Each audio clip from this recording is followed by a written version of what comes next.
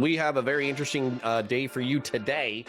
What we're going to be doing is, of course, continuing our coverage over the Ethan Klein versus Hasan PIKER Israel-Palestine / drama debate. What we'll also be doing is that we received an email criticism that highlighted some of my alleged inaccuracies in reporting regarding the right of return marches. And so we're going to go over some documentation to that first. Just because we might as well, I don't know, reply to the people who are stating that we're being inaccurate. We might as well try to be maximally accurate as possible. They might not like what I have to say, but we'll at least view it or review it, hopefully at least to address their criticism. Okay. Criticism. The IDF only shot to kill armed protesters. False. The IDF killed numerous peaceful protesters with live fire, including children. Okay, let's go ahead and address that. Good morning, Shadow 2 Bravo. Jonah Boy, good morning. Christian Vlares, good morning. So, yeah.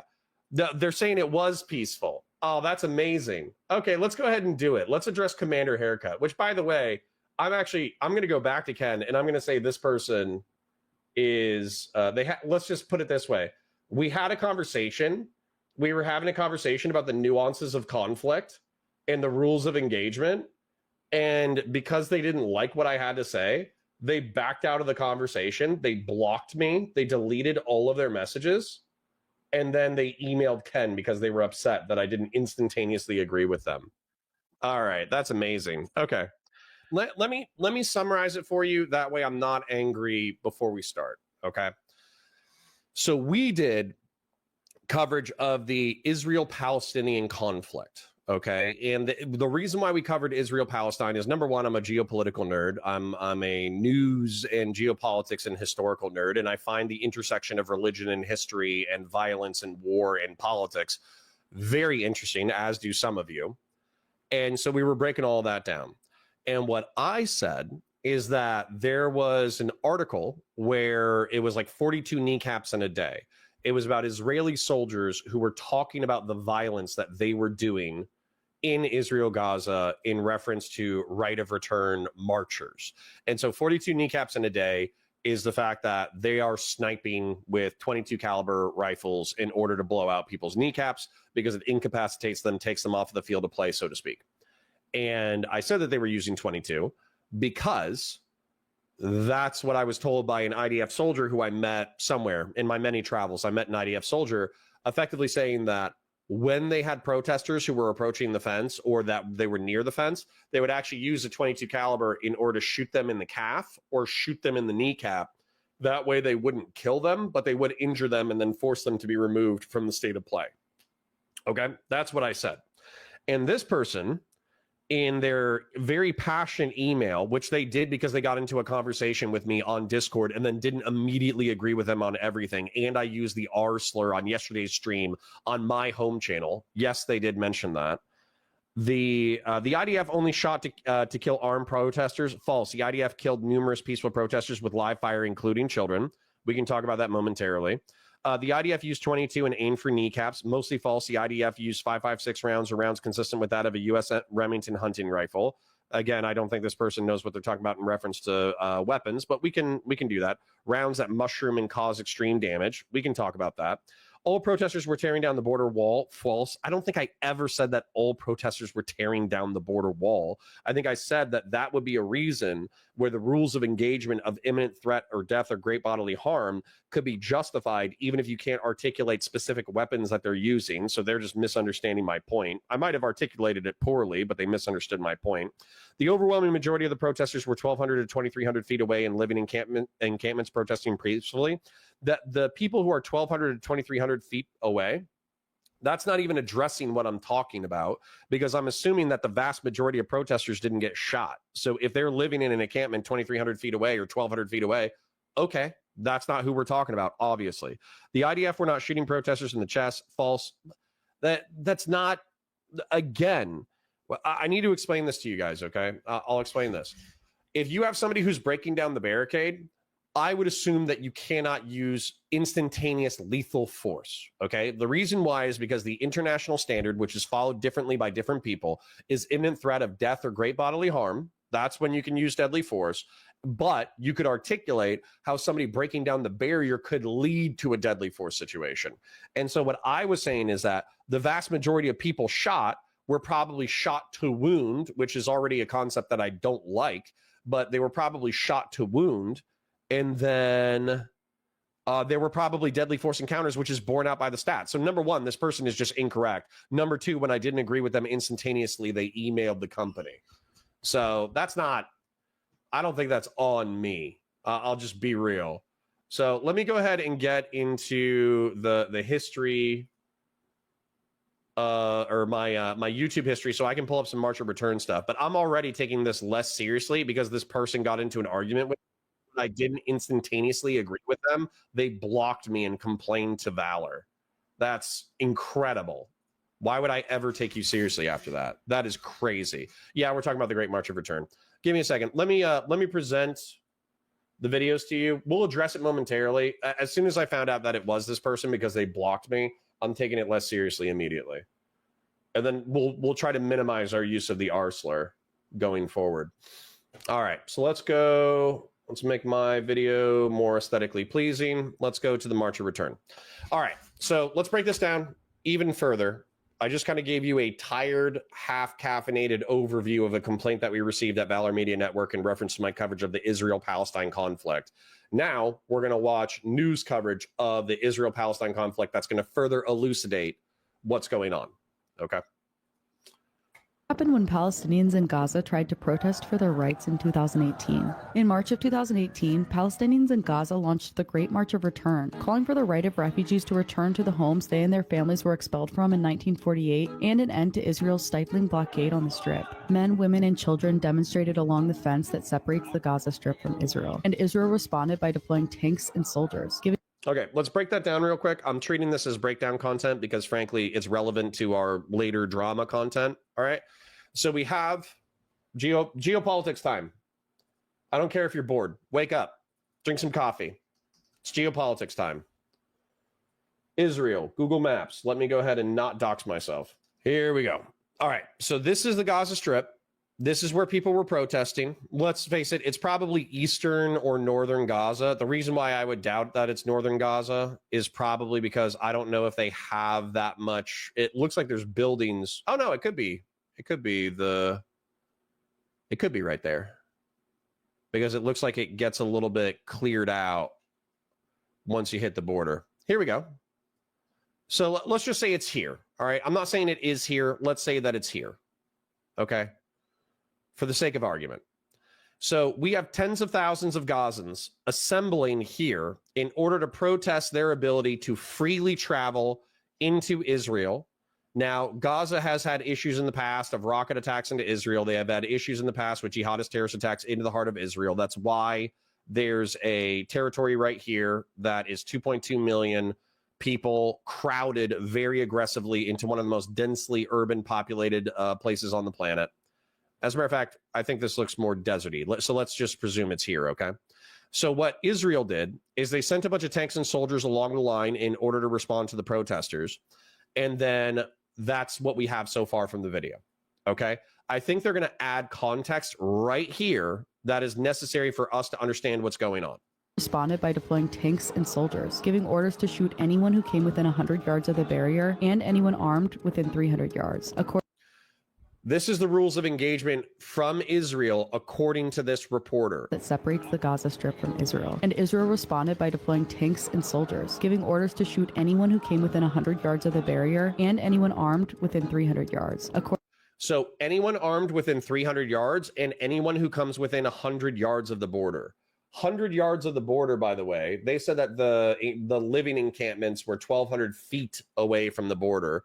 Pretty sure that like a meter or a foot, it's normally around like 2 or 3 feet, right? So let's just use 3 as like an average. So 300, as a matter of fact, let's be precise. Why not? Feet to a yard. Why not? We're getting one guide before we even start. In 1 yard, there's 3 feet. So I was right. So he's saying that they're living 1,200 feet away, which is 400 yards away. if anybody gets within 300 yards of the fence, they have a weapon, they're getting shot. By the way, I think that the weapons include slings and rocks. And then when it comes to if they literally I keep using literally, actually get within 100 yards of the fence, which is 300 feet, then they get shot. Okay, so let's go back to the complaint. The IDF only shot to kill armed protesters. False. The IDF killed numerous peaceful protesters with live fire, including children. He eliminated all the links that we were using during our conversation in our debate, but IDF killed children, right of return march. This is borne out by stats, by the way, so let's just read it. Muhammad, 35, and father of 3 from Bet Hainoun was shot with a live bullet in the leg during the Great March of Return demonstration on 30 March 2018. I went through 25 surgeries, but I'm still in pain, he told OCHA, as a result of his disability. Muhammad lost his job as a construction worker, and the economic situation on his family has began to deteriorate. My wife couldn't bear with my situation and with the poverty, so we got divorced. My life is nothing but misery. The GMR demonstrations in Gaza were suspended as of 2019. However, like Muhammad, thousands of wounded or traumatized people continue to suffer the consequences. To support their rehab and mitigate the impact on them and their families, humanitarian agencies have appealed to the U.S. for $13 million for a range of interventions during 2020. So far, only 19% of this amount was secured. Lack of funding is not the only impediment. Crowd control methods used by Israel during the Great March of Return have raised serious concerns about excessive use of force, compounded by a lack of effective investigations and accountability. Also of concern are indications that Hamas authorities have not done enough to protect children attending the demonstrations and prevent their exposure or risk of violence or instrumentalization for political action. As the GMR demonstrations or otherwise will resume in the future, it is critical that both authorities modify these policies. Since 30 March 2018, Palestinians have been holding, where's the stats? Israeli forces have responded to shooting tear gas canisters, some of them from drones, rubber bullets, and live ammunition, mostly snipers. As a result, 214 Palestinians, including 46 children, were killed, and 36,100, including nearly 8,800, have been injured. 1 in 5 of those injured, over 8,000, were hit by live ammunition. So this is already where I'm getting a little frustrated because this person doesn't like my coverage, but my coverage is backed up by the analysis of the stats, okay? There's 36,000 total injuries. Okay. 8,000 were hit by live ammunition. The IDF only shot to kill armed protesters. False. The IDF killed numerous peaceful protesters with live fire, including children. Okay. You and I watched on this channel 2 weeks ago, we watched Hamas doing training camps for 8-year-olds. Okay. So there are people 8 to 16 who are participating in these protests, and there are people 8 to 16 who are trained in violence. Also, when we're going to watch the videos, we're going to see people throwing rocks and burning tires at the IDF forces. And rocks, while statistically not likely to kill you, 200-mile-an-hour rocks can 100% kill you. So I'm not going to be surprised if this person thinks that rocks are unarmed, whereas I think rocks are armed. So I'm going to go ahead and move on and presume that based off of stats, we can say that Israel may have killed some peaceful protesters, and they indeed might have killed some children. But the IDF argumentation is going to be that they were following the rules of engagement, that they only shoot people who are within 100 yards of the fence line and armed people out to 300 yards. That's going to be their argumentation. And rocks are going to count as armaments. Number 2. The IDF used 22 and aimed for the kneecaps, mostly false. Okay, I don't care about this because I wasn't saying that they exclusively used 22 caliber. I'm saying that that's what they used in order to shoot people in the calves and the knees. And I was reporting about what I was told by an IDF soldier, not a general ROE across the entirety of the conflict. That's crazy that you thought it was an entire ROE across the entirety of the conflict. The IDF used 5.56 rounds. That's their general issue rounds. Consistent with that of the U.S. Huntington hunting rifle. You don't know what you're talking about in reference to guns. That's okay. Rounds that mushroom and cause extreme damage. They cause intermediate damage, which is fine. They don't know anything about guns. It's okay. All protesters were tearing down the border wall. False. Okay. What we learned today is that they were shot if they came within 100 yards of the border wall, regardless of whether or not they were breaking it down. Okay. That's a detail that we added it to it. The overwhelming majority of the protesters were 1,200 to 2,300 feet away and living in encampments protesting peacefully. That's borne out by the statistics as well. The IDF were not shooting protesters in the chest. False, there were reports and records of unarmed protesters being shot and killed through rounds into the chest. Okay, Gazans are going to report it differently. So you're frustrated that I'm reporting it from a Israeli sympathetic perspective and you have a Palestinian sympathetic perspective, and you don't like that I use the R slur. Okay, let's watch these videos for the sake of completion, but then let's move into the content, because frankly, this has very quickly become a nothing burger for me. According to the New York Times, which cited an Israeli report from the time, over 21 months of demonstrations, 214 Palestinians were killed, including 46 children, according to the United Nations. Okay, and by the way, when I read the 46 children, I guarantee you, let's say that there's an 8-year-old that's killed. Horrible, horrifying, disgusting, okay? Let's say that that 8-year-old is, dragging tires, throwing rocks, all that kind of stuff. Are they technically with an ROE? Yes. Is it gross to shoot a kid and actually kill them? Yes. However, when I was reading the stories, oftentimes when it came to the 46 children, even in the articles that person gave me, the age listed was like 16, 18, 15. And I'm not saying that makes it like good. Of course it's not good, but I am saying that there's a huge difference between an 18-year-old and a 15-year-old, okay? When it comes to physical capacity.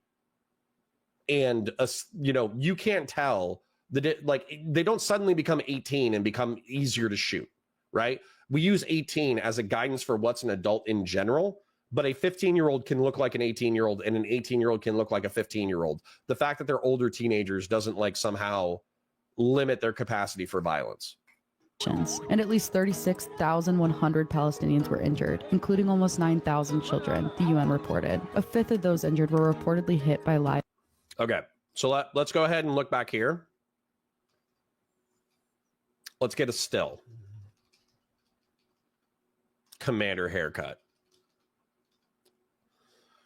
9,000 children. Okay, so right here, we have tires burning. And this kid is probably 10 or 12 right here. And they have a sling with a rock. You're showing me exactly what I'm arguing about. Okay, so the Palestinians within 300 yards of the border fence have brought tires, they set them on fire, and they're flinging rocks into Israel in the hopes of hitting an IDF soldier. Look at that. 1, 2, 3. So these are armed people within 300 yards of the fence. Now, the chances of them killing someone are very low. There was only one Israeli soldier that was killed, and there was 8 or 10 wounded. But that doesn't change the fact of what they're trying to do. They're trying to hurt or kill people in this picture, and these look like 10-year-olds and 12-year-olds. These are children. They are within 300 yards of the fence. They are throwing rocks at 200 miles an hour using slings. So you're showing me exactly what we're talking about.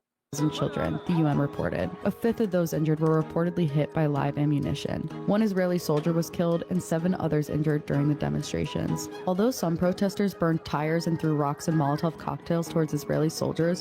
Yeah, this is probably like a 15-year-old or a 16-year-old. We have a 16-year-old right here, so he's classified as a child. He's throwing a rock at 200 miles an hour at an Israeli soldier. Whether or not he's going to hit, he's probably not going to hit. Let's be real. The Israelis are in cover behind berms with sandbags, with guns. So the chances of this rock actually injuring or they'll injure an Israeli soldier. They're not going to kill an Israeli soldier. Probably. They got one lucky shot that killed one Israeli soldier. But this is lethal force. This is an armed person within 300 yards of the fence line. Per ROE, you can shoot this person. Whether or not you agree with that ROE is up to you. Videos and eyewitness testimonies indicated that Israeli soldiers shot at unarmed protesters, observers, journalists, and health workers roughly 165 to 440 yards from the fence, a distance that meant they were not a threat. The UN published a report. Not a threat is not true. Now, you can say that if they're unarmed at 440 yards, which again, I don't know the specifics of these stories, but let's say that there's an armed person with a rifle at 440 yards, that person absolutely 100% can be a threat at that distance. The AK-47, which is like the most popular rifle amongst insurgent forces in the Middle East and North Africa. The 7.62 by 39 round is only accurate on a point target out to 200 yards, or at least that's my lore. But the round itself can still reach out substantively further than that and injure and kill people. The UN published a report in 2019 saying it believed Israeli soldiers committed violations of international human rights and humanitarian law and called on Israel to investigate. Israel did not investigate the killings. So what led to these demonstrations? At the time, the 141 square mile Gaza Strip was home to almost 2 million people, a number that has grown slightly in the years since. Most of the inhabitants of Gaza, one of the most densely populated areas in the world, are refugees. Because of the Israeli blockade established in 2007 when Hamas took control of the Strip, Palestinians aren't allowed to leave except in rare cases. The blockade has also devastated the economy there, as Israel strictly limits imports and exports. According to the World Bank, more than 50% of people in Gaza live in poverty, and the Strip is one of the world's highest unemployment rates at 45%, leaving the region dependent on international aid. War has wreaked havoc on Gaza as well. From December of 2008 through 2014, Israel launched 3 major military operations there, killing nearly 4,200 Palestinians and injuring more than 19,000. About 43 Israelis were killed in Gaza and 31 injured over the same time period, most of whom were soldiers. For those living in Gaza, life was a nightmare. And though protesters didn't achieve their goals with the Great March of Return, they did garner national attention for the humanitarian crisis there. Diana Boutou, a Palestinian human rights lawyer, commented on the matter, saying, "This is beginning to shed a little bit of light and open a door for people to open their..." And by the way, this is fine. If you don't like my perspectives, that's fine. Plenty of people don't like my perspectives. All right. So let's be real. I'm going to try to summarize this. Obviously, I'm waking up. Obviously, I'm a little bit frustrated. Obviously, I'm a little bit annoyed with that person. Okay. I guarantee you it's Commander Haircut. Okay. So let's think about what's happening. And I'll address any complaints or criticisms in chat.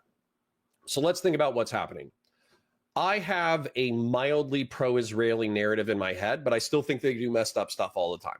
All right. So my criticisms are insufficiently hyperbolic or insufficiently aggressive towards Israel in reference to Commander Haircut's perspective.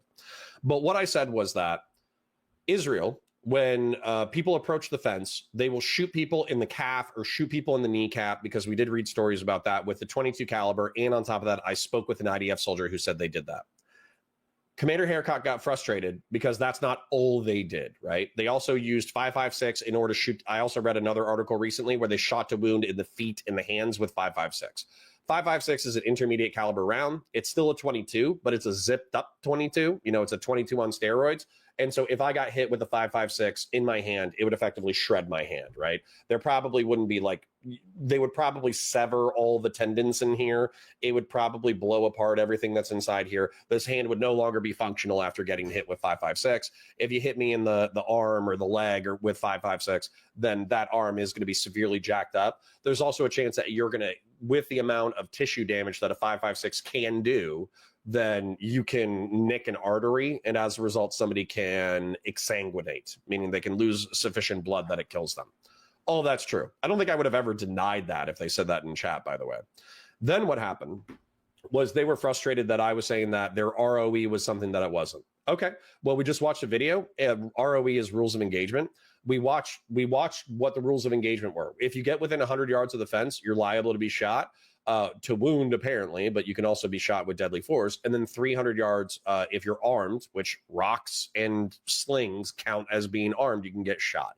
Even in the video that we were watching, there were kids who were throwing rocks using slings. And let's see, I'm going to show you, just because it's interesting. Slings, while statistically unlikely to be effective against Israeli forces crouched behind a berm and rocks, they can be like not prehistoric, but the damage a sling can do. They can be accurate. They can be extremely dangerous. And so that, you know, it would be considered armed. Now, whether or not you agree with the fact that they should be considered armed, take that up with Israel. That's not me. Okay. So let's go ahead and take a look at this. Just because I want to show you what a sling can do. Okay. This is a professional rock slinger, Azogu, and he's really accurate. Azogu spends hours practicing his skills on objects like melons and sometimes even obliterates oranges against rocks. Now I see why Goliath didn't survive. This is a professional. So let's talk about the ancient warriors, the Balearic slingers. Slingers of old hailed from the Balearic Islands in Greece. They trained from youth. And there's even an old story that basically goes, in order to eat their bread, they had to hit it first with a stone. They were coveted as mercenaries, and when the Romans came to try and subjugate them, there's even stories that the Romans were getting their boats sunk by these slingers. Slings are split pouch, so as opposed to the hammock in the back, they had a split. Slings themselves were generally made out of jute twine, and you can see on this frayed one here, this is a 54-strand sling. They generally carried 3 different slings of different varying lengths. The sling, the more distance, the more power you can get out of it. They could throw 10 to 15 a minute, and they could go well outside the range of a bow, up to 300 to 400 yards. So they could throw a rock well over 100 miles an hour. Force has been compared to that of a modern firearm. Or what do you need to act yourself out as a warrior in history? Well, you need some string, a rock, and a ton of practice. So let's go up to 3. So this is just cool, by the way, because I think growing up, in my opinion, I was raised with the story of David and Goliath, right? So you have David, the future king of Israel. He's a wussy. He's a little boy. He doesn't know what to do. He's going to go face off against Goliath because everybody in Israel is too cowardly to face a giant Philistine man. And, the king Solomon or Saul, or I always mix up the names. But the point is the king gives him armor, and then David ultimately says it's too heavy and he doesn't think he's going to be able to use it. So he just goes into battle with a sling. And so Goliath, this massive warrior, covered in armor and plate and all that kind of stuff, David just puts a rock into his eye and kills him with a sling. Right. So we have this perspective of David and Goliath. We use it as a temporary device of the professional bad A warrior who is absolutely going to slaughter this tiny little unarmed boy. But then the unarmed boy kills the traditional warrior through freak chance and the aid of God with a sling. But that's not entirely true. If we look at this damage that the sling is actually capable of, 300 to 400 yards, they could throw a rock. So I'm actually going to reduce the volume, but look at what a sling can do. Now, I'm not saying that this makes everything that Israel does justified. That's not what I'm saying. What I am saying is this could be considered deadly force. Bear in mind that deadly force is articulated internationally as imminent threat of death or great bodily harm. Well over 100 miles an hour. 120 miles an hour. But take a look at what it does to a skull and take a look at what it does to cinder block. Boom. If you fracture, this person might not be dead. Okay? But take a look at what it does to the skull. That of a modern firearm. Boom. That's a fractured orbital socket. That's a fractured skull. And that's skull fragments going into the brain. That 100% you in a coma. That could cause permanent brain damage. That absolutely could kill you. Do you need to act yourself out as a warrior in history? Well, and then watch what it does to the cinder block. A rock and a ton. Not that one. This one. Boom. So right through the cinder block. So anyways, I don't like it. I'm just going to tell you, I'm going to be straight up. We're going to move into the segment now.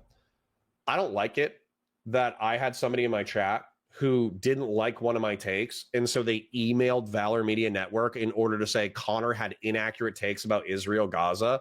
I would so much prefer it that you fight it out with me in chat, which, by the way, I invite. If you don't call me a piece of garbage, if you don't use slurs against me, if you don't use a whole bunch of profanity, if you actually present argumentation, I'll argue with you. But me disagreeing with you is not me being wrong. You could be wrong. And as a matter of fact, I think demonstrably that person was not, for all of the criticisms of the lack of nuance that I injected into the conversation, I could point to half a dozen elements where that person was not injecting a level of nuance into the conversation. So that's enough for the one guy. I hope that you've watched the previous installment, but in case you haven't, this is Ethan Klein. Ethan Klein is a Jewish gentleman who's married to an Israeli woman, and he is sympathetic to Israel while still very critical of Israel. He used to do a leftist podcast with a gentleman by the name of Hasan PIKER, who is a Turkish descended gentleman who is incredibly sympathetic to the Palestinian cause to the point that he sweeps for terrorist organizations, which has frustrated a lot of people, including me. They are both wildly popular content creators. It is one of the biggest debates of the year. And so that's why we're going to watch it, pause every few minutes, and break it down. So without further ado, let's get it started. Okay, Ethan. You're delusional. You featured Destiny's podcast. I said he discovered the IP ban. Is that not true? I said Dan Saltman discovered the out of context. I'm going to fast forward the Destiny argumentation. And for those of you who don't know, there's a gentleman that I am kind of associated with. His name is Stephen Bennell. He's a famous streamer named Destiny. He does do some very shisty things when it comes to his personal sexual conduct. However, he is a very smart, intelligent debater. So he is a controversial figure that Hasan PIKER has accused Ethan Klein of being friendly with, which he's using as a vector of attack against Ethan Klein. I don't care about that. I think it's a poorly made argument. I think it's inconsequential to the debate. And so as a result, I just skipped 2 minutes so we can actually get into the next topic. Absolutely not. Compilation of a 2-hour sequence of out of context clips. You want to do this? What's out of context? Okay. Name one thing. Go ahead, read the chat. Someone will send you on Discord. No. I have it readily available. Well, I'll wait. One of the major points that you made that I've seen through other people's coverage of it so far is that I deny rapes happening on October 7. There we go. Okay. That I deny rapes happening on October 7. There's a clip of you when you first encounter that statement where you are actually understanding of my position until your wife stops you and says, that's inappropriate. You literally say, oh, he's saying the likelihood of rapes happening does not justify genocide, which you agree a genocide is happening. Uncontested. Ever since then, though, months later, you still chose Her to name use is that Hila, by clip the way, that is Hasan. 14 I don't seconds know long why out you of referred to her context. as my wife. I find that a little chauvinistic, frankly. You know who she is. You know her well. You've begged for Teddy Fresh from her many times. So, like, yeah, you know who she is. You've written her emails Hila. asking for clothing. Her name is Hila. Mm-hmm. I mean, so yeah, why don't you say fine. that? Who goes, oh, your wife? Like, she's not. She has no. She's just like, oh. I wasn't. Can you respond to what I was saying? Yes, absolutely. With great pleasure, I will respond. Why is it that you Hasan, initially understood that was the full one context until Hila stopped you Very and good. said, He said it. no.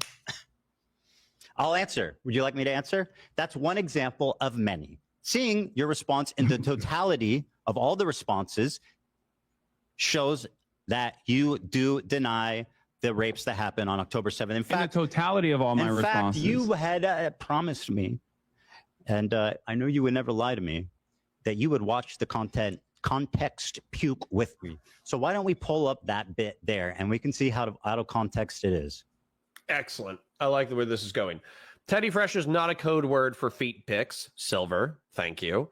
Teddy Fresh is Hila Klein. Ethan Klein is married to an Israeli woman by the name of Hila Klein. I think Ethan has dual citizenship. I don't know whether or not Hila has dual citizenship, but she has a business in the United States called Teddy Fresh, and it's actually a semi-popular clothing line that does very well. Mr. Bombastic says it's a clothing line. Yep, exactly. So no, it's not a dog whistle. Boom. Do it. Great. Someone pulling that, Dan? How you doing? I'm waiting for the link. You good? Am I? Oh yeah, I'm great. I don't think this is going the way you perceived it to be going. But Sure. I mean, you're reading your chat. Do you think that's the I'll most be honest accurate with way you. to... I was thinking about being a lot more stern initially, but this has turned into the last conversation that we had where I am trying to gently nudge you in the direction of sanity. Ethan, I want you to really understand. You're crazy. You're crashing out. You're hallucinating, my friend. Come sit over here. You know what I mean? Don't ignore the swastika. Ignore the accusations of working with the ADL with no credibility. Ignore the tier list with fucking Ben Shapiro and Ethan. Come sit here. You're hallucinating. Oh, thank you so much for, you know what? Thank you, Hasan. That's so kind of you. His anger is totally justified, by the way. And just summarizing this for people who haven't watched part one, effectively, there was a hit piece that was conducted on Ethan Klein by a third party called iDubbbz. Hasan, PIKER, Denims, Frogan, and a guy named Shonda Black all participated as supporting characters in that hit piece video. In that, the promotions for that hit piece video, iDubbbz held a sword that has a manji symbol as a part of the hilt, and the manji is just an inverted swastika. So clearly, in my opinion, 100%, that was done to trigger. I don't think that they're like genocidal, like they actually want to kill old Jews or whatever. I don't think they're actual Nazis, but I think it was done as a dog whistle, so the people who are fervently anti-Zionist could be like, ah, ha, ha, ha, that's pretty funny. And then also, I think it was done to trigger Ethan Klein, to piss him off that they're using effectively a swastika in promotional material for a hit piece against them, which, by the way, is just vile. It's just anti-Semitic. You can have whatever opinions you want on the Israel-Palestine conflict and still admit that that's anti-Semitism. The other example of anti-Semitism that they engaged in is that there was a panel on who can say the word Habibi. Habibi means like sweetheart in Arabic, I believe. And the tiers were Arab coded, ask permission to say it, thinks it's a slur, and then love Sabra. Now, love Sabra hummus might not sound that offensive because Sabra is a very mid hummus brand. It's very broadly produced and it's not that high quality. Even people who like it are still like, yeah, it's mid for hummus, right?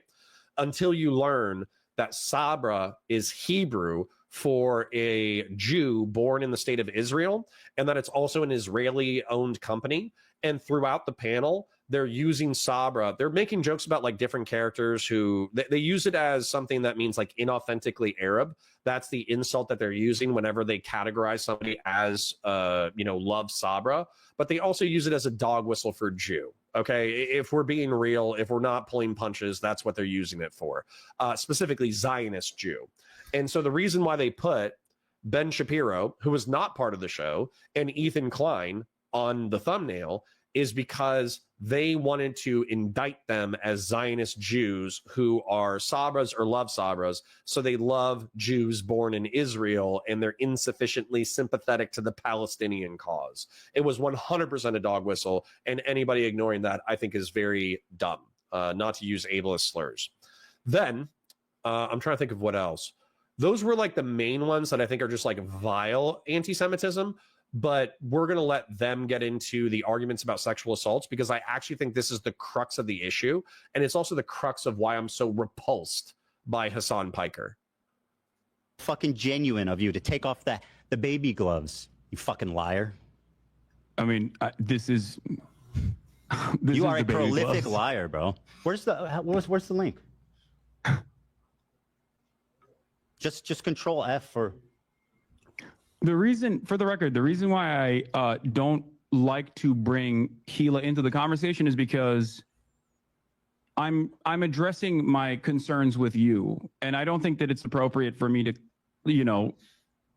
extend the lens of criticism. I mean, that's a little silly people. Considering you're like, well, actually, it was Hila who influenced your opinion, the evil IDF lady.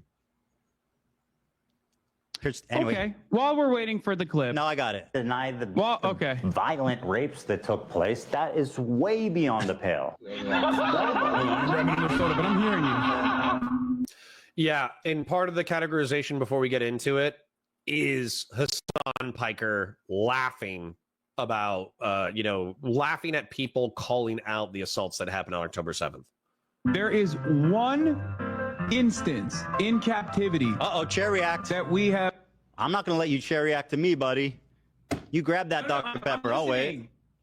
No, I said I'm listening to you. Don't worry. I was just grabbing another soda. Go ahead. On the pale. There is one instance in captivity. Put a Hamas headband on me? I sure did. Instance in captivity that we have actually gotten verifiable evidence on. Beyond that, the systematized mass rapes that Hamas dealt on October 7, not a single bit of that has been verified. And people still run with it over and over and over again. Many young people who are simply attending a music festival Women were horribly raped. I can't see myself, by the way, As if you're I showing said, my there- right. Giggling. You're Israel giggling. has It's so a right, funny. Has a right to Right. This is, sorry, I'm going to pause it because I am going to get worked up about this. Even if you believe, so this is the argument, okay?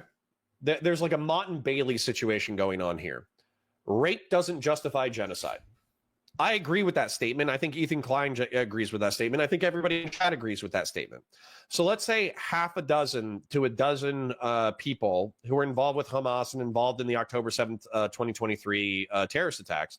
Let's say that they committed sexual assault on October 7th or on women, who were held in captivity after the attack. Okay. Why? He's saying that because it's not systemic, he thinks that rape doesn't justify genocide. Okay, we agree with you. Then also, he thinks that there's insufficient evidence to justify the systemic narrative. Potentially, we should analyze the evidence that's actually available. But why would somebody bringing up sexual assault during a terrorist attack make you smirk and giggle? Like, that's the kind of disconnection from reality that is infuriating to me. And then not just that, I want to bring this up in the context of getting one guide earlier. How do you, as a lefty, a progressive, a leftist, a Democrat, how do you hear me using ableist slurs and being hyperbolic and disagreeing with me slightly on the rules of engagement about the IDF in the Israel-Palestine conflict? How do you hear that and get upset, but you don't hear this and get infinitely more infuriated? to defend No, I'm not itself. giggling. I'm Sure serious, are. dude. Bro, what rapes did Hamas do? What are you talking What about? rapes did Hamas do? Yep. Anti-Semitism account that considered me to be anti-Semite of the week has also been hallucinating rapes once again, doing rape fantasies once again because they're fucking mentally ill. Hamas has You know that- committed. That's something you go to a lot. You notice that? Call What? people mentally ill. Find that odd. Probably should revise that. I don't know if that's kosher for leftist values. Horrific acts Yeah, I'm of not sexual exactly violence. And I'm not exactly doing a lot of stuff that's kosher for leftist values in okay. general. But I don't really. So you have no problem weaponizing mental health. I Yeah, don't. when someone is hallucinating, I think it's appropriate to say that. By your Yeah. authority, I will decide who's hallucinating. Hasan.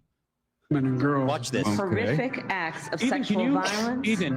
And took Hasan, I am so sorry. You promised that we would watch this. I pulled it up. Now sit silently and enjoy. Okay, but I got the Hamas point. You're has saying that committed like horrific you're acts showing of clips sexual of me. violence You're showing clips of and me took saying that Women and someone girls, is. men and boys Wait, what? slaughtered after enduring sexual violence.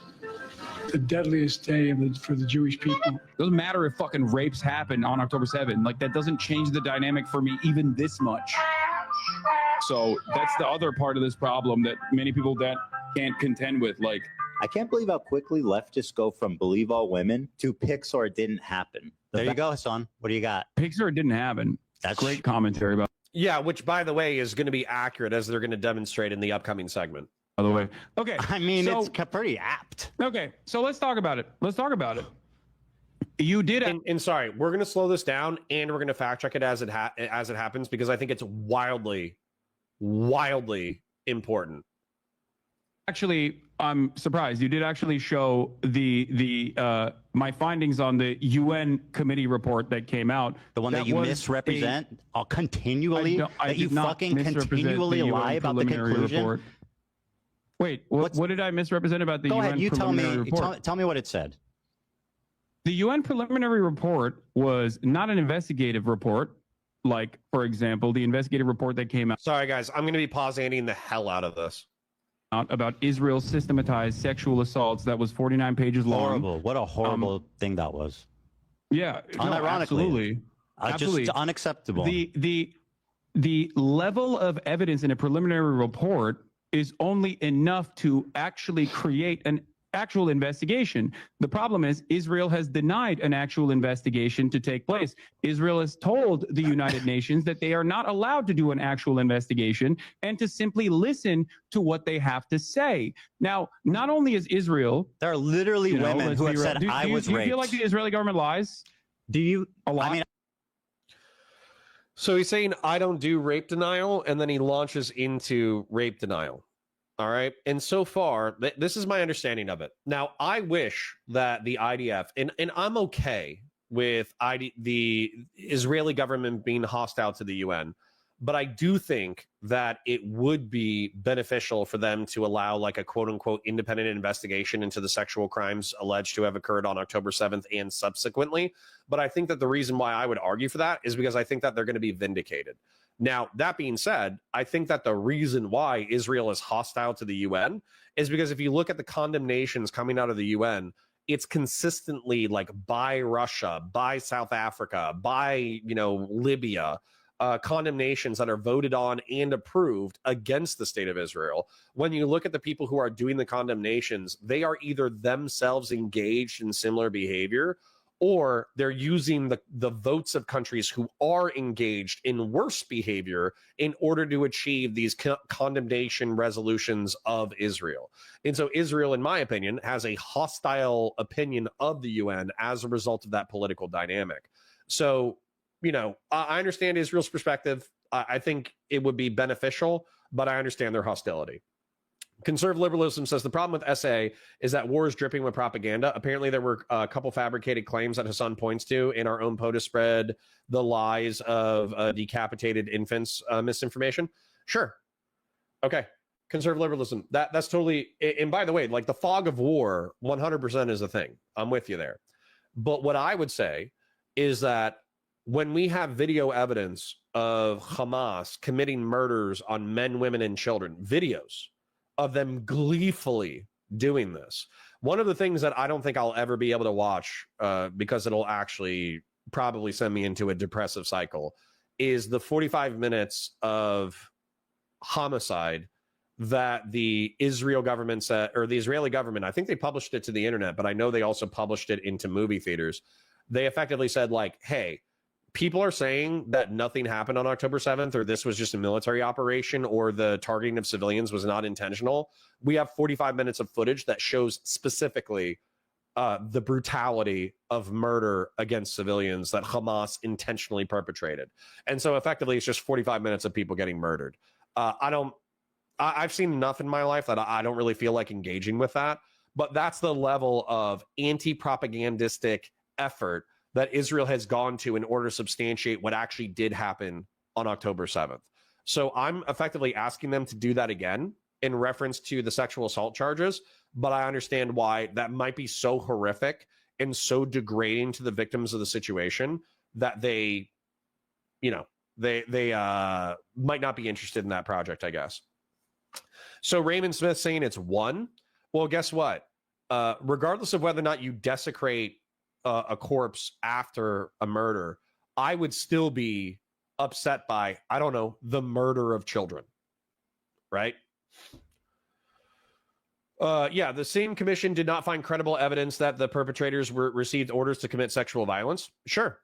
But if they didn't receive explicit orders in order to commit acts of sexual violence, does that not mean that there were dozens of people who took advantage of the situation in order to commit acts of sexual violence? Were they punished afterwards? Were they dragged out by Hamas and punished for their crimes? Or were they valorized, lionized as warriors of the holy cause of Palestinian resistance? Right?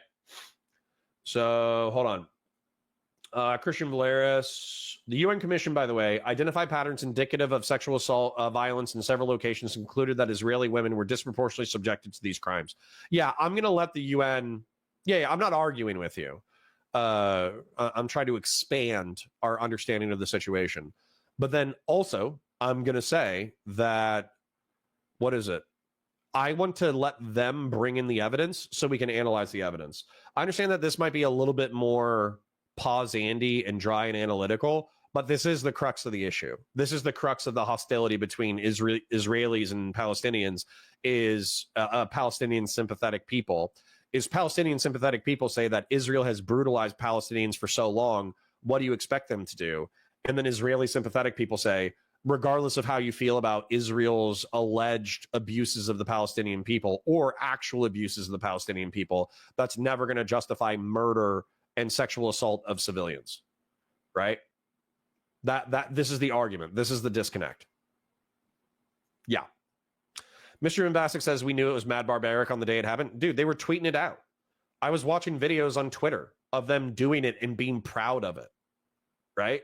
So for them to just kind of say like, oh yeah, it wasn't as bad as you thought it was. It's like, no, what? It was exactly as bad as I think it is. I watched it. I saw it. We all saw Hamas fighters proudly committing unjustified murder against civilians and kidnapping civilians on the day of. Crazy that there's people who are willing to sweep for them as an organization. And all governments lie. I'm not going to defend Israel. Though. I agree. You said, I agree. You said, but you Israel, said there's Israel women that certainly come lies out and a said lot, I right? was raped. What? There are women on the record, on video, saying I was raped. Like you're saying, you're saying there are multiple women that are on the record saying I was raped. Correct. There is, as far as I understand, one instance in captivity. As far as you understand, because you don't give a fuck about the real directed by Hamas. And by the way, this is all in the context of like 1,000 civilians getting gunned down. So the lack of respect paid to the topic is frustrating for me as well. And the person that they're talking about is Amit Susanna. I'm going to pull her up real quick just because I think it's worthy of knowing that she exists whenever you get into arguments with schizophrenics on Twitter. So Amit Susanna is a woman who was kidnapped. She fought her captors and she was assaulted, I think is the polite way to put it, while in captivity. So this is the one woman who has come forward that Hasan is talking about, where she said, yes, I was kidnapped, I was assaulted, this is what happened to me, etc. And crazily enough, there's footage, I think, of her being taken. I know this is harrowing, so if this isn't for you, I totally understand, but I think it's important to look these things dead on. You can actually see her. This is her getting dragged away by a dozen militant, like a half dozen militants. Watch this. And she's fighting them while she's getting kidnapped. She's like trying to drag herself away. She's trying to become kind of dead weight, but they just keep dragging her into Gaza. Right? And so they pick her up. Look at this. They're carrying her like an animal, like a hunting trophy. Right? This isn't a human being. This is cattle. This is like a devil that they've captured.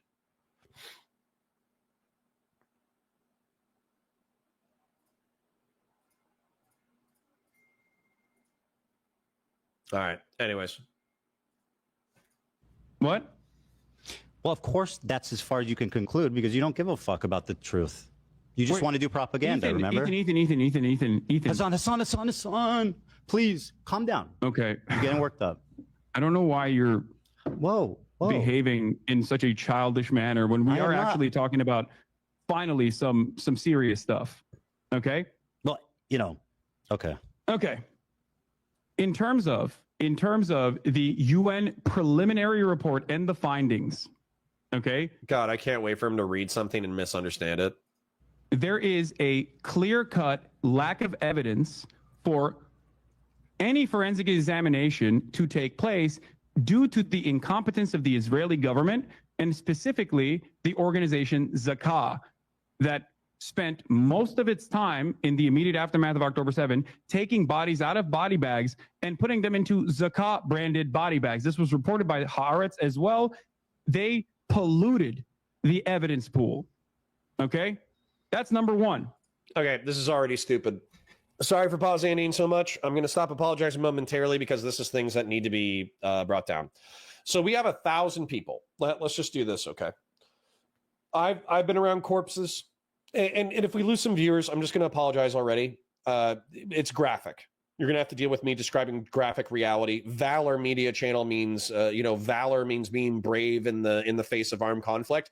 We need to be brave in the face of disgusting things that are a part of our world that are serious and important. Okay. You have 1,000 corpses as the result of a terrorist attack. There are men, women, and children who have been slaughtered and burned. And there are substantive amounts of people who had gasoline poured on their genitals and then them set on fire. That's part of the report. Okay.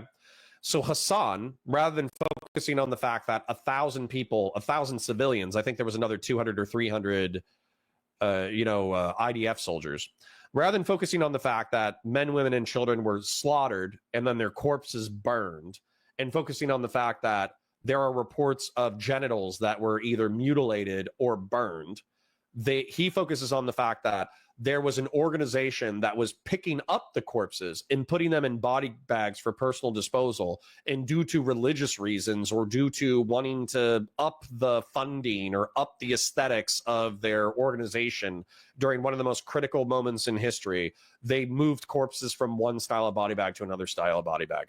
Now, let's, you know what? We're going to dig into it. We have to. Because this guy is such a lying piece of garbage that I don't trust a single thing he says. Body bags switch issue. And then he's saying that because these people moved corpses from one style of body bag to another style of body bag, that's polluted the investigation. Let's see how true this is. Volunteers who worked alongside Zakah accused members of creating promotional content, inventing stories, and mishandling bodies in PR push. Okay. Zakah volunteers who were dealing with victims of Hamas's October 7th attack on southern Israel created promotional content while on the job, invented horrific stories, and mishandled bodies as a part of a PR campaign, according to reports by the Haaretz Daily last week. Though I'm going to check the original, I think. I don't want commentary from the original. Death and donations. Did the Israeli volunteer group handling the dead of October 7th exploit its role? The Zakah volunteer group began collecting bodies in the devastated blah, blah, blah, blah, blah. An investigation releases cases of negligence, misinformation, and a fundraising campaign that used the dead as props. Close ad. A group of people sit around a plastic table, taking shelter under the branches of a tree on a hot day. The atmosphere is relaxed and the conversation flows. Some smoke cigarettes while others sip soft drinks and nibble snacks. Only for $1. You're going to pay? You're going to paywall me? God, this is so frustrating. Are you serious? It's like the original source paywalls me, so I have to go back. Well, at least it's the Times of Israel, I guess. I guess they would probably have a pro-Israeli bias, right? This, though the Home Front Command has a unit tasked with dealing with victims of terrorism and fallen soldiers, its soldiers told Haaretz that the job was given to Zakah. The soldiers were called up immediately, but were held back for the first week of the attack. They were put to work from the second week on the war, but were allowed to clear bodies of slain soldiers on bases that were targeted by Hamas. The unit soldiers, as well as volunteers from other organizations, accused Zakah volunteers of spreading stories of horrors that didn't happen, releasing sensitive and graphic photos to shock people into donating, and being unprofessional in a bid for screen time.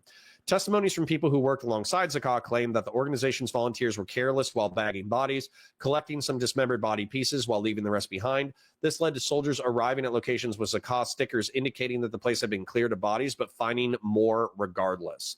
A volunteer from a different organization told Haaretz that Zakah also double-wrapped bodies in its own bags after they had already been placed in IDF or other organizations' bags, creating a mess at headquarters when bodies were placed in the wrong sections. Zakah claimed this was only done when there was something wrong with the first bag, but the IDF told Haaretz it had no problems with the bags it had used.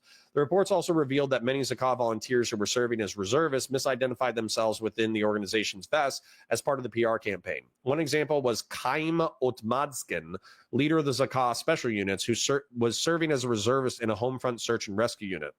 Otzmatskin was accused by multiple other volunteers of creating promotional content on the job, blocking other organizations' volunteers from getting to where they needed, and using his influence with the home front to make certain scenes exclusively to Zakah.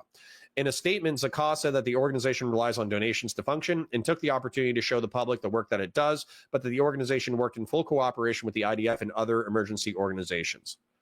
Okay. So the accusation is that a volunteer association, let's find out what Zakah is first. What is Zakah? Israel.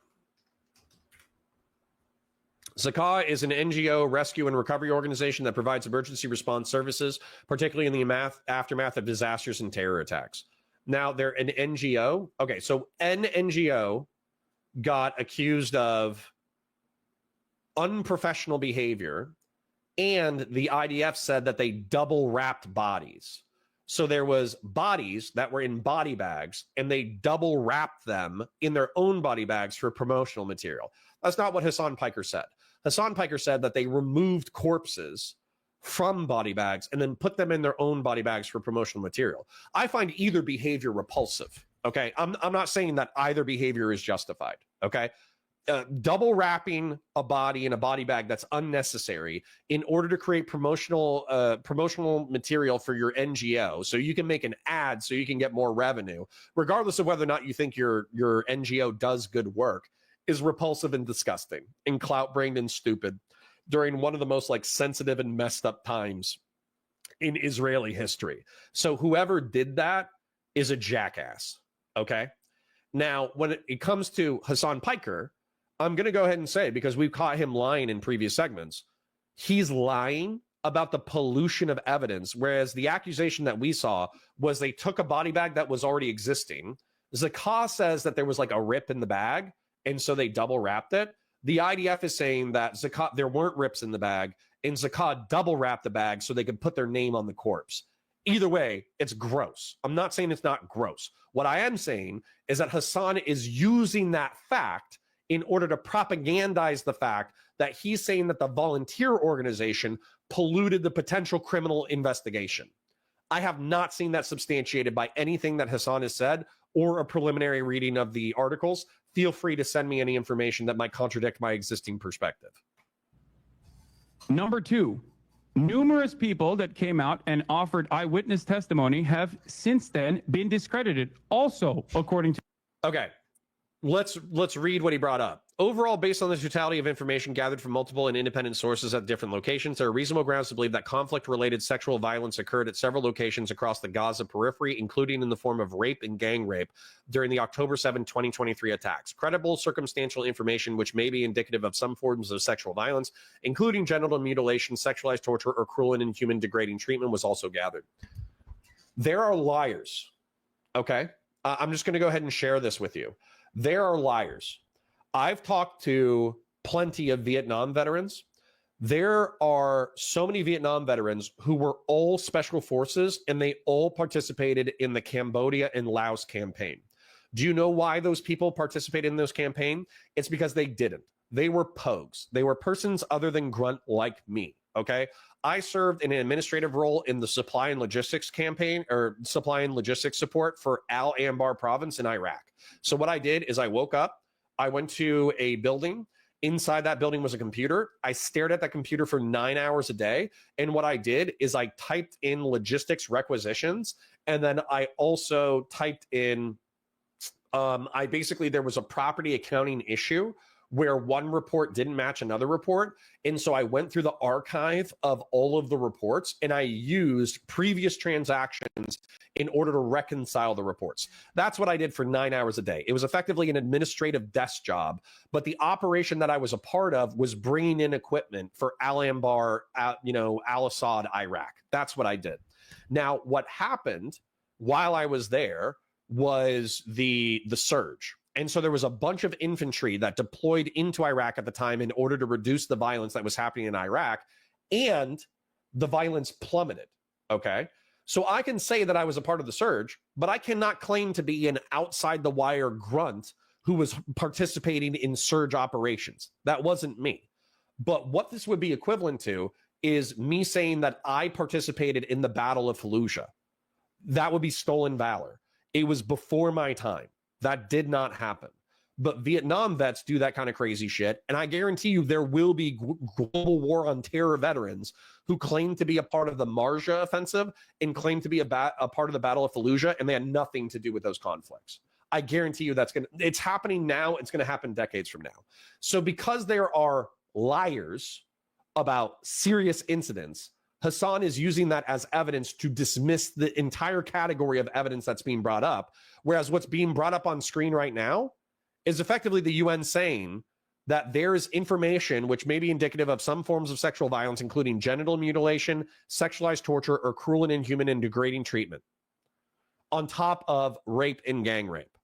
So let's see what else Hasan PIKER has to say, because he's using the fact that liars exist and that propagandists and profiteers exist to dismiss the entire concept. To Haaretz reporting. Which article? What's the Haaretz article that accuses victims of sexual assault of lying about it. Go ahead and link me that one. And by the way, while you look for that, No, not victims of sexual assault, Ethan. I'm using my words very carefully. Right. Not Of course, victims I remember of you do sexual that. assault. Not victims of sexual assault. Eyewitness testimony initially provided that led people to believe that there were Show me sexual that. assaults that were taking place. Show me the source. Were then discredited. Show me the source. By the way, Hasan, while you look for that, I'm assuming that you're quoting the UN Representative Secretary General on Sexual Violence and Conflicts report, right? This is one everyone refers to. Now, are you aware how these kind of papers work? They do a very precise conclusion at the end that summarizes the main thesis and points driven home in the article. That's what the conclusion is. Let me read it for you. Overall, based on the totality of information gathered from multiple and independent sources at different locations, there are reasonable grounds to believe that conflict-related sexual violence occurred at several locations across the Gaza periphery, including in the form of rape, gang rape, during the October 7th, 2023 attack. Credible, circumstantial information, which may be indicative of some forms of sexual violence, including genital mutilation, sexualized torture, cruel, inhuman, and degrading treatment, was also gathered. Okay, perfect. Thank you. So I can't wait for this. I can't wait for this. There's this one guy. He's a moron. I'm trying to refrain from ableist slurs. So Comrade Haircut or Commander Haircut doesn't get offended that I'm using ableist slurs. So Hasan PIKER, he has a fan named Ogre Boy. Ogre Boy is not very intelligent. Okay. Ogre Boy thinks that this sentence, because it says credible circumstantial information, he thinks that circumstantial means like flimsy or nothing. And then, yeah, he basically means that this means nothing. Okay. Credible means that it's probably true. Circumstantial is a standard of evidence that we already talk about. I'm going to give you this as a preempt since we're already in it anyways. Just to clarify this, because I've heard it said by law enforcement people. I've heard it said by Loner Box, who also does a substantive amount of research onto this. So circumstantial evidence in reference to sexual assault can be as disparate as eyewitness testimony and can be as disparate. I'm watching what you said earlier and you're still leaving out context that I put in the DMs. Okay, Commander Haircut, you sent an email to Valor complaining about it. So what? Now I'm supposed to go back? And by the way, feel free to copy the email and send it to me so I can address your stuff line by line. Feel free. We already took 30 minutes at the beginning of it in order to address everything you said. We can address it again if you would like, since you're here now. Good to know. Ogre Boy. Ogre Boy is so stupid that he thinks that this paragraph disproves sexual assault on October 7th, and he is the Hasan ultimate fan. So if you just want evidence that Hasan PIKER is creating propaganda in order for people to dismiss sexual assault as an actual thing, Commander Haircut, I'm going to get into an argument with you because you are my problem today. You already did that and left out the facts I put into the DM. Commander Haircut, you deleted your side of the DMs. You deleted your side of the DM, so I no longer have access to the articles that you sent to me. And then not only did you delete my side of the DMs, you got mad and then you emailed Valor, right? Like, what's your problem? Okay? If you want to go ahead and take bullet points and put in things that I didn't address, quote unquote, feel free to put them in the chat. I will read them for chat so they can hear your narrative of events. I have no problems platforming alternative ideas, but coming into my chat, disagreeing with me on analysis of the Israeli-Palestinian conflict, then coming back into chat in order to complain about it, after you already emailed Valor in order to complain that we don't agree on the Israeli-Palestinian conflict, why would I be interested in continuing like a relationship with you? Okay, I'll do it, but that's crazy. All right. Yeah, I don't dox, by the way. All right, we're simultaneously dealing with sexual assault and we're dealing with Commander Haircut at the same time. And also complaining about ableist slurs. Okay, listen. Maybe I shouldn't use ableist slurs, but complaining about that is crazy pants. All right, I'm going to play the content while we're waiting for you to get your bullet points. I'm gonna walk you Are through they this real quick. hallucinating? No. So do you? No, you just don't know what words mean. So credible circumstantial evidence. Do you know what that means? It means that there's, yeah, of course. Credible Let's see if Hasan knows what credible circumstantial evidence means. circumstantial evidence is not a substitute for forensic evidence. Credible. Okay, so this is where he already said something wrong, and I'm going to point it out again. So let's say that we do a rape kit, okay? Rape kits can have sperm, they can have sexual fluids, they can have stuff that has DNA, right? But a rape kit individually is not sufficient in order to establish that a rape has occurred. According to Lonerbox, I would actually have to talk to a state's attorney in order to confirm this detail. But a rape kit is considered circumstantial evidence. Okay. Okay. All right. All right. Okay. Commander Haircut, you're going to trigger me. It's okay. Woosah. Woosah. So anyways, a rape kit can be considered circumstantial evidence by itself because while it does establish that sexual contact was made, it does not establish that the sexual contact was non-consensual. For that, you need, what do you need? You need basically signs of it being forcible. You need witness testimony. You need victim testimony. You need all of that stuff. So him dismissing forensics as somehow being hard evidence versus circumstantial evidence is a miscategorization. Okay. So I said that the conduct doesn't fit Valor Media's message of positive masculinity, which I feel like is an objective observation. I would say it's subjective. Commander Haircut, you and I are not going to agree, but I'm going to try not to use ableist slurs, okay? Well, is it more like Andrew Tate to yell ableist slurs or less like Andrew Tate? Listen, I'm going to get one guide for you, but for the sake of the content, we're going to get one guide for like 5 minutes, then we're going to move back to the content, okay? Is it more like Andrew Tate to yell ableist slurs or less like Andrew Tate? Commander Haircut, I'm going to ask you a direct question. Is your beef with Andrew Tate that he uses ableist slurs? What is your main criticism of Andrew Tate? Is it using ableist slurs? Sorry, Chase, we're getting one guide. Please take your time. You know, well, we're waiting on you, but go ahead and type out what your main criticism of Andrew Tate is. I'll tell you what my main criticism of Andrew Tate is after you tell me yours. Crazy, dumb, idiot, moron. These are all ableist terms. I don't know if they're slurs, but they're terms. But Commander Haircut, please tell me your principal objection.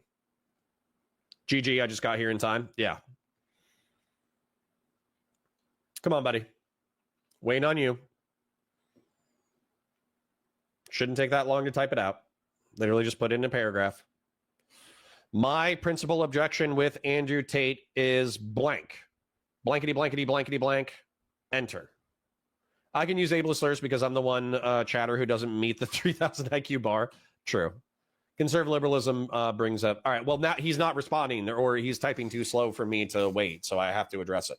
So my point would be is that I don't care that if Andrew Tate uses ableist slurs. I don't care if Destiny uses ableist slurs. I don't care if Hasan PIKER uses ableist slurs. I don't care if Ethan Klein uses ableist slurs. And by the way, you're saying that it doesn't fit the message of positive masculinity of Valor. You might be correct. Maybe Valor cares more about ableist slurs than I do.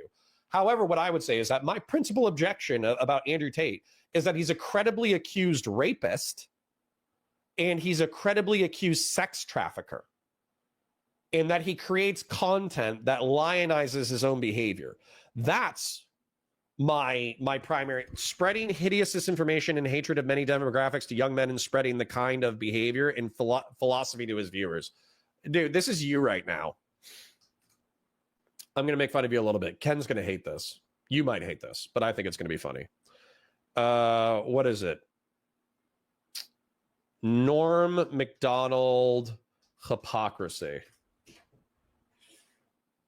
This is you. I'm being mean, but hopefully you can see the humor in the scenario. Now, do you think Cosby's legacy will be hurt? They're talking about Bill Cosby. Yeah. You do, huh? I mean, there was a comedian, Patton Oswalt, he told me, I think the worst part of the Cosby thing was the hypocrisy. And I disagreed. You disagree with that? Yeah. I thought it was the raping. That's my feeling. Most rapists are hypocrites. You don't meet many go, I like raping, and I know it's not politically correct, but by God, people go, well, he's not being a hypocrite, and that's the worst part. So, in my opinion, Commander Haircut, you are Patton Oswalt in this segment. Okay, you care more about spreading hideous disinformation and hatred of many demographics to young men and spreading that kind of behavior and philosophy to his viewers. Mine's the rape. It's the rape and the sexual assault. Now, I agree with you that spreading that kind of behavior and trying to lionize that kind of behavior is a problem, and spreading it to his audience is a problem. 100%. That's why we criticize him. But I think that rape is infinitely worse than, I don't know, ableist slurs. Okay? So I'm just going to go ahead and share this with you. Engage with Valor however you want. If you want to email Ken, you want to say Connor was rude to me again, Connor ignored my points, et cetera, you do you, okay? I'm telling you from my perspective, I care more about, I don't know, Hasan PIKER lionizing terrorist organizations. I think that's worse than me using ableist terms. I hate that Nick Fuentes is normalizing race realism and Christian nationalism and authoritarianism within our country, and that he also sweeps for Andrew Tate, the credibly accused sex trafficker and rapist. I think that's infinitely more bad than using ableist slurs. Let's think of another example. When it comes to Sneeko can be quite insightful, but he also spreads vile anti-Semitism routinely. I think that him spreading vile anti-Semitism is infinitely worse than me using ableist slurs. And if you join the military, I would love to, we might have like a PC. I'm probably going to talk to Ken about this today, later on. But we might have a more politically correct messaging thing in order to cater to a more like democratic audience or whatever. But if I talk to Navy SEALs about ableist slurs, like if I talk to guys whose job is to run around in bad guy territory and shoot people in the face, do you think they're going to care about the R slur? If I run around and I talk to fighter pilots, do you think they're going to care about the R slur? If I run around and talk to infantry about, slaughtering people, slaughtering bad guys inside their houses using a combined arms warfare, do you think they're going to care about ableist slurs? And all of this to say that you are missing the forest for the trees. So if you come in here in order to get triggered and complain to Ken, you can do whatever you want to do. I'm going to tell Ken to ignore you. Because the fact that you even picked up on that as something to worry about basically means that you're not my target demo.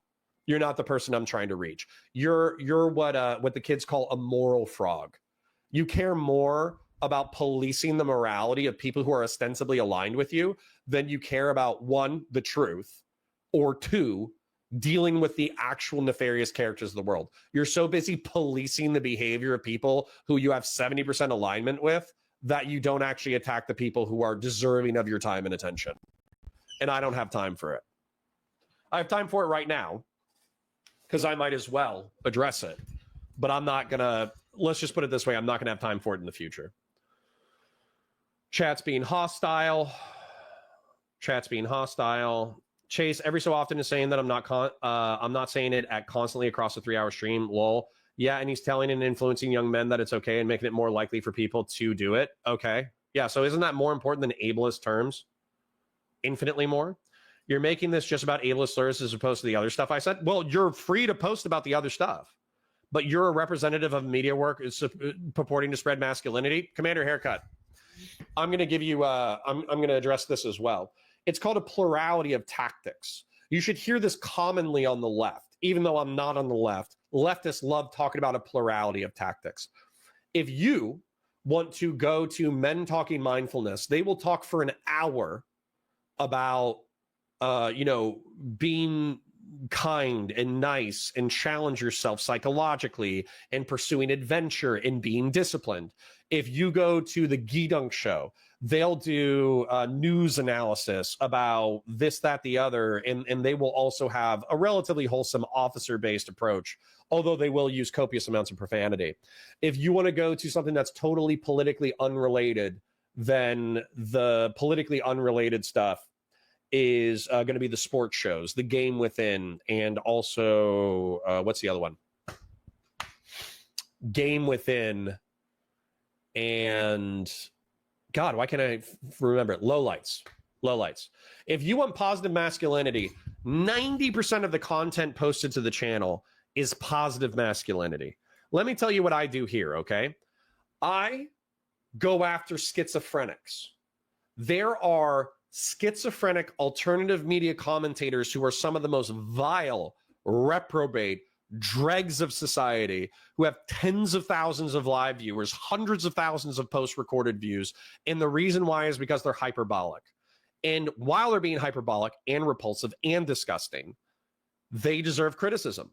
But liberals don't want to get down into the mud and fight the schizophrenics, and conservatives are too busy sweeping for them. So that leaves it to me, the lone jerk with a few dozen live stream viewers, in order to wade into the waters, the murky waters filled with reptiles and poison and venom, and to fight schizophrenics on their own terms, in the hopes that the hundreds of thousands of young men who watch said schizophrenics watch my criticism, and they're more compelled by the criticism that I make than they are by the original schizophrenic alternative media personality. And what you've done is you've come into the space in order to police me, to make me more boring, to make my language more boring, and then you're effectively making it everybody's problem, when you're not even focusing on what I would say is the mission, which is getting young people who are listening to schizophrenic alternative media creators to consider alternative perspectives that are a little bit more sane, if hyperbolically said. You're telling me what I am as opposed to addressing what I'm saying. Say it then. Say it. I don't go on social media. I have no idea what the left is saying. Okay? You don't need to police language to just not use it. That is policing language. You don't need to police language to not just use it and be an example of what you want to see in the world. Wrong. You're on the wrong channel. You're not on the wrong channel. You're in the wrong content. Okay? Christian Blair's, they're not unarmed. Protesters were shot with .308 and 5.56. Give us a link. You need to say ableist slurs in order to be entertaining? I mean, I do. This is like Eminem in the thousands, where like Will Smith doesn't have to cuss in order to sell records. Well, I do, so F him and F you too. Literally, like you're talking to somebody. How old are you? Are you under the age of 25 and you're like a Zoomer PC person, or are you over the age of 40 and therefore you're like a Gen X or a Boomer who's offended by naughty language? Send it to me on Discord, please. I don't know if unblock me on Discord and send it to me. I'm not going to dox you. The fact that you know what doxing is tells me that you should be younger than 50. I'll found it. Okay. Send that to me, please. Then let me go ahead and pull this up. You watched the earlier segment. No? No to what? You're not over the age of 50? Or you're saying you're not going to send it to me on Discord?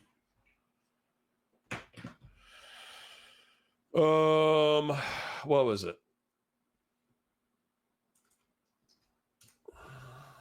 I already went over rules of engagement, but we'll show it one more time while we're waiting for him to show up. Or to send me the link somehow. Playlist, watch later. DM, I'll post in chat. I don't know if chat. Hello guys, this is Ahmed Ghunim. We're here in the Great March of... So we'll go to this one. Here's what happened. And so I would like to know what evidence. So in this 3-minute video, I didn't block you. I left your Discord. Okay, cool. We will, Raymond. Give me 1 second. So right now we have the injured stats. And then right here, we have children. We have this child right here. We have smoke. We have tires burning. It's less than 300 yards away from the fence. And we have teenagers flinging rocks at 100 to 120 miles an hour at IDF soldiers. Based off of the rules of engagement, these are kids who could get shot. Okay? They could get shot. Technically, rocks could be considered deadly force. So they would be authorized to shoot these kids in the chest. So what evidence do you have that points to the fact that Israeli soldiers, rather than trying to shoot these people who are throwing rocks at them at 120 miles an hour, that they see a kid 500 yards away and they shoot the unarmed kid instead of the rock throwers?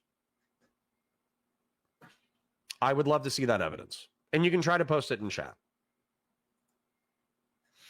Feel free. All right, we'll get on with the show. This has to be fake purity testing to waste time. One guy and you from a MAGA. He's got an Ouroboros profile. Maybe. Sometimes the Ouroboros is... He was quite passionately arguing the Palestinian side in direct messages. So, anyways. All right, we will get back into the content. We will stop getting one guide. But let's put it this way, Commander Haircut. I'm not very happy with you. And if you continue to be annoying, like you're not going to be in my chat. You can go watch the other content, but you won't be in my chat. That's why I said PIKER didn't happen, bro. You need rape kits. Prosecute. Hasan needs rape kits. Celeste Pontagenet York says, I thought it was my job to make things spicy in the chat. Well, not today. So anyways, let me show real quick before we get back into the content. Like I said, my name's Connor. I'm a science fiction, political, and philosophy nerd, Marine Corps and law enforcement veteran. I try to make entertaining content for you. Characterization of injuries caused by Israeli fire. You want me to Google that in order to find the article? Anyways, so I parasocially love you guys. You guys are giving me ad revenue just by watching this show, so it is appreciated. Please remember to like the stream so other people know that we're live, so they can come and join the chat as well. Please engage in the chat. That way it pumps us in the algorithm. Please leave comments on VODs. That way it pumps us in the algorithm. And if you do have money burning a hole in your pocket, I know Grassroots Hegemon, put this entire channel on his back and gave us like hundreds of dollars over the past few weeks. I know that not everybody is as well-to-do as Grassroots Hegemon. But if you do have $5, $10, $2, $10, burning a hole in your pocket, then a donation is appreciated, but never required. No, I posted the links already. Well, they're not popping up in chat because I'm pretty sure that StreamYard blocks links. So if you want to give me the keywords of the article, I'll pull it up. So, yeah, the links are auto-blocked so we can avoid spam. There's lots of porn bots who post it. Characterization of injuries... How would this tell you whether or not people were unarmed? If they got shot with 308 or 5.56, how would this tell you that they're unarmed? Suffered by Israeli fire.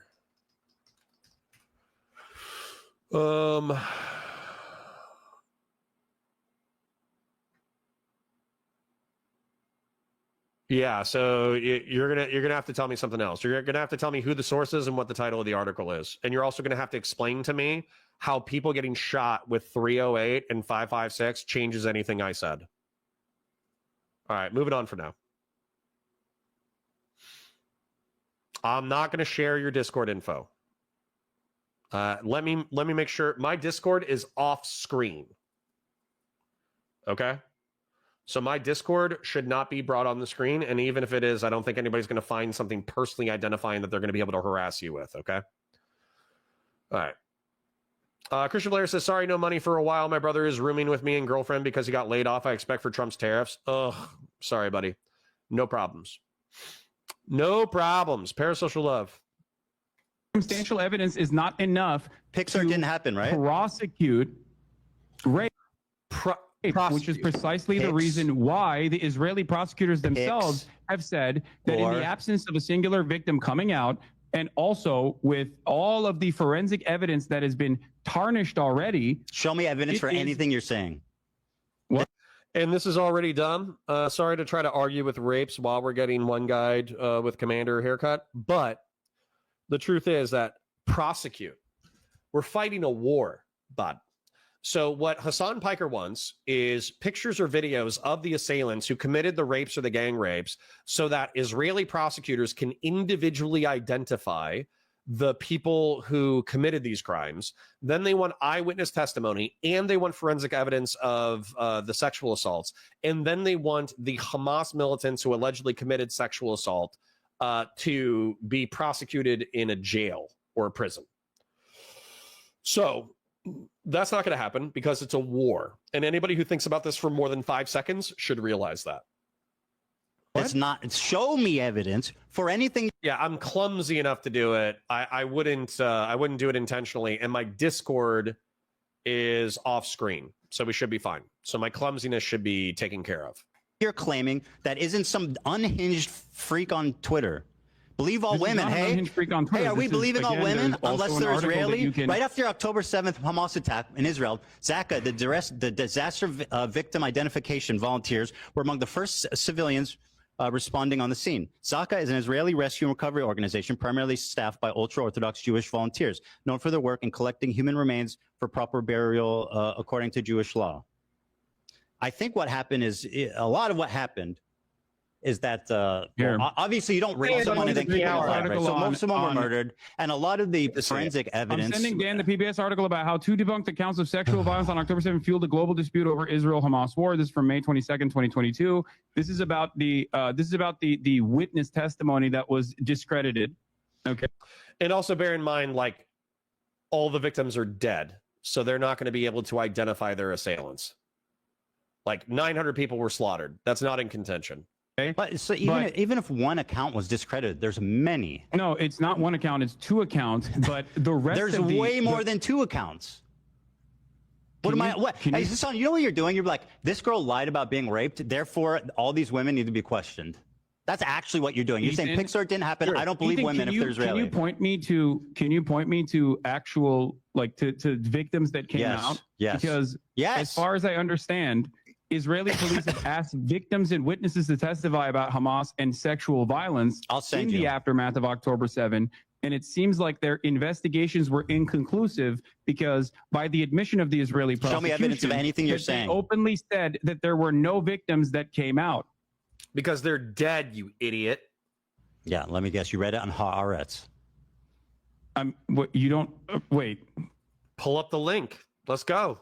Do you think that Haaretz is not a credible institution it is, but of you journalism at this point? No, but you guys lean on that. You just lie about what it says because it sounds credible. Guys? Who is you guys? You and all of your fucking dumbass cohorts that do the same typical rhetorical tools to just say whatever the fuck you want without ever having to back it up or knowing what you're talking about in the least bit.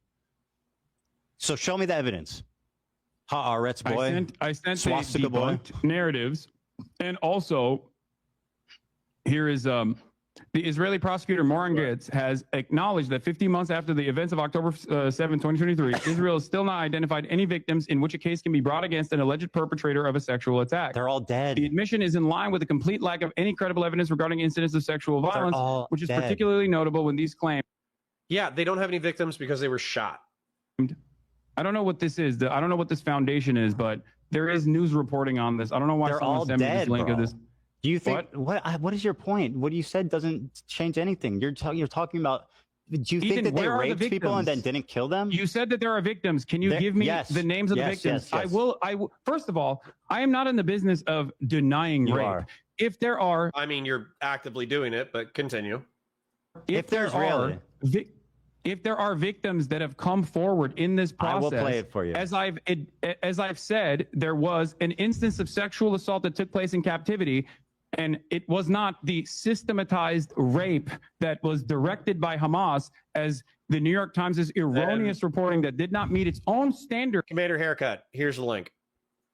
Its own editorial standard, as a matter of fact, written by a person who literally was taken off the editorial board, taken off the actual paper for some of her insane tweets about Gaza. None of these... Like there's that doesn't have anything to do with anything. Okay, so well, it has something to do with it, but it doesn't have anything to do with whether or not her reporting is credible. So if she was tweeting edgy pro-Zionist BS, effectively like calling for the genocide of Palestinians, and she was removed from the editorial board because they believe that she was too biased or too hyperbolic, that's perfectly acceptable. I understand that. But what is the actual evidence of what's in dispute? There's a lot of stories surrounding this, but I'm not in the business of fucking denying rape. So if you have only if there's credible evidence, please present it, and I will admit that I'm wrong. Give me the names. Yeah. There's a video. Hold on. Is the video from Screams Without Violence? Is that where you're No. Is that where you're gonna present? No, it's not. It is. Sheryl Sandberg did produce Screams Without Violence, and also lefties go, oh, is that the one documentary that's been massively discredited? They don't tell you how it's discredited, though. Not from that. There's one recently of a woman testifying, I think it was either in the UN or to Congress. Which is Amit Susanna, by the way. She's sitting on a bench, she's talking to a mic, and she's speaking in English. Yeah, we'll get there. But like, yeah, I mean, what's your problem with Sheryl Sandberg's documentary? Sheryl Sandberg has also been accused of sexual harassment herself, but outside of that, What the fuck does that have to do with what's written in her documentary? Her documentary is basically the unsubstantiated claims that some of which were directly found to be incorrect. How? But not only is it unsubstantiated claims, it's just a recycling of the same Screams Without Violence, the Screams Without Words article that the New York Times wrote that didn't even meet its own editorial standard. Okay? We're having this conversation.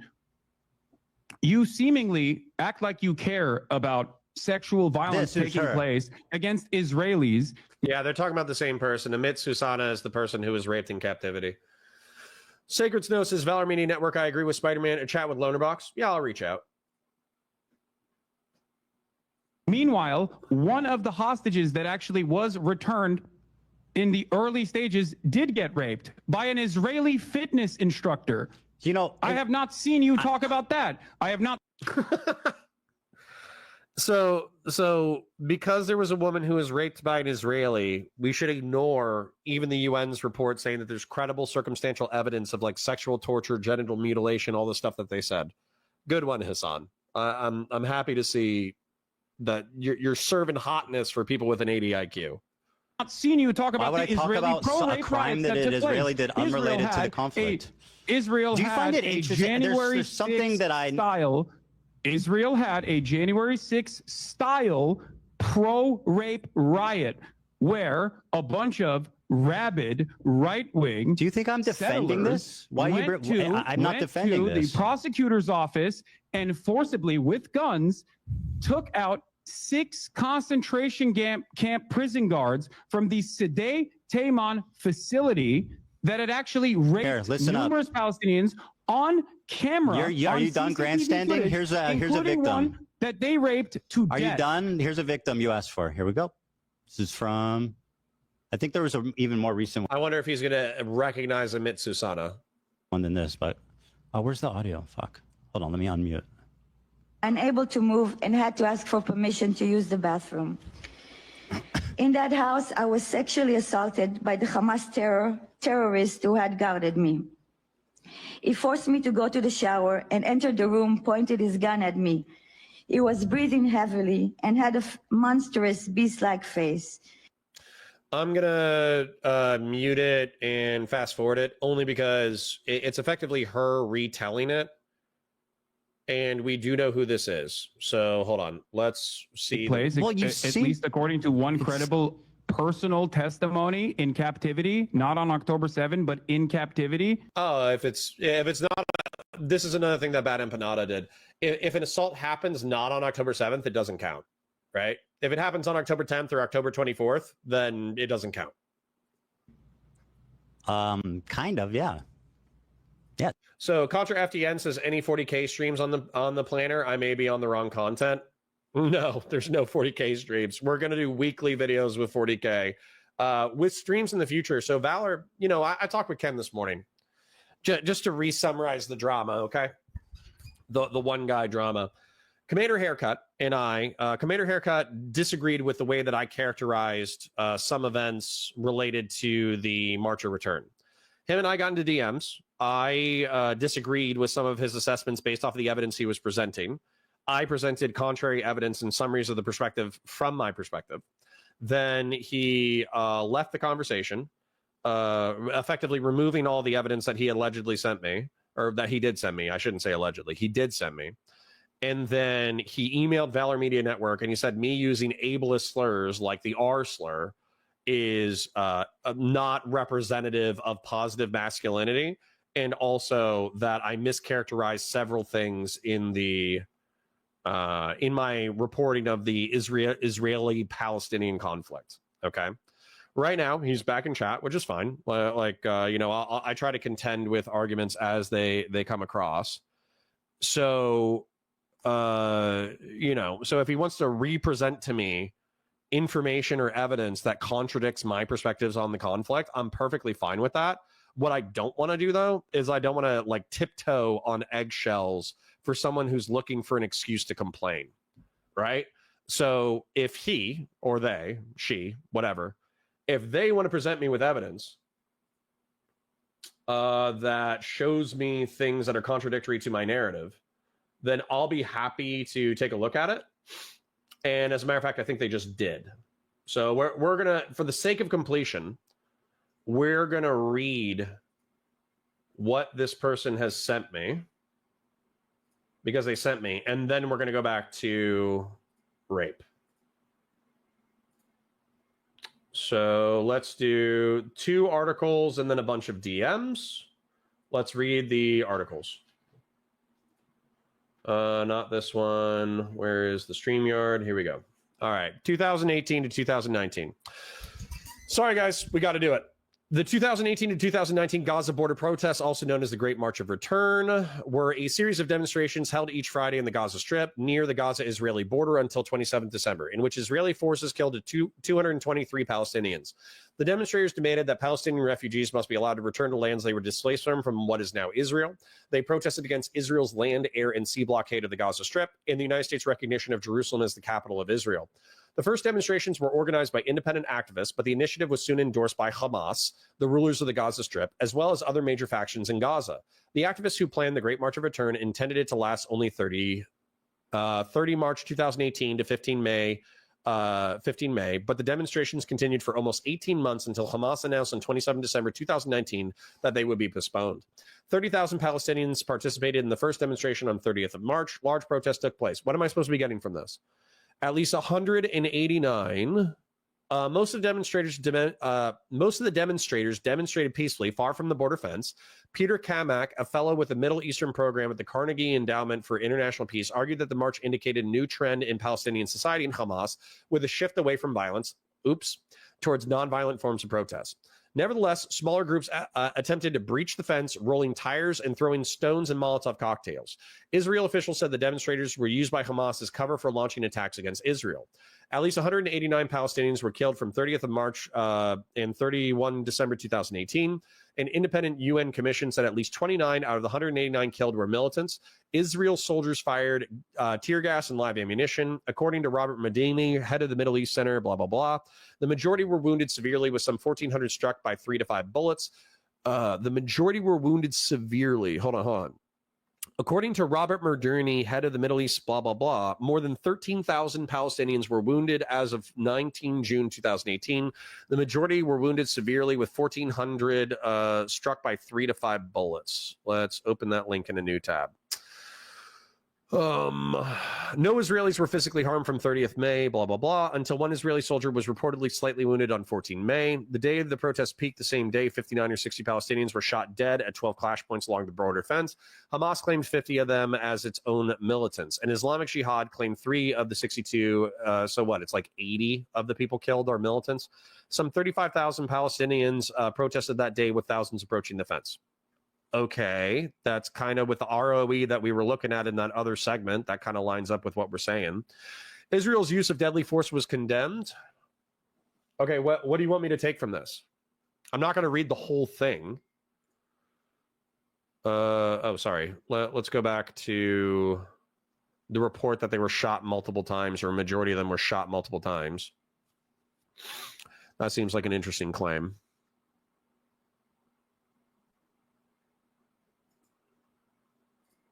$32.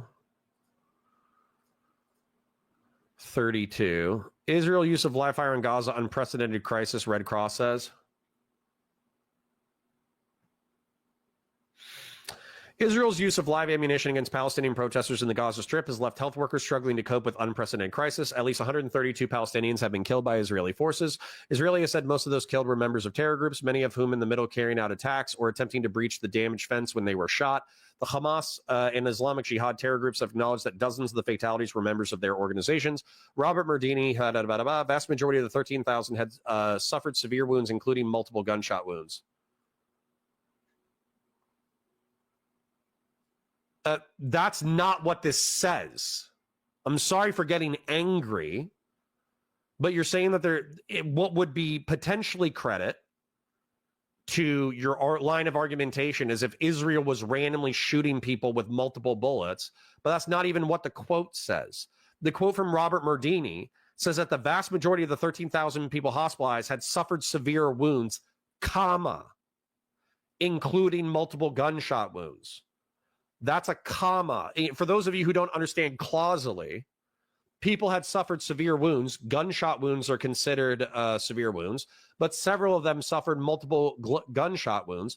Well, if you have Islamic Jihad and Hamas militants who are trying to breach the fence, who are acknowledged by Hamas and Islamic Jihad, then that would be, of course, sane. If there was somebody with an AK or a Molotov cocktail or a sling and they were trying to break through the fence, then yeah, they were going to get shot multiple times. Okay, so what am I supposed to be getting from this? I'm going to exit that. 6 months on, Gaza's greatest conflict. What's the contradiction?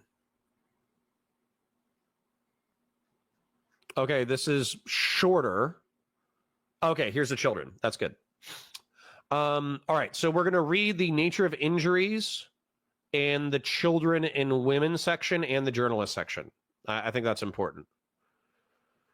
Nature of injuries. The devastating toll on civilian lives in Gaza should not be measured solely by the amount of Palestinians killed, but also those who are injured. Doctors in Gaza have told Amnesty International that many of the seriously injured people have witnessed are to lower limbs, including the knees, which are typical of war wounds that they have not observed since the 2014 Gaza conflict. Many have suffered extreme bone and tissue damage, as well as large exit wounds measuring between 10 millimeters and 15 millimeters. 2.23, hollow point rounds will do that. And will likely face further complications, infections, and some form of physical disability, such as paralysis or amputation, according to the Palestinian. What is exit wound of a? 22 caliber 2 millimeter is 5 millimeters, and they're saying that the exit wounds are 10 to 15. That's going to be expected. Okay. Exit wound of 5.56.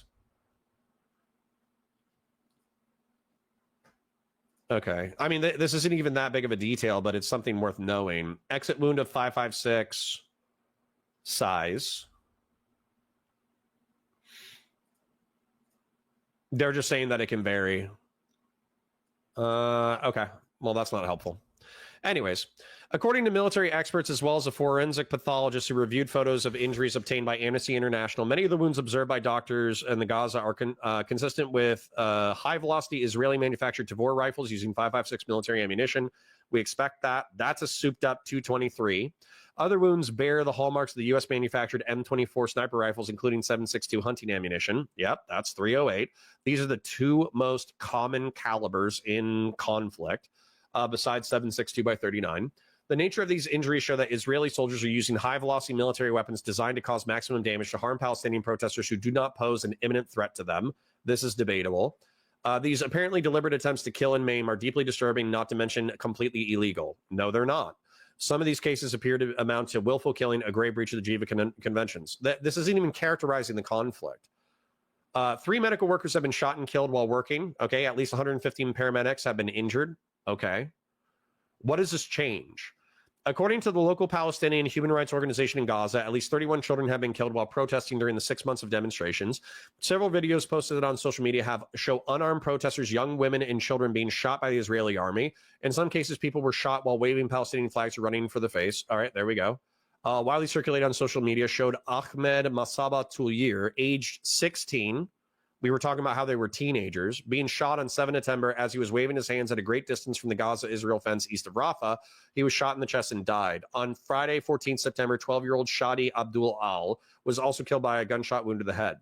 On Friday, 28 September, Mahmoud, 14, notice how they're all older teenagers, was shot and killed by Israeli live ammunition, which struck him from behind in the abdomen east of Al-Baraj refugee camp while blah, blah, blah.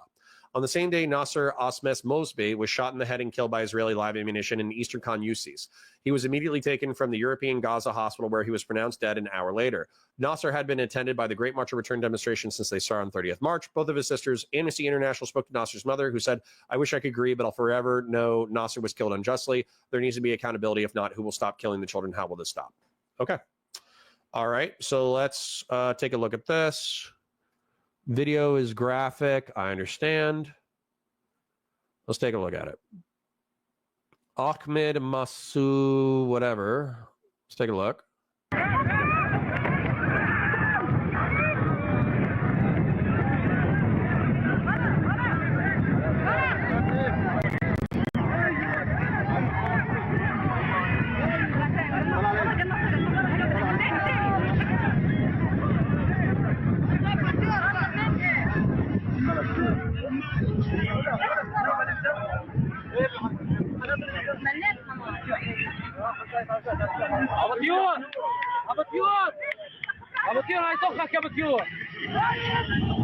So notice how he just threw a rock. Now, arguably, is that deadly force? Meh.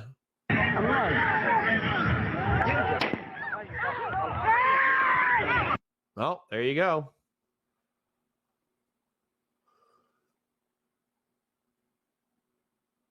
Okay, so you show me 2 minutes of months. We don't have to agree on this, by the way. You can have your perspective. I don't care if you have a differing perspective.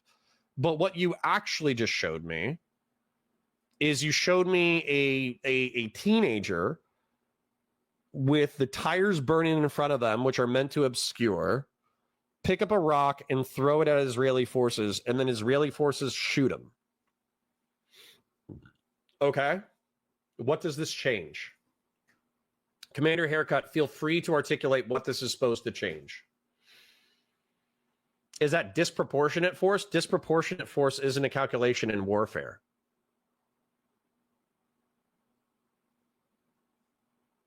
Okay. Deadly force is the concern. And then also here's the other thing. We watched another video today. I've already watched it twice, so I'm not going to watch it a third time.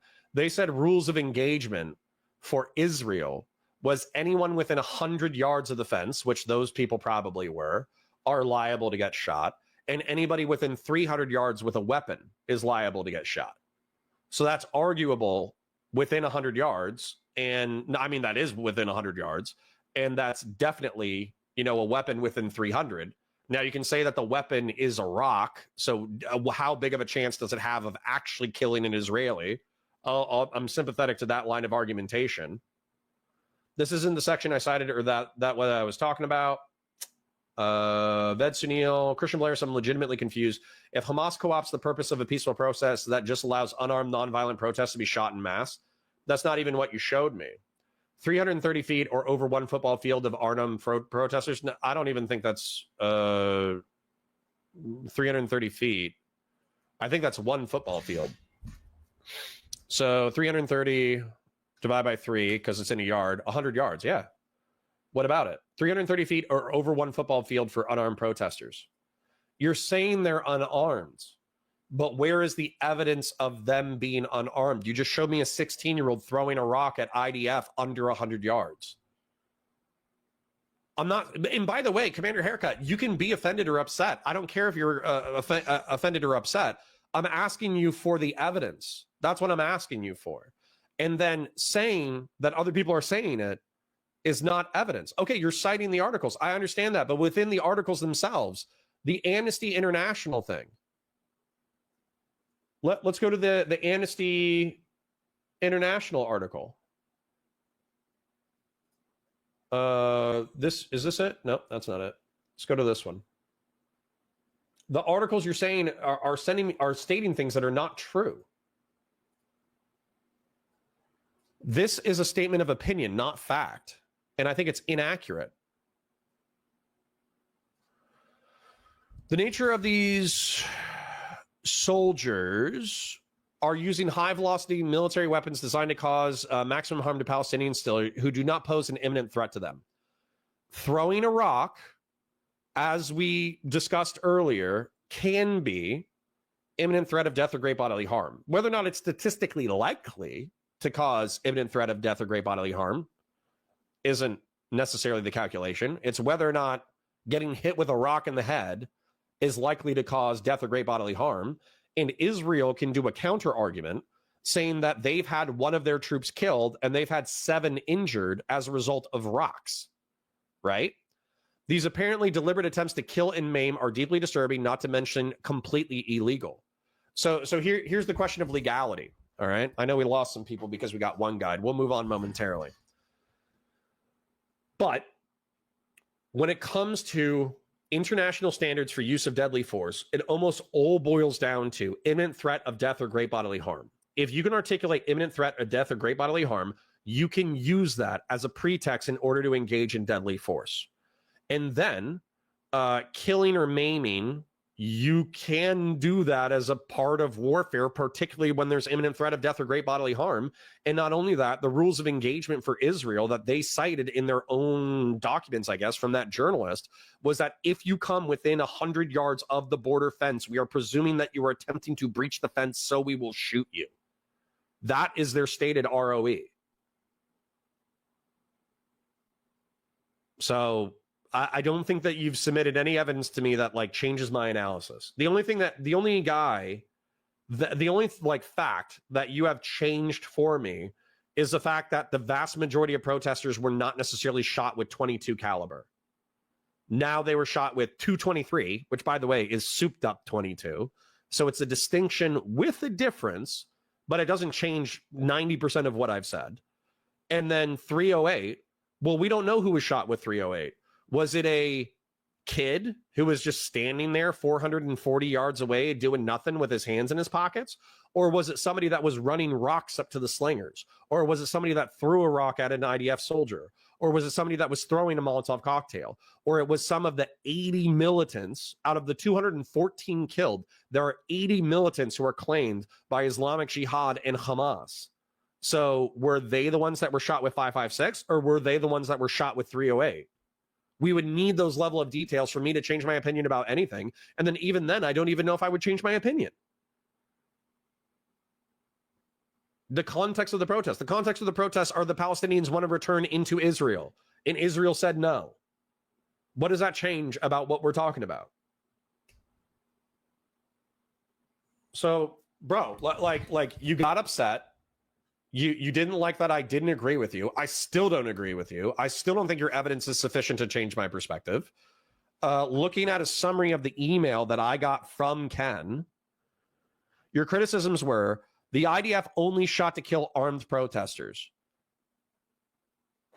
You haven't shown, like, you showed me a video of a guy picking up a rock, throwing it at an IDF, and then them shooting him. I'll acknowledge that there's entirely the possibility of unarmed people getting shot. And as a matter of fact, hold on. As a matter of fact, I can amend my statements in perspective.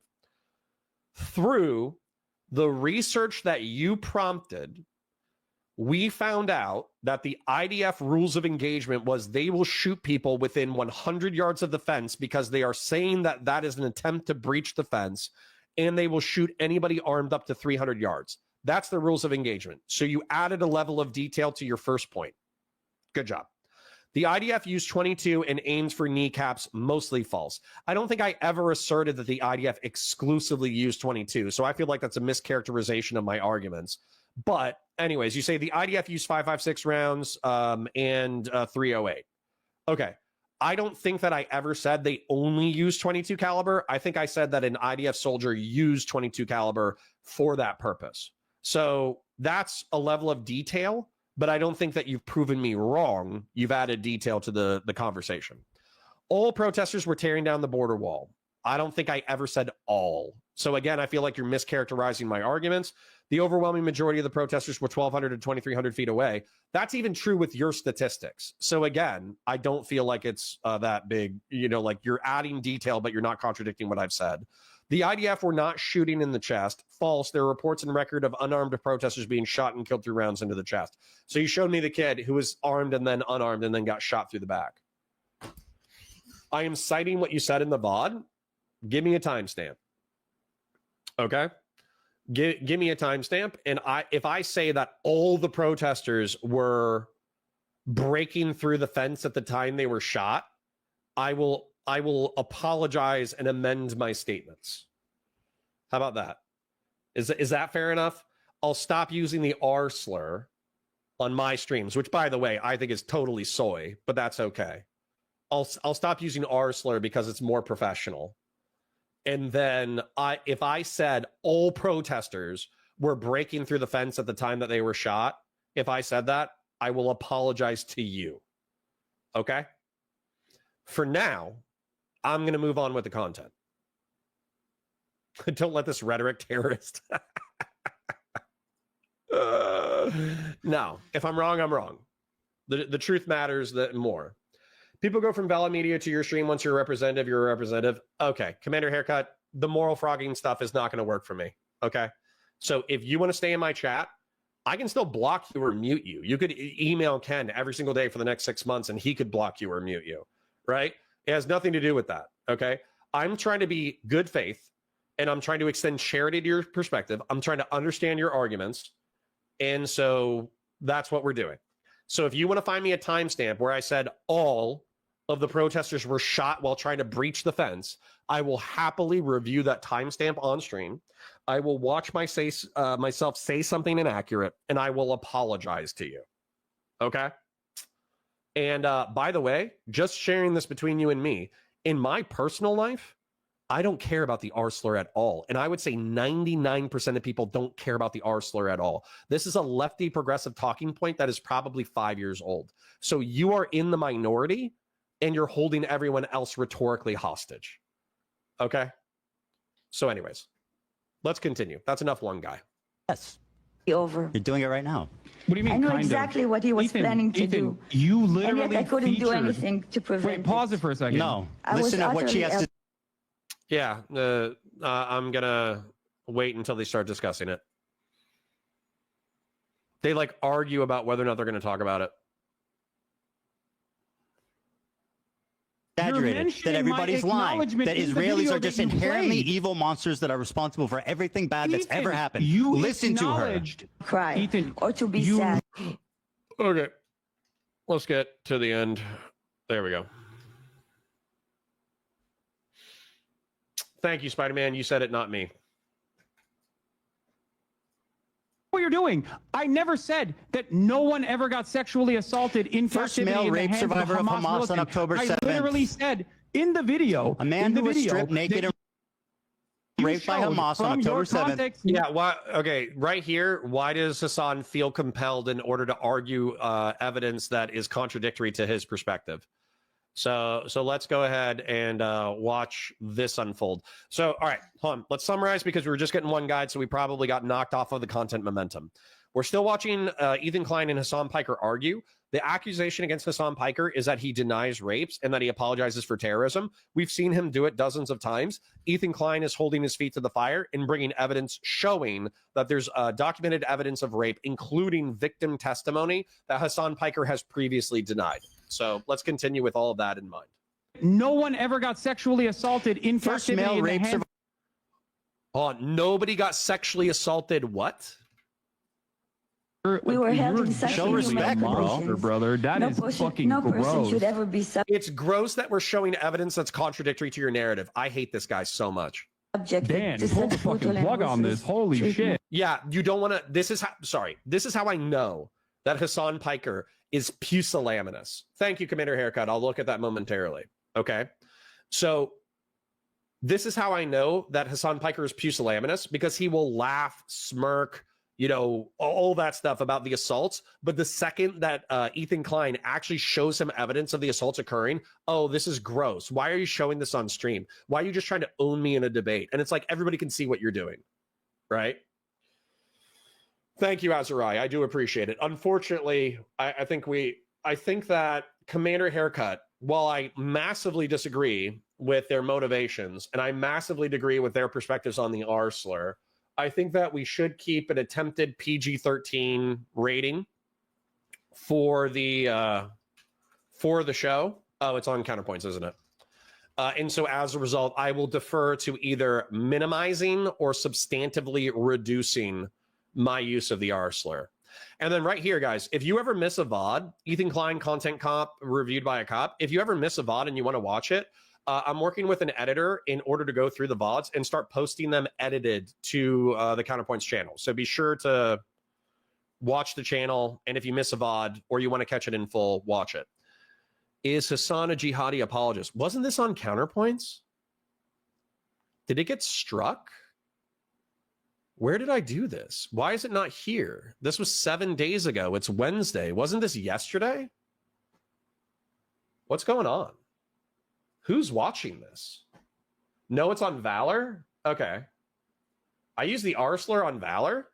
That's pretty brazen of me. I could have sworn to God I did a stream on Counterpoints on Tuesday, and that's where I was using the R slur. Maybe I clicked the wrong button. I don't know. Valor Media Network.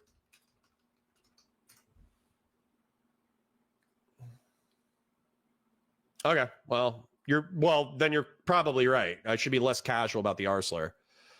Ethan Klein versus Sam. Is it the Ethan Klein versus Sam Cedar? Or is it? It's got to be that, right? It's got to be this one. I'm a never. Right. 42 knees. Yeah. I remember that. Let's look at 233.30 to 234.37. This is the most recent stream, so I'm assuming that this is going to be it. 233.30. All right, that's 233.21. Let's take a look at it. In particular, Israel Great March of Return, that I want to add context to, is that 42 knees in one day. Okay? So this is supposed to be an indictment of Israel and how like bloodthirsty, monstrous their snipers are or whatever. However, this is a tactic that we've talked about in this channel, where if somebody goes up to the border fence and they start trying to rip apart their border fence, then they use a .22 long rifle to shoot them in the calf or shoot them in the knee. That way, that person has to be removed from the field of play. We've talked about this in the past. So when he says, over 200 Palestinians were killed and nearly 8,000 were injured during almost 2 years of weekly protests at the Israel-Gaza border. So right here, the 200 Palestinians, I'm assuming that if I read the after action reports, they would say, oh, they had Molotov cocktails, oh, they had guns, oh, they had this, they were throwing rocks at people's heads, et cetera, et cetera. And then when it came to the 8,000 that were injured, I guarantee you it was people trying to take down the border wall or the border fence. However you feel about that. But I just want to clarify that it's not 8,000 people getting shot with 30-06 to the chest and then killing 8,000 people because they're involved in peaceful protests. Sorry, this is accurate.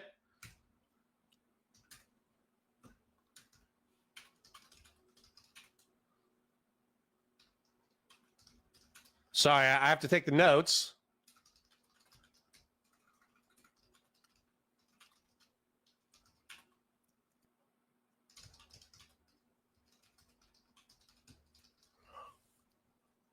It's 200 people who probably had weapons getting shot and killed, and then it's 8,000 people who were maimed with .22 long rifle so they would stop trying to tear down the border wall. Time and time again, and over the course of the 20 years that I've been professionally, covering this, my attitude towards Israel's willingness. So hold on, was that it? You said to 234.37. Okay. Yeah, hey, all right. No, this is fine. This is fine. If I'm going to say, if you're going to say that that was an inaccurate characterization of the event, I'll tell you what I think is accurate and I'll tell you what I think is inaccurate, okay? So, what I think is that characterizing Israel as monstrous and bloody, they could have killed all 30,000 people if they wanted to, okay? They wounded 8,000 people and they killed 200 Palestinians. I still stand by the fact that I almost guarantee you can see in the video footage that we watched that there was an Israeli armed with a sniper rifle, and right next to him was a video camera. So Israel, IDF forces, I guarantee you, they have after-action reports, which is common with infantry. And so I guarantee you that for the 200 plus people that they killed, including that kid who threw the rock, they have an after-action report that says that they were throwing Molotovs, they were shooting guns, they were throwing rocks, they were using slings to throw rocks. Even if they're lying, that's what their that's what their after-action reports say. That's 100% accurate. Now, with the 8,000 people, rip apart the border fence and use a 22 calf or knee. This is I'm wrong on. I am incorrect, and I'm happy to eat crow. Commander Haircut was right to correct me because we found out something that was interesting, which was that Israel's rules of engagement said that anybody within 100 yards of the fence can be shot, because the presumption is that they're trying to tear down the fence. They might not be actively trying to tear down the fence. They might be walking up to the fence within 100 yards, but they can be shot. And then out to 300 yards, if they have weapons, they can be shot. Okay. And the thing that I said was that they were using 22 caliber. You're being rude. So the 22 caliber, I said they were using 22 caliber, but the evidence that we've seen so far is that 5.56 was also used, and also was used in context where they were shooting to wound and shooting to maim. So they were trying to shoot people in the hands, the feet, the arms, the legs, etc., in order to wound them with 5.56 as well. So my assertion that it was 22 caliber was coming from a Israeli Defense Forces soldier who told me about this tactic. So I was inaccurate, and I'll eat crow on that. Now, the reason why I bring up 30-06 to the chest, 8,000 people weren't shot with 30-06 to the chest, is because I want to show you the difference. Okay? I'm going to show you guys the difference. This is a 22 long rifle versus 223. 223. I'm going to show you a picture. So this is 22 long. This is what I said they were injuring people with, and this is what the IDF soldier said that they were injuring them with. Now, the width of the round is actually very similar to this, but you can see this is quite a bit more powder, so it's going to do a substantive amount more damage. All right, so Commander Haircut was correct to correct me on the fact that they weren't using this caliber, they were using this caliber. Okay, now 223 versus 308 versus 30-06. Somebody already did it. Okay. So this is the round that was being used to shoot people in the hands, arms, legs, whatever, in order to wound them. Both of these rounds were used in order to kill people. And then this is a 30-06. Okay. Now, Commander Haircut, you have to bear in mind that you are not the only chatter or the only person that I speak with or have conversations with. And so what I was trying to say in that 1 minute clip is that Israel didn't take effectively a cartridge that's meant to take down a grizzly bear, and they weren't randomly shooting 8,000 Palestinians in the chest. If they did, there would be 8,000 deaths. If they shot them all in the chest with 308, there would be 8,000 deaths. Okay? What Israel did do, which I think you and I can descriptively agree on, is they used 5.56 and 22 caliber to wound people in their hands, arms, and legs. And then they used both of these rounds to kill people. We can break bread on that. So I was descriptively inaccurate. I took an anecdote from an IDF soldier. I applied it to a historical event, and I was inaccurate. And for that, I apologize. So Commander Haircut, if in the future You have issues with me describing reality inaccurately. I have no problems doing so in Discord DMs. I have no problems doing so on stream. I'm just going to be real. I do not like the fact that you went to, Valor and was like, hey, I think the R slur is ableist. I think that's lame. But the truth is, here's another concession. I should be more professional. Okay? You're right. I think that the R slur is routinely used in armed forces. I think that everybody at Valor probably uses the R slur in private, unless they are sensitive to that kind of issue. They're all military veterans, so they probably do not care about ableist slurs. However, for the sake of professionalism, I will concede that I shouldn't use the R slur on stream, and I'll concede that I was descriptively inaccurate while describing calibers and also tactics. There was a tactic that we found out as a result of this conflict with Commander Haircut. Now, Commander Haircut, I want to move back into the content, and I want to start watching the actual content without getting one guide. Do you have any issues or saved rounds with me amending my perspective? Well, Commander Haircut, here's the other thing. I was really frustrated with you because you seem to be really blasé and blowing me off in DMs. You have to understand, that I'm not just talking to you. I'm also talking to a few dozen people in live chat. I'm also dealing with my Warhammer channel. I'm also responding to emails. I'm also shooting text messages. I'm also editing content. So taking time out of the day in order to do one-on-one DMs, I'm not going to have 100% of the time to dedicate slowly to reading your specific description of reality and also checking out every single article and reading 10-page articles. I don't have that kind of time. I have a wife. I have kids, I have families, I have multiple channels, I have content that needs to go out the door, I'm editing, I'm texting people, I'm calling people. So I guess one more apology. If I seemed blasé, I might have been blasé, but I have reasons for why I was blasé, okay? Suit and tie, yeah, don't harass me to the point that I need to be in a suit and tie, okay? It's about the factual errors, okay? Well, okay, do you have any other facts that you want do you have any other facts that you want chat to know about before we move on? We got updated on Israel's rules of engagement. We got updated on the calibers that we're using. We got updated on the injuries that they're inflicting. We are going to reduce we're going to reduce our use of the R slur, hopefully to non-existent or minimum. Is there anything else that you want to address? Commander Haircut. Because I do want to get back into the assaults.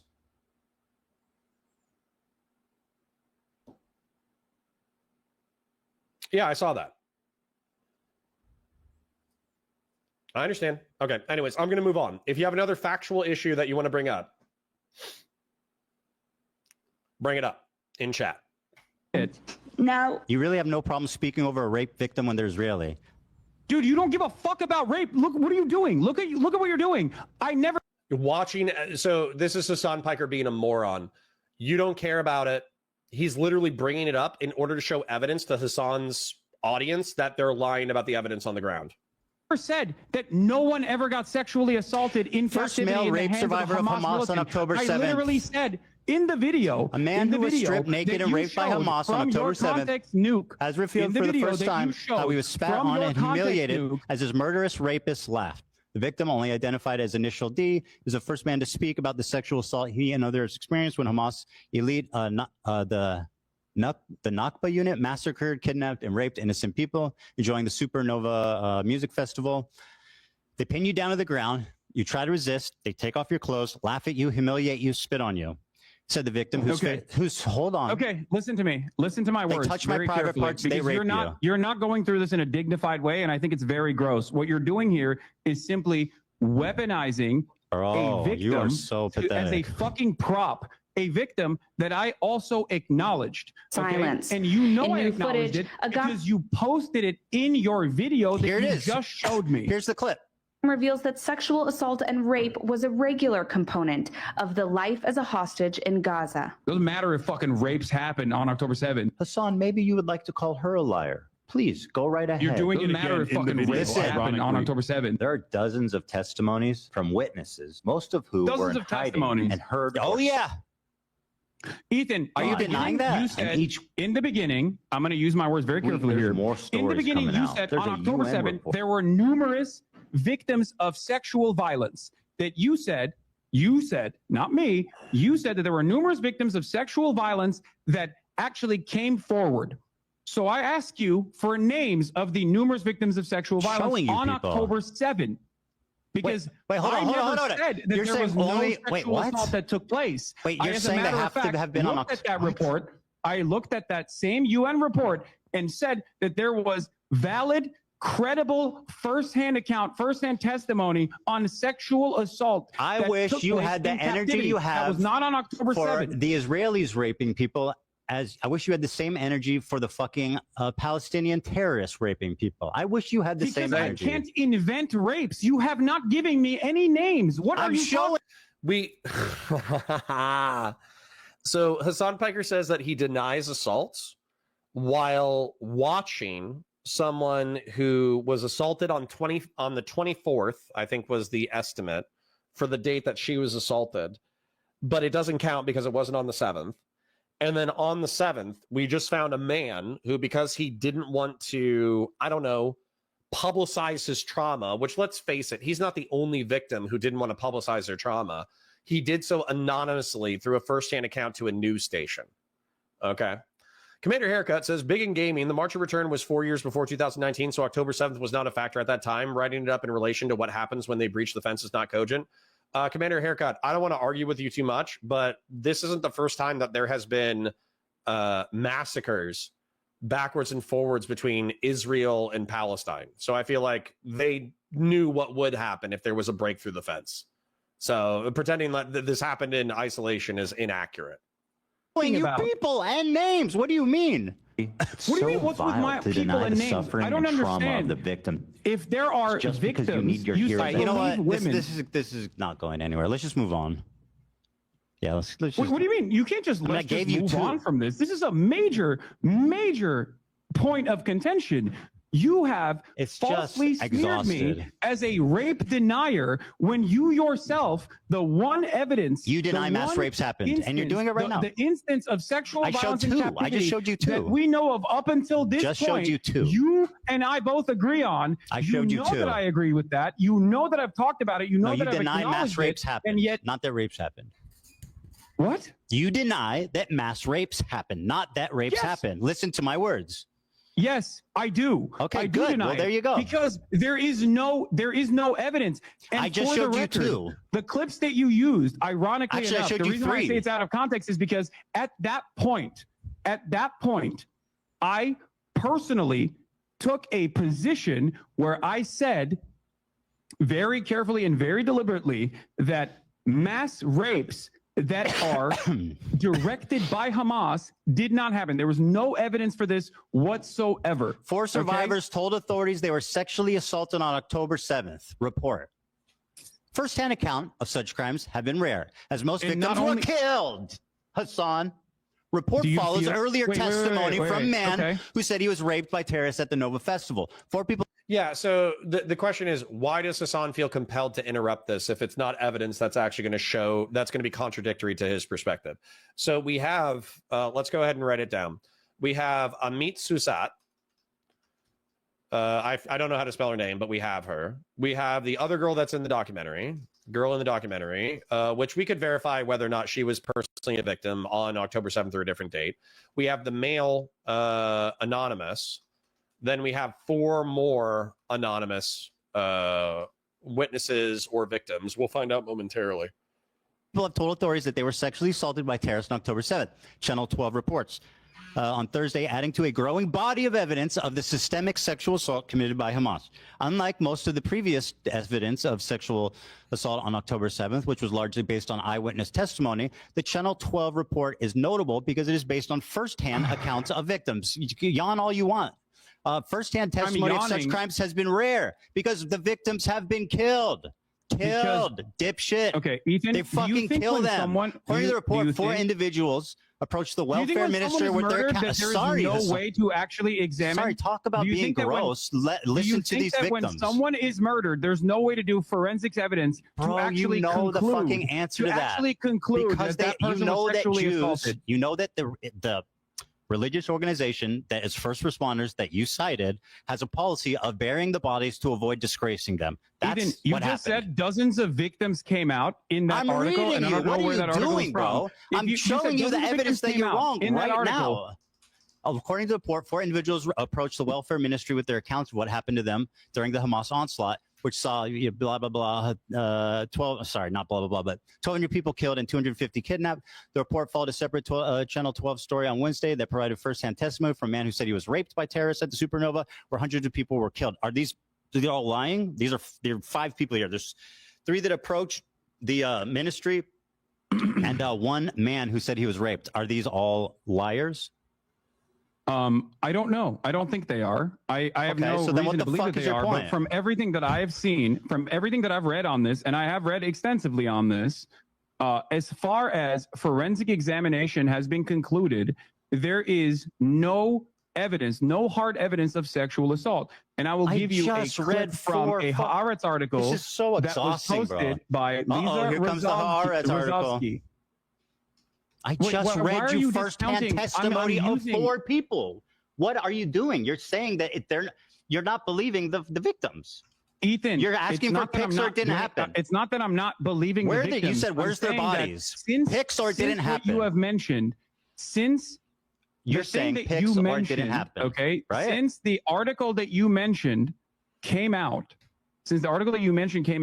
there have been further prosecutions on this. Why have they not led to any real prosecution? They're dead.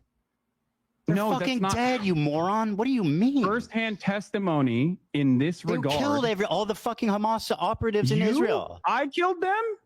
What? What are you? Why are you saying you okay? you killed them? I said they. Oh, that clip was used on Twitter.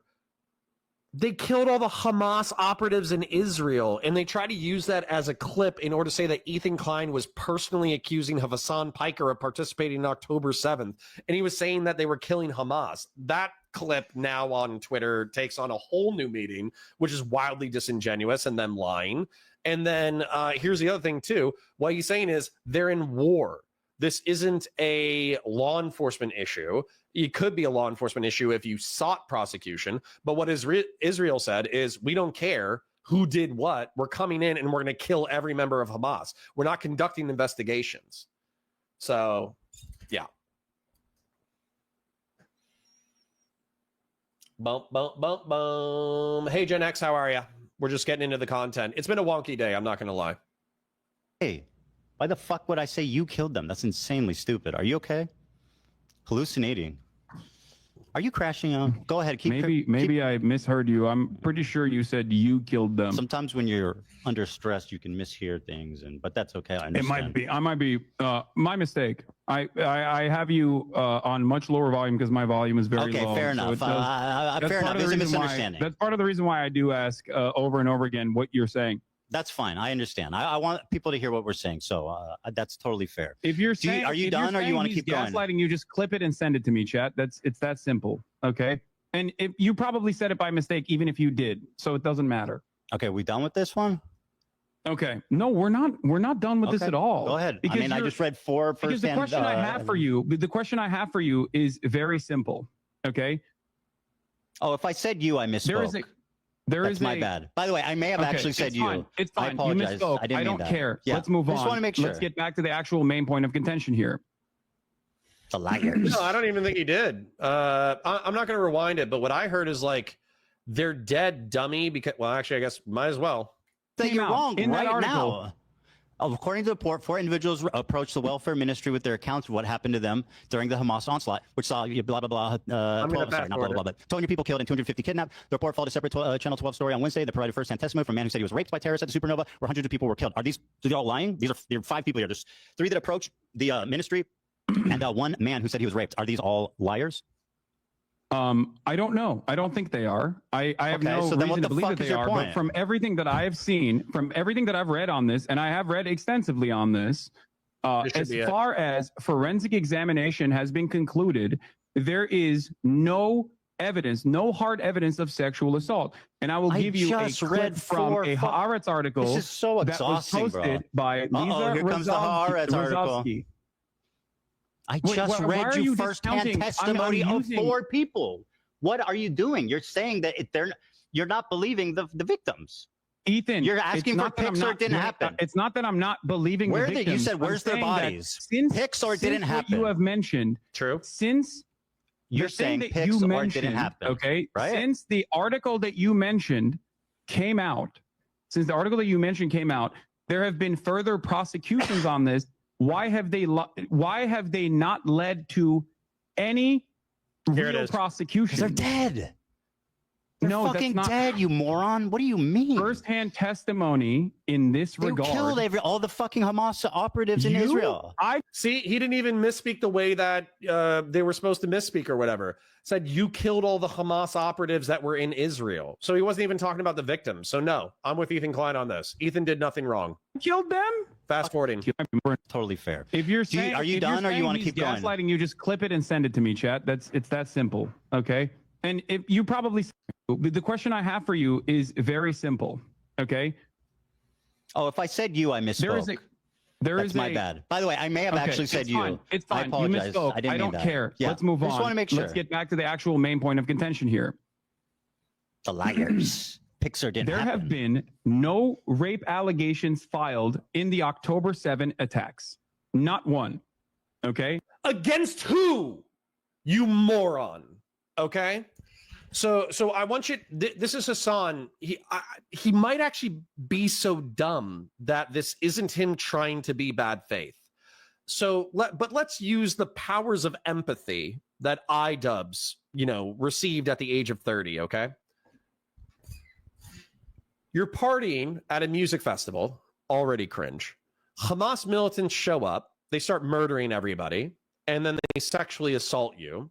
And there are men pointing guns in your face. Let's assume that it's me. Okay, I'm going to use me as the example, so hopefully it's more comedic than it is horrifying. I get sodomized by people pointing guns at me, and I'm afraid to look them in the face in order to, because I don't want to get shot, right? This is the hypothetical. Then, somehow, through the grace of God, I survive either that incident, they leave me beaten, bloody, sodomized on the side of the road, or they kidnap me, and then after 60 days or 90 days of captivity, I'm rescued. Okay? How am I supposed to identify the perpetrator? I don't know their name. They could have been wearing, garb to cover up their face.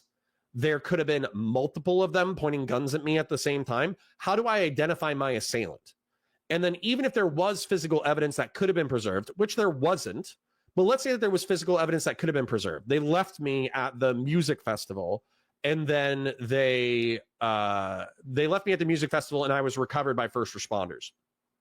So what you're asking Israel to do is, in the wake of the worst terrorist attack since 9/11, you're asking them to take men and women who have been sodomized and then and assaulted in various other ways, and you're asking them to be taken to a hospital to do a forensics examination for them to get physical evidence of the sexual assaults that occurred, rather than taking victims of sex crimes, beatings, and murder. The murder ones are murdered, to be clear, but sex crimes and beatings, taking them to a safe place to clean up their bodies and for them to, go into shock and then not come out of a hole for a month. So what Hasan is saying is, it didn't happen because they didn't take sodomized survivors and recover perfect physical evidence. When you know what Israel probably said? Israel said, this is a war now, and we don't care whether or not you committed rape or not. If you are a member of Hamas, apologize for them or enabled for them, we're going to kill you all. That's what Israel said, which, by the way, after you see your countrymen raped and murdered to the tunes of thousands of people, while not justifiable towards genocide, is a fairly human response. So Hasan is applying standards that don't exist, or standards that are unreasonable to project onto the situation, in order to, deny that these things happened. And this is from Ynet, speaking to Moran Gatz, who I posted about earlier. Moran Gatz is the Southern District Prosecutor's Office in Israel. Okay, she was a member of the Team 7110, responsible for cases involving captured Palestinians in connection with the October 7th attacks. On investigations related to sexual violence, she says, in the end, we don't have any complainants. What was presented in the media compared to what will eventually come together will be entirely different, either because the victims were murdered, okay, this is what they're saying, or because women who were raped aren't willing to expose it. She excludes here another explanation, says Drop Site News, that no rapes occurred. We approached women's rights. What? They're saying, or because women who were raped aren't willing to expose it. That sounds true to me. That she excludes here another explanation, says Drop Site News, that no rapes occurred. We approached women's rights organizations and asked for cooperation. They told us that no one had approached them. There were parents who reached out to organizations asking what to do if something happened to their daughter, but they didn't reveal the abuse. So the question I have for you is this, okay? The question I have for you is this. What am I supposed to do in the situation when lots of people getting employment? Celeste Plantagenet says, I'm at my job interview. You should not be listening to this at your job interview, but thank you for listening to this at your job interview. Pray for me so then I can pass on my checks to Counterpoints. Celeste Plantagenet, I am praying for you right now. Everyone say, in nome di Patria, de Fide, de Spiritus Sancte. Please, Celeste Plantagenet York, may she please get a gainfully employed, massively lucrative job so she can shower us with super chats and community riches. Not just the riches of the material world, but also the pleasure of her company and commentary. Amen. There are no victims that have come forward. 4 victims just gave firsthand testimony. I read it to you. Died, but there's no forensic examination. PIKER didn't there has been no justice for these victims in Israel on October 7 due to the fact that the government completely ruined. Okay. The government completely ruined any sort of forensic examination that could have taken place. There is no way. But now we have half a dozen victims who are saying that they're not seeking a criminal conviction, but they were assaulted on the day of. And then you have to imagine that if there's 7 complainants, that there's probably triple that number for people who don't want to come forward because they don't want to deal with the shame or the trauma of the event. So then we're up to 21 victims, and then add in all the victims that were murdered, and you're probably facing like 100, 100 on the low end. Bear in mind that there's 1,000 victims of civilian slaughter. So the fact that we might even have between 30 and 50 victims is already sufficient to say that it wasn't a fluke. It was a part of the operation. Way to actually bring justice to these victims. Your assessment on this. I don't know if hundreds would be a conservative number, only because there are, what was it? It was like 200, 300 people taken hostage, and it was like 900 civilians murdered on the day of. So I would say around 100 would be my expectation.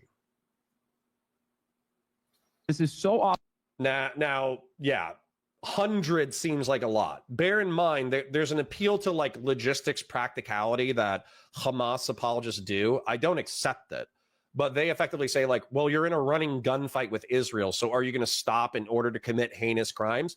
The truth is, dozens of them did stop to commit heinous crimes, but I have to assume the primary punch, the primary concern was getting into a gunfight with Israel. That was the primary concern. So if I had to guess, bear in mind, this is a total lay guess, but if we have 7 victims who are coming forward, I'm going to assume that there's double or triple the amount who didn't come forward.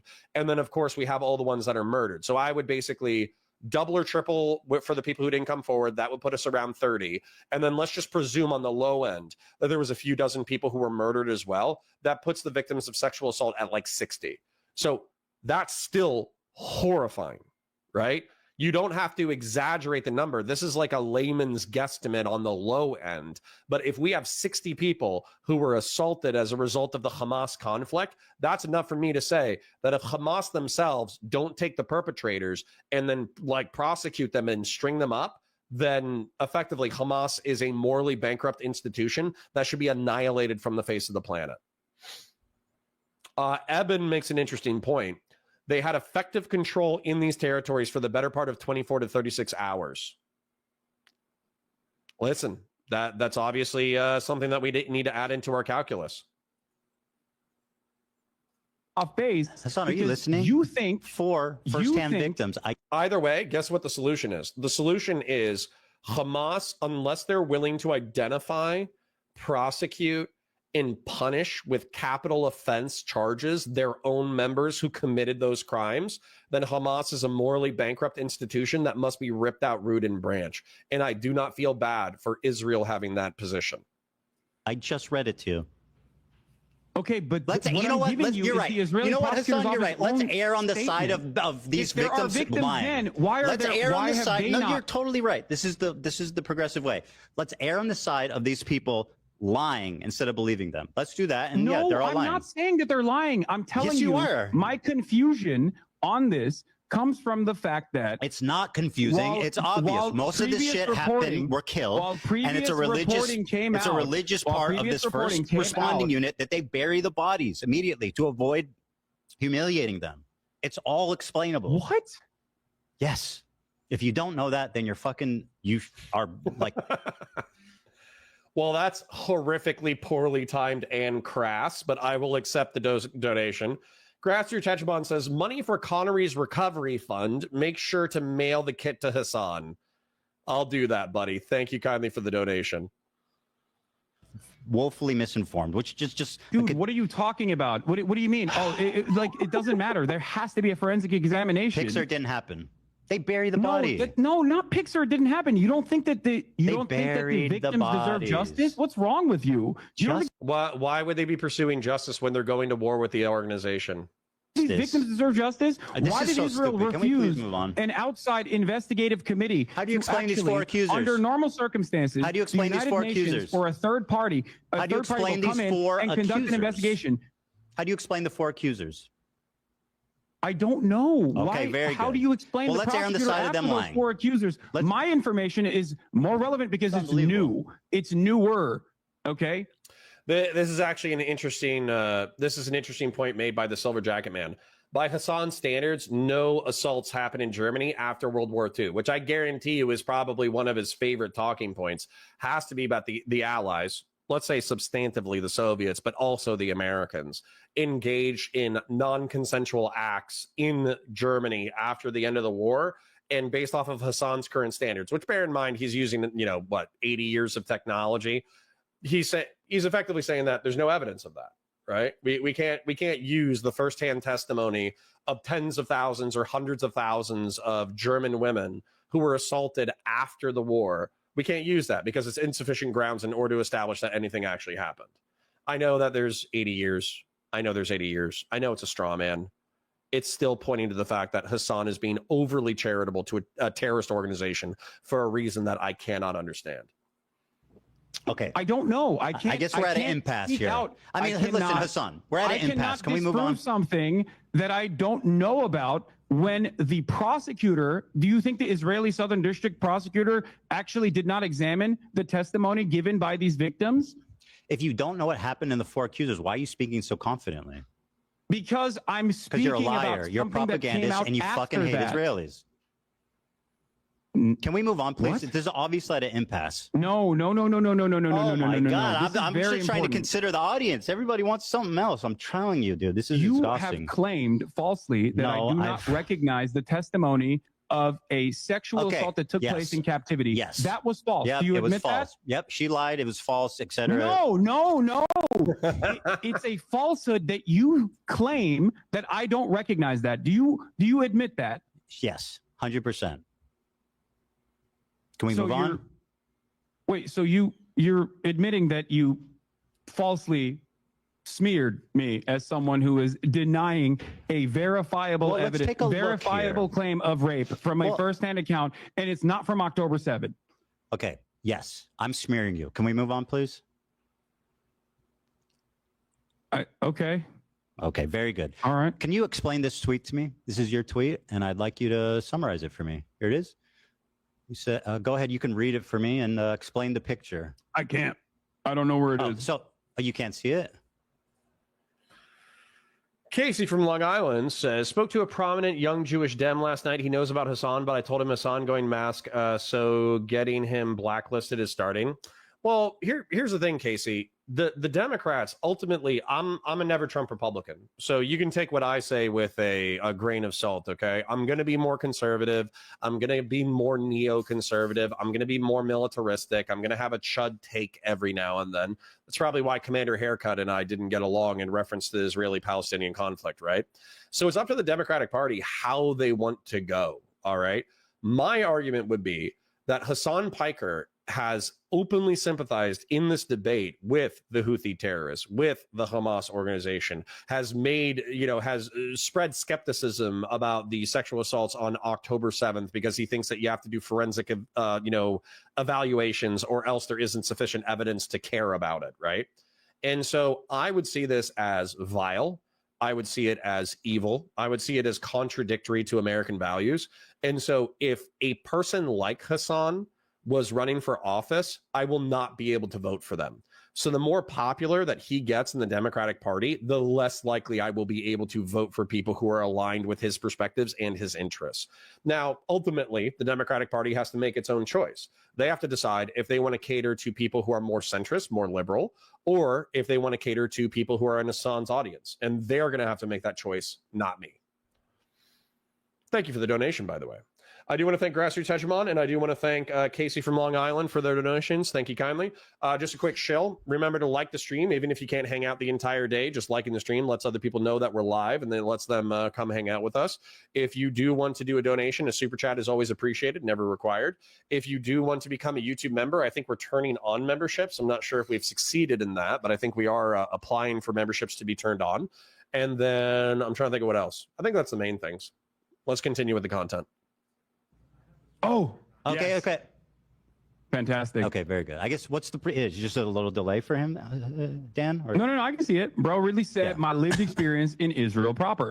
Great. What? If you guys are still arguing about details in reference to the March of Return and you want the links from Commander Haircut, I can link the 2 news articles that he provided to me. Casey says, I know, but the good news is we're fighting against the insane pro-Hasan idiots in media who are trying to astroturf him and his insanity onto my party. Well, listen, I'll help in the fight. Thank you kindly. I will help in the fight in every way possible. The first thing I will do is I will minimize the amount of times that I say the R slur. What's the picture? This is Zone of Interest. You're familiar, yes? Explain for the audience what this picture entails. This is Zone of Interest, which is a Oscar award-winning movie depicting the banality of evil during a literal Holocaust taking place, the monotony of the day-to-day existence, the beautiful garden. And your implication is what? Rudolf Hess and his family put together. And your implication in the backdrop, you can see there is a concentration. There's a concentration camp, Auschwitz. Your implication there's a train that is what? Most likely inferred to be sending. This is the clip you're responding camp. to. Hold on. Like it's completely based on my. I actually don't know where it is, but I said we know what it was. I just said Israel proper, right? I said my lived experience in Israel proper. Can you explain play the clip? Play the clip. It's 2 minutes, and I don't know where this happens. If somebody can find out. No, play the clip. Play the full thing. We have time. I'm not going nowhere. Well, let me see. Yeah, I mean, I want to watch it too. It's just. I know you do. Let's see here. I don't. Here, I'll just play it. Oh, this is a clip from the critically acclaimed Content Cop. How's that working out? You think Ian's happy he made that video? I don't know. I mean, I haven't talked to him about it. I mean, he put out a really big video. I mean, I would be stoked. I don't know why you're asking me about what iDubbbz is thinking. But I mean, I assume. I mean, it performed pretty well. I think it doubled your video. So yeah, I mean, it's not that think, bad. if anything, I think it just means that more people are interested than me than you. Yeah, no, definitely. I believe that for sure. Very good. I think a lot of people. I think a lot of people, some falsely and some for decent reasons, wants to. Do you want to look at the like see ratio? someone put you down a peg. It's probably the reason why there's a lot of people watching this conversation as well. Do you want to watch the Do you want to watch the like ratio on this? Damn. The like ratio on this. That's correct, my friend. Here it is. Wait, what? Ethan, play the video. This is also been reported even by your favorite. What is it? Nicholas Eat Oreos. My favorite. To be false. Okay. Well, here. The dislike let's metric watch is not it. correct. Let's just watch it. Why am I arguing on behalf of Ian's video's performance? I don't give a fuck. Come on, play the video, dude. Come on, Jesus Christ. Play the fucking clip. I mean, it is ironic that he came and did this whole show of doing it with you and it like just completely humiliated him. I think that's kind of funny and interesting, but I'll play the clip. So we need to defend the honor of Nicholas Diorio, even if he does not like us, which is fine. I'm too much of a Destiny simp for him to like us, which is totally okay. And I'm not saying he doesn't like me. We're mutuals, but I don't think he aggressively responds to my DMs. I did send him a DM. I did not get a response. So Nicholas Diorio is one of the larger commentary YouTubers. He's doing quite well. And he does something called Ultimately R-Word Review, in which they review the various sexual improprieties of creators. Hasan and other people have characterized him as degrading the victims within those things, but oftentimes the dramas that they're breaking down have nothing to do with actually serious criminal stuff. It's the improprieties of like Minecraft YouTubers or Destiny or whatever. And so the hyperbole in the drama sphere is actually pretty natural, where they know they need to be hyperbolic in order to get the attention of people. And so as a result, they fully embraced it. They do not have the limits where somebody says, oh, you can't use the R slur. Hell, in commentary, they use the N word. You know what I'm saying? So they do whatever they want to do over there. So no, Nicholas Diorio does not mock the victims of assault. He reviews the sexual improprieties of famous people, and he makes fun of dumb people, regardless of whether or not they're the alleged perpetrators or the alleged victims, if they're doing something stupid or if they're presenting evidence that's unsubstantiated. So leave Nicholas alone. Not on leftovers. He's now talking about it on his podcast. What I want to do is show you. Are you denying? Hold on, I'm sorry. His entire creator clash is in ruin. The event is going to be fucking absolutely canceled. He's probably not even able to reimburse most of the fighters for the time they trained. How is that not a train wreck? Ethan, I'm just saying. I am not iDubbbz. I don't care about your petty vendetta against iDubbbz. Play the fucking video. clip. Guys, how I see Israel. Because You you were in the see video. that when you listen to Hasan and you hear all these fucking Yes, you ruined a charity event. I hope you're proud. Oh my God, bro. You have no idea what you're talking about. She's now talking I'm about talking it on about his podcast. Israel proper. What I want to do is show And you're showing headlines about Gaza. I literally say in this clip that it's not, has nothing to do with the conditions of Gaza and the conditions of the West Bank, which I consider to be like apartheid. Like it's completely based on my lived experience of 5 years living in Israel. My lived experience, bro. You are so fucking out of line. You have no idea. How do you have the confidence to make this video? Again, I don't know where it is, dude. The phrase. Show you guys how I see Israel, because you don't see that when you listen to Hasan. Israel blocks, and he shows these headlines. Israel again blocks Gaza aid. Again, I'm not talking about Gaza, which I say clearly in this clip, but go on. And you hear all these fucking mega lefties talking. Israeli authorities block healthcare to Gaza. Again, I'm not. Do you think that I'm talking about walking around Gaza when I say how great multicultural it is? Did you think that? How Israel attacked Gaza since October 7th? Not even. Shield your eyes. We never co-signed what they did. Is that not the point he's making, though? It already happened. I said it. Oh. No, okay, well, anyway, the phrase I said is that my experience in Israel proper. What happened after that when AB chimed in, I wonder. Anyway, listen, Who knows? I mean, you like to make inferences based on. I'm just asking. I don't know. You know what's so funny? You know what's funny? Crazy, it's all on the audio. Go listen to it, dipshit. It's on the audio. You don't know what you're talking about. You're a pathological liar. You are a propagandist. It's on the audio. You can go listen to it if you gave a fuck. Both AB and Olivia were chiming in. I don't know why we buttoned it. I'm just asking. All right, breaking down this point in case you're lost. Lots of people are still fighting about rules of engagement during the rights of return in chat. But the point that was being made by Hasan PIKER is that he believes that there's an ongoing genocide in Gaza. Ethan Klein was talking about his life in Israel and how, diverse and tolerant and peaceful it was. And he was talking about within the borders of Israel. Ethan Klein took offense to that implication because he's trying to differentiate Gaza and the West Bank away from Israel, where he is actually quite critical of the policies of Israel. And within Israel proper, quote unquote, 24% of the population is Arab Muslim. And according to Israelis, don't know whether or not this is true, but they have relatively peaceful relationships with their 24% Arab Muslim population within the state of Israel. They wake up, they go to work, they work together, they do what they need to do. They buy things from each other, they sell things to each other. They have a relatively normal coexisting neighborly relationship. And so to categorize it as ethno-religious hatred or supremacy doesn't feel accurate to the experience of people who quote unquote live in Israel proper. That's not to say that there aren't genocidal Zionist psychopaths who exist within Israel who do look down on their neighbors, but that's the point that Ethan was trying to make. What Hasan was trying to make, the point, whether you agree with him or not, is that life can be iconic and even lovely in certain places when horrors are happening only a few miles away. And he used a movie about like a concentration camp guard who had an idyllic life while they were perpetuating the Holocaust. So is it hyperbolic? Maybe a little bit, probably not to Hasan's perspective. I think it's a little hyperbolic, but those are the points that they are actually, making. It's fine. It's not that big of a deal. What are you implying All here? right. What are you implying with this photo? What photo? Oh, with the photo. Okay, Yeah. So let's begin. This is going to finally cause us to talk about Israel-Palestine.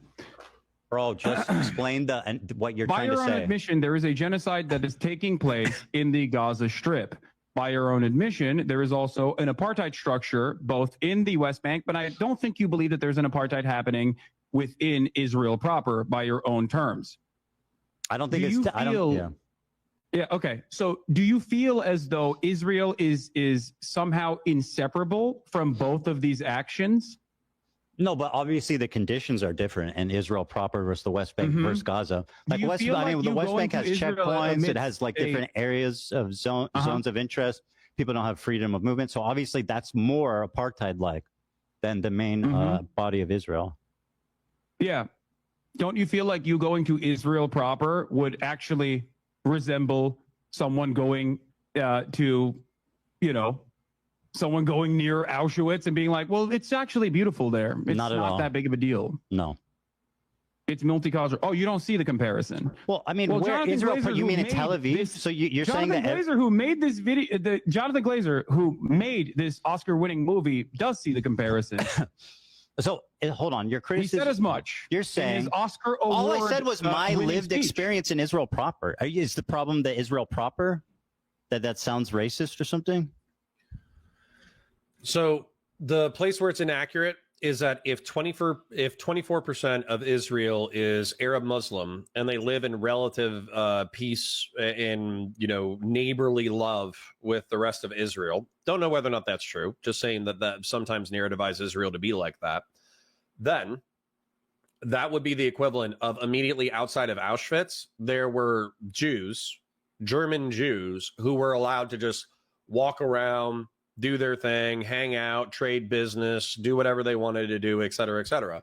And so the reason why I think this is repulsive to Jews and to Israelis is the fact that it wasn't like that, right? Obviously, all the Jews were rounded up. They were all ghettoized. They were all slaughtered. There wasn't some differentiation between the peaceful coexisting Jew and the the parasite that needed to be wiped off of the face of the planet according to Nazi Germany, right? So that's where I could see Ethan taking offense to this characterization, even if there is some like historic parallel to life being idyllic in one location while only a few miles away being actual hell on earth. No, I think you're trying to present Israel as a beautiful multicultural land when it is directly doing a genocide across the border boundary, okay? And also is an apartheid on a good day. Yeah, I make a distinction for sure. You can't. I lived there Israel for 5 years in Tel from the Aviv. crimes that is happening 6 miles away, Ethan. That's my point. So 6 miles from where I live in Tel Aviv? 6 miles from what? I don't know how many miles away it is from. It's a lot further than 6 miles. What the fuck are you talking about? I don't know how many miles away it is. That's not the point. It's close enough that you can see it. If you go to Sderot, you can watch it. The point you're making is that everybody living in Israel is living next to a concentration camp. Yes. So I said, bro really said my lived experience in Israel proper. And you're saying that I am a Nazi officer living casually and enjoying life as people are. No, you're not directly a Nazi officer. Well, that's what this says. No, Ethan, you're taking it a little bit too literally. I think the point there with that imagery is not that it's a Why Nazi did you choose officer, the one with the is guy that- standing in it? Well, I'm actually interpreting the work of art in the exact same way that Jonathan Glazer, who made this piece of cinema, interpreted it. The entire point is you can have a wonderful life as an American Jew in Israel. Of course you can have a wonderful life in Israel. That's the point, because Israel is a ethno-religious supremacist apartheid state that is currently doing a genocide. It is the entire underlying principle of why this nation state was founded. That's what it was founded on. It was founded on exterminationist principles definitely agree. of the indigenous Palestinians, which you seemingly agree to. So yes, if you actually think Israel is doing a genocide, then it comes across as rather odd that you would go to Israel to show how multifaceted and how wonderful Israel is. I mean, yeah, it would be exactly like someone saying, oh, you don't understand. I'm German. I am going to Poland. I'm going to go to Warsaw. I'm going to go to Auschwitz. It's not the same at all, dude. How wonderful It's so Auschwitz looks like because it's German territory. Okay, I lived in Tel Aviv. I worked beside Palestinians. I worked with them. I took the bus with them. I walked around the streets with them. I went to the restaurants. They worked with me in my businesses. It's not what people expect. That's my point. You don't see. Yeah, that would be lying. That would be lying to your audience about the actual totality of Israel. You want to talk about my totality of anti-Semitism inferred off of like hyper specific narrow definitions that you have invented in your mind? Talk about the totality of a country that you recognize is doing genocide. You think it's appropriate? You think it's appropriate to go to Israel while there is a fucking genocide going on? I mean, by your own you admission did a show with me and you consider me your friend, and you knew that I was apparently a Nazi officer that whole time. What? I said you were considering me a friend. You did a show with me. You knew I lived in Israel that whole time. I'm surprised you were willing to work with a Nazi officer. I also have interviewed members of the Knesset, as a matter of fact, like Ofer Kassev. I have interviewed Israelis from the anti-Zionist youth movement Mezarvot, Israeli members, Israeli Jewish citizens that have refused service, refuseniks. I don't have an issue with people that have lived in Israel. Some of the reason. Hasan's getting fired up. Good for him, I guess. Nice of him to show up to his own debate. The reason why I'm not doing a lot of commentary right now is just because it doesn't seem like they're really making a substantive point. I can see this both ways. I can see Hasan saying that when you go to Israel and you talk about how diverse it is, when you talk about how beautiful it is, when you talk about how kind everyone is, when you talk about how everybody gets along, you're effectively sweeping or sanitizing Israel's reputation when what they're doing in Gaza right now is horrific. That can be a standalone point. You can agree with it. You can disagree with it. Doesn't really matter to me.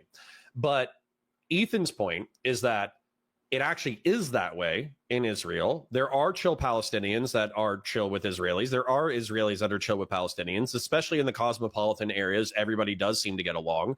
And then not just that, it's not therefore not analogous to Nazi Germany and the Holocaust. We've talked about this in a previous episode, but just going off of scale, the estimated dead in the Gazan conflicts is 65,000 approximately confirmed. And then they're estimating that 180,000 people will die as a result of like indirect causes by the time the conflict is over, or, you know, that was the estimate, I guess, which can add up to a substantive amount of people. I think when we did the math, it might've been around like, it's like 2,200,000, right, is the approximate population of Gaza. So that is around 10% of the population. By comparison, 33% of the Jewish population worldwide was wiped out in the Holocaust. When it comes to like European Jewry, I'm sure the percentage is substantively increased to like, you know, 70%, 80%, right? And the rest of them fled. So that's the argumentation, but I can see both points, which is why I don't feel like objecting to either viciously or calling either one of them dumb, is because I see the logic. And why I know the total and utter depravity of the inception of Israel comes from Exeter University's very own Ilan Pappé. His writings are what guide me. Of course, I don't have an issue with people that have lived in Israel and no longer live in Israel, or even still live in Israel, as a matter of fact, as long as they are anti-Zionist, because I care about Zionism as an ideology. I do not care about Jewish people or Israeli people. These are not a part of my consideration, because I believe in the best of people. I believe that people, regardless of the circumstances that they've been presented with, can see right from wrong. Okay, very good. And I thought foolishly that you were one of these people. Very good. I foolishly thought you could also see right from wrong. But it's obvious to me that you have simply... He's saying this while sweeping for terrorist organizations and minimizing sexual assault on October 7th / the ensuing conflict. Used what is going on for the past 16 months of horrific do you want me to mass bombing and starvation. Hasan, you got to stop. You got to stop with the fucking victim. with the gish galloping. I know. This You're is not a righteous gish and I'm gallop. evil. I'm explaining Let to me you my respond. position. Let me respond. I agree with you. I think that my characterization of it as a utopia, like in that moment, was distasteful, and I wish that I had. Commander Haircut, I don't know if you saw it, but you guys are still arguing in chat, which is blowing my mind. However, we did watch the video that was linked in the, I don't know if it was the Amnesty International video, but effectively what happened was there was a 14-year-old, a teenager, waving his arms at the snipers. Then he picked up a rock and then he threw it at the snipers. And then he stood up and he started waving his arms again. And then he caught a round to the chest. So you can make the argument that the rock that the young man threw was ineffective and therefore not deserving of a bullet. I'm actually probably pretty sympathetic to that line of argumentation. However, Israel had the rules of engagement that anybody within 100 yards of the fence could be engaged. And by picking up a rock, he's considered armed. You can make the argument that the rock is ineffective. You can make an argument that it's not likely to cause imminent threat or death, great bodily harm. You can make the argument that he's just a kid. He doesn't know what he's doing.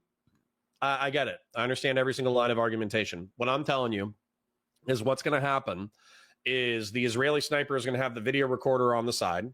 They're going to say, we don't know the age of this kid. He's within 100 yards of the fence. Therefore, it's implied that he's trying to break through the fence. We're authorized to shoot people within 100 yards. And this person picked up a weapon and then tried to use it against us.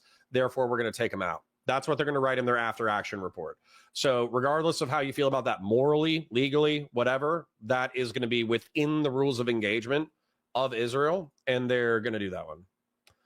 I'm not referencing that article. I'm referencing a different one. Okay. I just wanted to share that we actually we watched that on stream, right? Was that boy beyond the standard engagement that IDF said they would shoot? Nope. A video that we saw that was done by a reporter earlier in the day said that the ROE, the rules of engagement for Israel during the March of Return, was that if you were within 100 yards of the fence, you could be shot. And if you had a weapon within 300 yards, you could be shot. And based off of what they were doing, I think they're counting slings and rocks and guns and Molotovs as weapons. And so, there's evidence of dozens of teenagers who got shot who were participating, within that ROE. So when Commander Haircut, I don't want to pick on him. You guys are kind of picking on him. But when Commander Haircut says oh, well, these people were unarmed and they were sniped at 2,000 yards. Okay, I would need to see like a video of that because you're making that assertion, but just as easily somebody could get shot within 300 yards of the border fence, and then they could be dragged to the 2,000-foot location, and then they could be like, oh yeah, he was just shot here, he wasn't doing anything. Like, I need evidence, right? Bibliolife says, maybe give him a bone and say there was probably some bad calls. There was 100% bad calls. Listen, anybody who served in the military knows there's bad calls. Anybody who knows who served in the military, like the way that it was described to me, I have infantry friends. Infantry friends, they said that the infantry was made up of 33% the best human beings they'd ever met in their life, 33% average Joes who could go one way or the other, and 33% the biggest dirt bags that you've ever met in your entire life. So I guarantee you that if that ratio applies to work, if it applies to the infantry, if it applies to, I don't know, the world, then I have to presume that there's probably some sociopathic Israeli soldiers who use the ROE as a pretext to kill civilians because they wanted to. I guarantee you that happened. The question is how statistically relevant it is and how relevant it is to the conflict. Because were those sociopaths able to sate their bloodlust off of the Palestinians because the Palestinians were doing crazy stuff? Or did they break the rules in order to do that? But in order to understand that, we need more evidence. Sacred Snow says, Valor Media, I'm doing everything I can not to pick on him. I can't vouch for anyone else and being as good faith as possible. Hey, listen, no offense, Commander Haircut, but I appreciate my chat bullying you a little bit. It's not anything personal. It's just, going after my use of the R slur, emailing Valor Media, and then fight, and all because no offense, maybe I'm a little salty about it, but DMing me in Discords, and I was being flippant in Discord, so that's the path that you chose. I'm not going to lie. I'm not a fan of that. So if my chat's being rude or mean to you, it is what it is. But, I'm not going to ban you. We learned 2 or 3 interesting things as a result of you challenging my perspective. So, good on you for standing your ground, for challenging my perspective, and for revealing things to us that allowed us to have a deeper understanding of the conflict, rules of engagement, equipment used, and what Israel is doing. So, yeah. All right. Let's continue. Ed had said that differently. And I see that it came off bad. It came off bad, and I was wrong on that one. I totally agree. Watching that clip back, I'm regretful about how I spoke about it. So I agree with you. Yeah, and then Christian Blair says, which I think is relevant, which you would have to prove in a court of law or international tribunal. That, by the way, is a criticism of Israel, which have in the past not charged members of the IDF who have engaged in war crimes. Yeah, I'm sure there's evidence of it.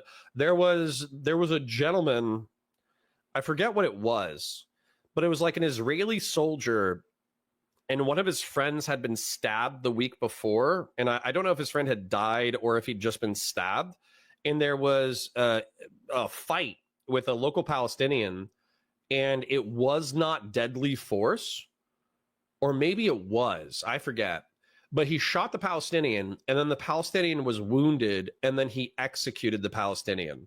And I think that person might have been incarcerated and charged, but I think the charges were dismissed. And so under rules of engagement, he committed murder, but because the Israeli population was so sympathetic to him because they've also served in the military and his friend had been stabbed stabbed the week before, they effectively gave him a pass for murdering a wounded Palestinian. I forget the exact details of the story, but I do remember that story maybe about a decade ago.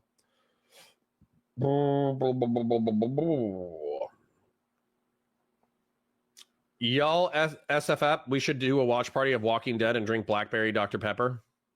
It's not on the ban list. I'm pretty sure Dr. Pepper is. So I'm pretty sure Blackberry Dr. Pepper is going to be on the ban list by proxy, but that's pretty funny. You should tell Hasan that Blackberry Dr. Pepper specifically is not on the ban list. I do love me some root beer. I'm actually really jealous of Ethan Klein right now drinking this root beer. All right, anyways, we're going to get back into the content. I just want to take a pause. Y'all are still like, it's funny. So engaging with the content, this was obviously the hot drama, but because we're on a lag and because I have to do other content, because I have to do back end stuff, I haven't been able to engage with this as aggressively as I want to. Then we got distracted with the Commander Haircut one guy thing. But the point is that we did this And I'm having fun still.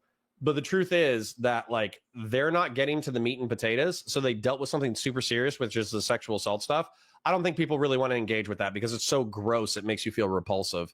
And then now we're dealing with whether or not Ethan Klein is a camp guard, which, again, it's like they're both making points, but we see the points even if they disagree. So it's like, okay, let's move to the next thing.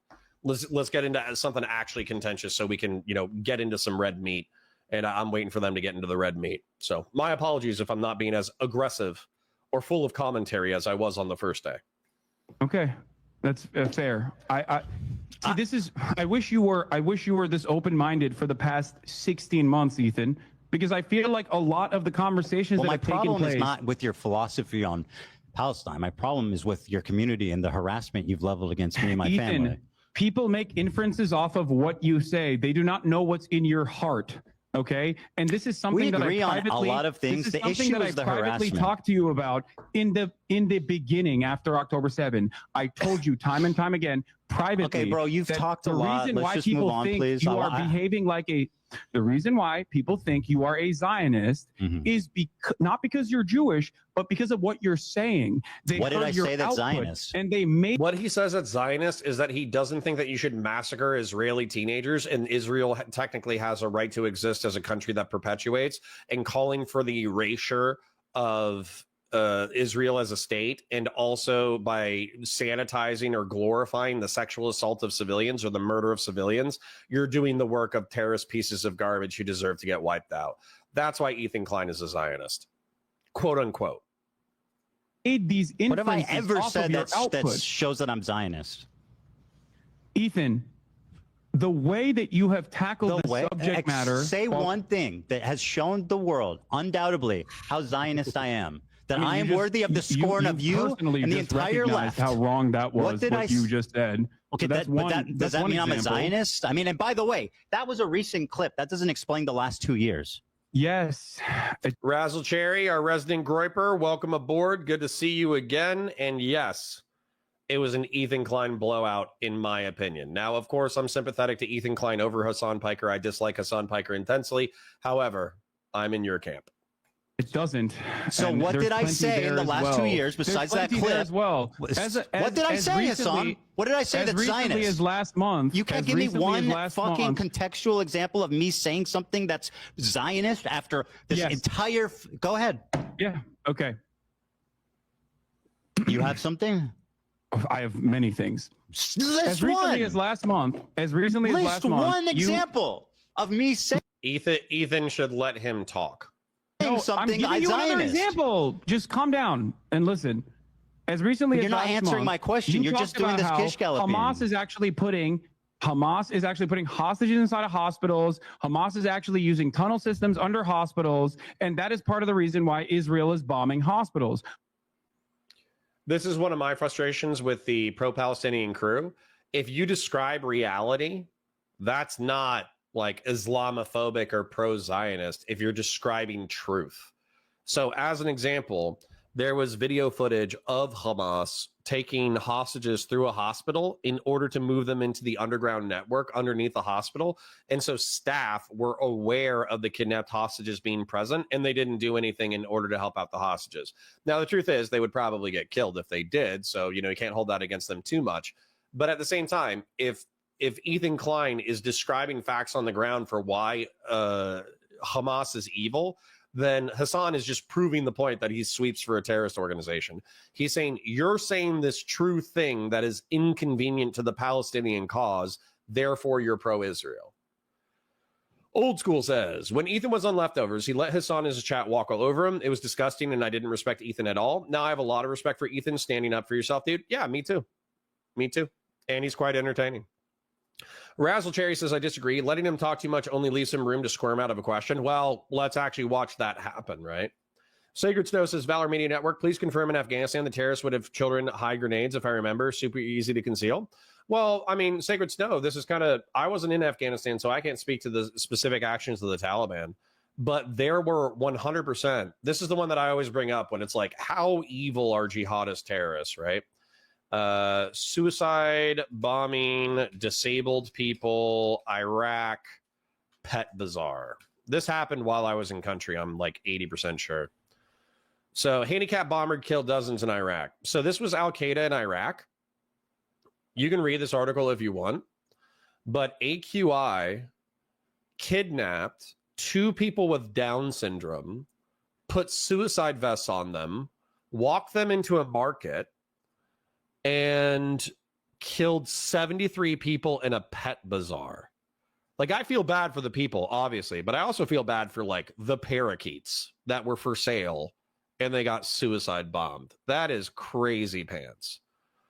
But this is the kind of stuff that it's like, it's so evil, it's almost beyond parody. It's so evil that it's like it's hard to believe how evil it was. And this is, so this is the one that does it. And then in Afghanistan, specifically when it comes to abusing children, the one that a lot of people bring up is Bachabazi,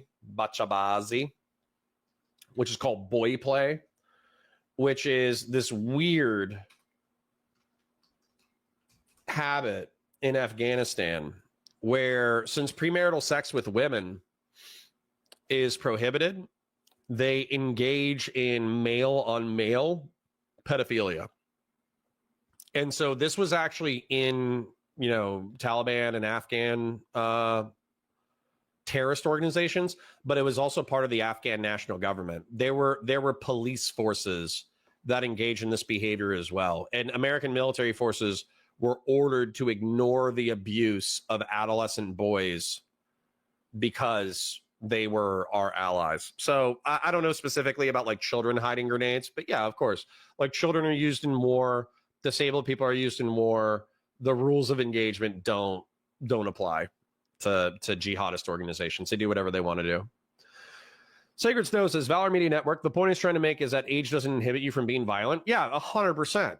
100%. Yeah, teenagers engage in warfare all the time. As a matter of fact, Commander Haircut, I'm not trying to be mean. I'm not trying to, engage, give your bullies ammunition. I'm going to. But it's not specifically because I'm trying to, bully you. It's because it's something that we watched on this we watched recently. Around 25,000 teenagers from the Gaza Strip on Wednesday finished a 10-day training course in paramilitary activities organized and supervised by Islamic Hamas movement's armed wing. The graduation ceremony was held at Gaza City's Al Katiba Square, a large public garden that used to be the first military installation for the Palestine Liberation Army in the 1960s.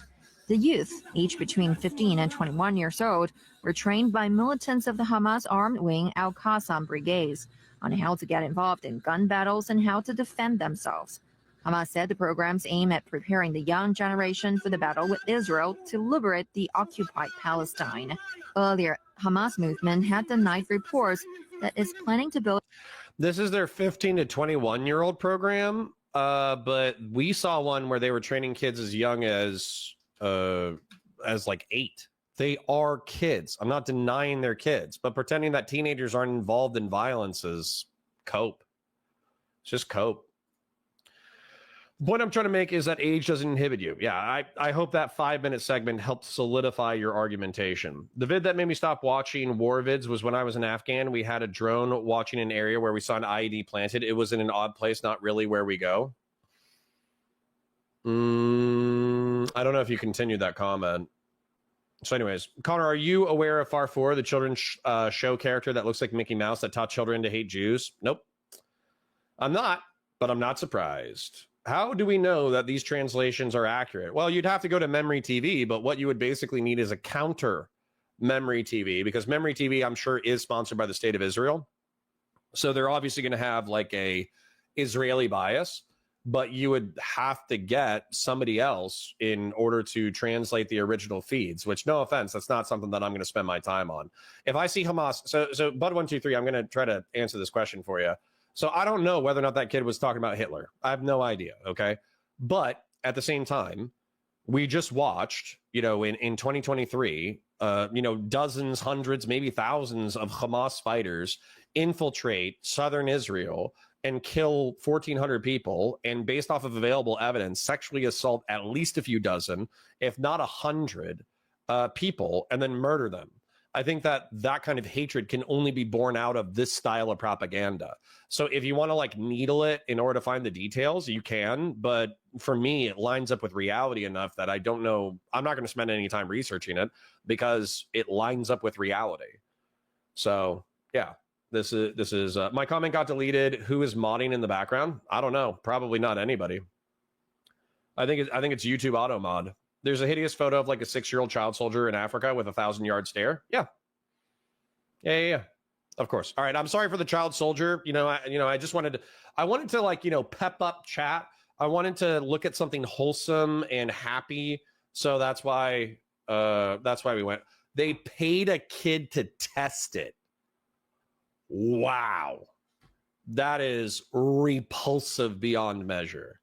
So Silver, if I'm hearing you correct, one of the things that turned you off of war footage was while you were in Afghanistan, there was people who wanted to set up a roadside bomb. They set it up, and then they paid a kid money to test the IED so his family would have money, but he would pass into the hereafter. Did I hear that correctly? This is why, by the way, Commander Haircut, I understand that you're coming from like a more progressive or liberal perspective, which is totally fine. Valor is going to be more progressive or liberal than me.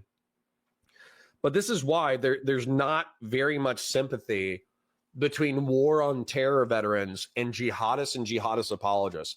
The reason why I get so angry and upset with people like Hasan, PIKER, Denims, and Frogan is because you will never hear them talk about that. You'll never hear them talk about when I was in Iraq, them kidnapping disabled people and using them as suicide bombers. You'll never hear them talking about using kids, like Silver just said, in order to test IEDs. You'll never hear that 80% of the victims in jihadist civil wars are a result of jihadist militias slaughtering each other. It's not American conventional warfare. They narrativize America as the great Satan, the great evil that just goes into the Middle East and North Africa and just slaughters everyone. And then CIA and, the CIA in the United States of America, they back jihadist organizations. So realistically, even if jihadist organizations are slaughtering each other, it's still America's fault. They will never allow any agency for these organizations. And that's what Hasan is engaged with later in this debate. We might not get it today just because we got one guide a little bit. But the truth is that Hasan does that. He does that all the time. He says the reason why Hamas did what it did is because of its material circumstances. It has nothing to do with like a moral evaluation of their behavior. And so as a result, there's like no cultural pressure that Hasan, as a Muslim pro-Palestinian, he will not put, or cultural Muslim, I should say, but as a Turkish pro-Palestinian, he will never spend an iota of energy criticizing Hamas and their behavior because it's counterproductive to his political narrative. And I find that repulsive. I really do. Yeah, Americans and Israelis will criticize the Israeli and American government because we live in a free society and we're free to do so. And on top of that, sometimes we hold our murderers and rapists accountable. You will not find that level of accountability in Hasan, in his chat, in Frogan, in Denims, or in the left in general, which is repulsive. I should say leftists in general. Christian Valera says, you notice that jihadist orgs in Arab countries say nothing about Russian military tactics, which I would argue are on par with jihadist tactics. Yeah. Yeah, they can't criticize each other. Yeah. Never seen Hasan on my own. Yeah. Well, we haven't gotten to it yet. I was hoping to make it further into the stream, but to be honest, we got a little bit distracted with the one guy March of Return details. But the truth is, we're probably tomorrow. I know this is like a big deal and it's not as hot as it was a few days ago, but I'm probably just going to watch through the Houthi segment. That's probably what I'm going to watch through, because I think we're actually about to get into terrorism apologia, which is like the main thing that I care about. This is the main thing that I care about, is him sweeping for the Houthis and him sweeping for Hezbollah and Hamas.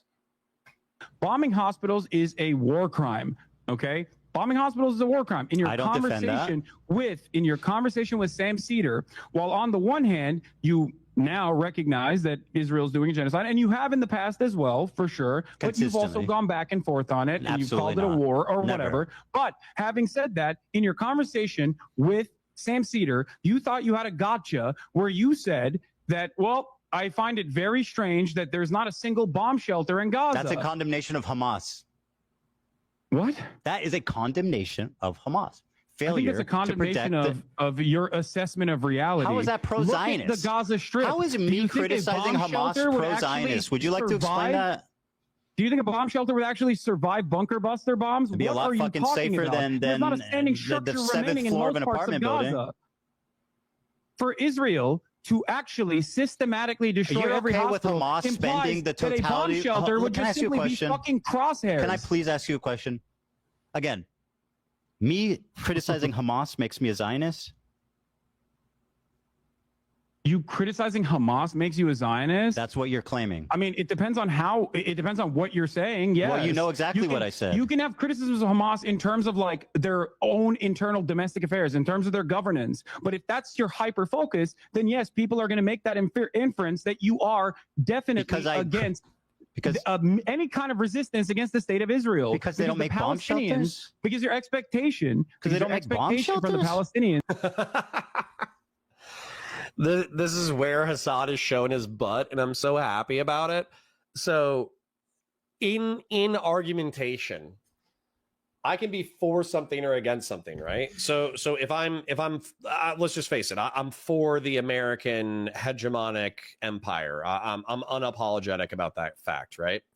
So I will make arguments saying that these are all the good things that America has done on the world stage despite our sins. That's a line of argumentation that I will make. However, I can also just criticize the enemies of the United States, and you can infer that I'm pro-America based off of that. As a matter of fact, plenty of propagandists do this. Tucker Carlson never says that he is pro-Russia, right? He never says, oh, I love Russia, I love Putin, I love, the Russian military-industrial complex. I love their invasion of, Ukraine. I think it's so based. I can't wait for base daddy Putin to take over Europe. He's never going to say any of that crap, right? But what he will do is he will uniquely criticize Ukraine, right? That's all he's going to criticize. He will have nothing to say about Russia's malfeasance, while he will have everything to say about every iota of what Ukraine does. And so therefore you can infer it. So what Hasan is doing, it's improper argumentation because Ethan has taken wildly pro-Palestinian stances, but he's insufficiently pro-Palestinian, which is why he can be thrown under the bus. It's why he can be vilified. It's why he can be treated like crap. It's why he can be harassed. It's why he can be doxxed, is because he is insufficiently pro-Palestinian because he bothers to criticize the behaviors of Hamas. Amazing. I love that the game is now so on display. It's so open. Is to just simply sit there and take it so you can fucking act like you felt bad 10 years down the line. Everything that you... Ooh, I have like a compulsion to sing like We Are Family. Like, like we are family. I got my sisters with me. Because, in case you're not looking at your screen, Celeste Plantagenet York said, I got offered the job, 5 exclamation points, happy face, happy face, happy face, happy face. Connor, be on the lookout for a Starbucks gift card. Thank you, everyone, for your good energy. You're my online family. Well, thank you, Celeste Plantagenet York. If I ever say anything offensive, I hope you guys appreciate the level of good faith that I have offered in this chat. Most people would have just like, Commander Haircut and I got into a beef, and he told my boss that I use ableist slurs. Normally, if that was my home channel, I would have just been like, okay, screw you. We don't see eye to eye, ban, right? However, Ken appealed to my good nature and said that we shouldn't be using ableist slurs anyways. He's right. And Commander Haircut is right. And so as a result, we've had a passionate debate with Commander Haircut in chat. Celeste Plantagenet York walked into my chat being crazy anti-theist and very edgy anti-theist, but Instead of getting pissed off, we made it a few jokes, and now we're happy as a community for her success. When she succeeds, we succeed. When Jonah Boy succeeds, we succeed. When Silver succeeds, we all succeed. And so as a result, I'm happy to have you beautiful souls hang out with me during your workday in order to watch random pieces of content. And yeah, that's awesome. Seriously, congratulations. I was memeing for the past 30 seconds, but I'm serious. Congratulations. Claim the whole fucking apparatus of harassment that exists across social media with you at the center of it, it infringes on an inference that you maybe meant this. I have never once said I'm Zionist. The only reason people believe that is because you repeat it maliciously. No, the reason why time people and time believe that again. is because of your hyper focus on one. you, and your distractions That makes me a Zionist? away, That and makes your me a Zionist? deliberate deplatforming attempts towards pro-Palestinian content creators. It Yeah. is ridiculous. Being pro-Palestine doesn't simply absolve say you of guilt. You recognize the genocide, but you also literally get mad at people who fight back. You get So mad I'm at the public Houthis. enemy you number call them one terrorists. You call for defending Hezbollah a myself. terror group, which is by the American state's definition, absolutely considered a terror group. But there are plenty of terror groups that have Hold on. Do you not successfully consider Hezbollah a resisted terror group? against American imperialism and other you forms not of settler colonial violence. Do you not consider Hezbollah a terrorist group? I think the definition of terrorism by the American State Department is intentionally vague to deny people their habeas corpus. He uses the American State Department like a slur. I swear to God. So let's go ahead and look it up. Hezbollah, okay? What military operations has Hezbollah done? What operations has Hezbollah done? Let's just look at it objectively. I'm going to go ahead and say, excuse me, that Hezbollah. So the way that I define terrorism before we get into it is when you intentionally attack civilians in order to press like a political message. Like, let's go ahead and look at the terrorism definition. Let's just be accurate.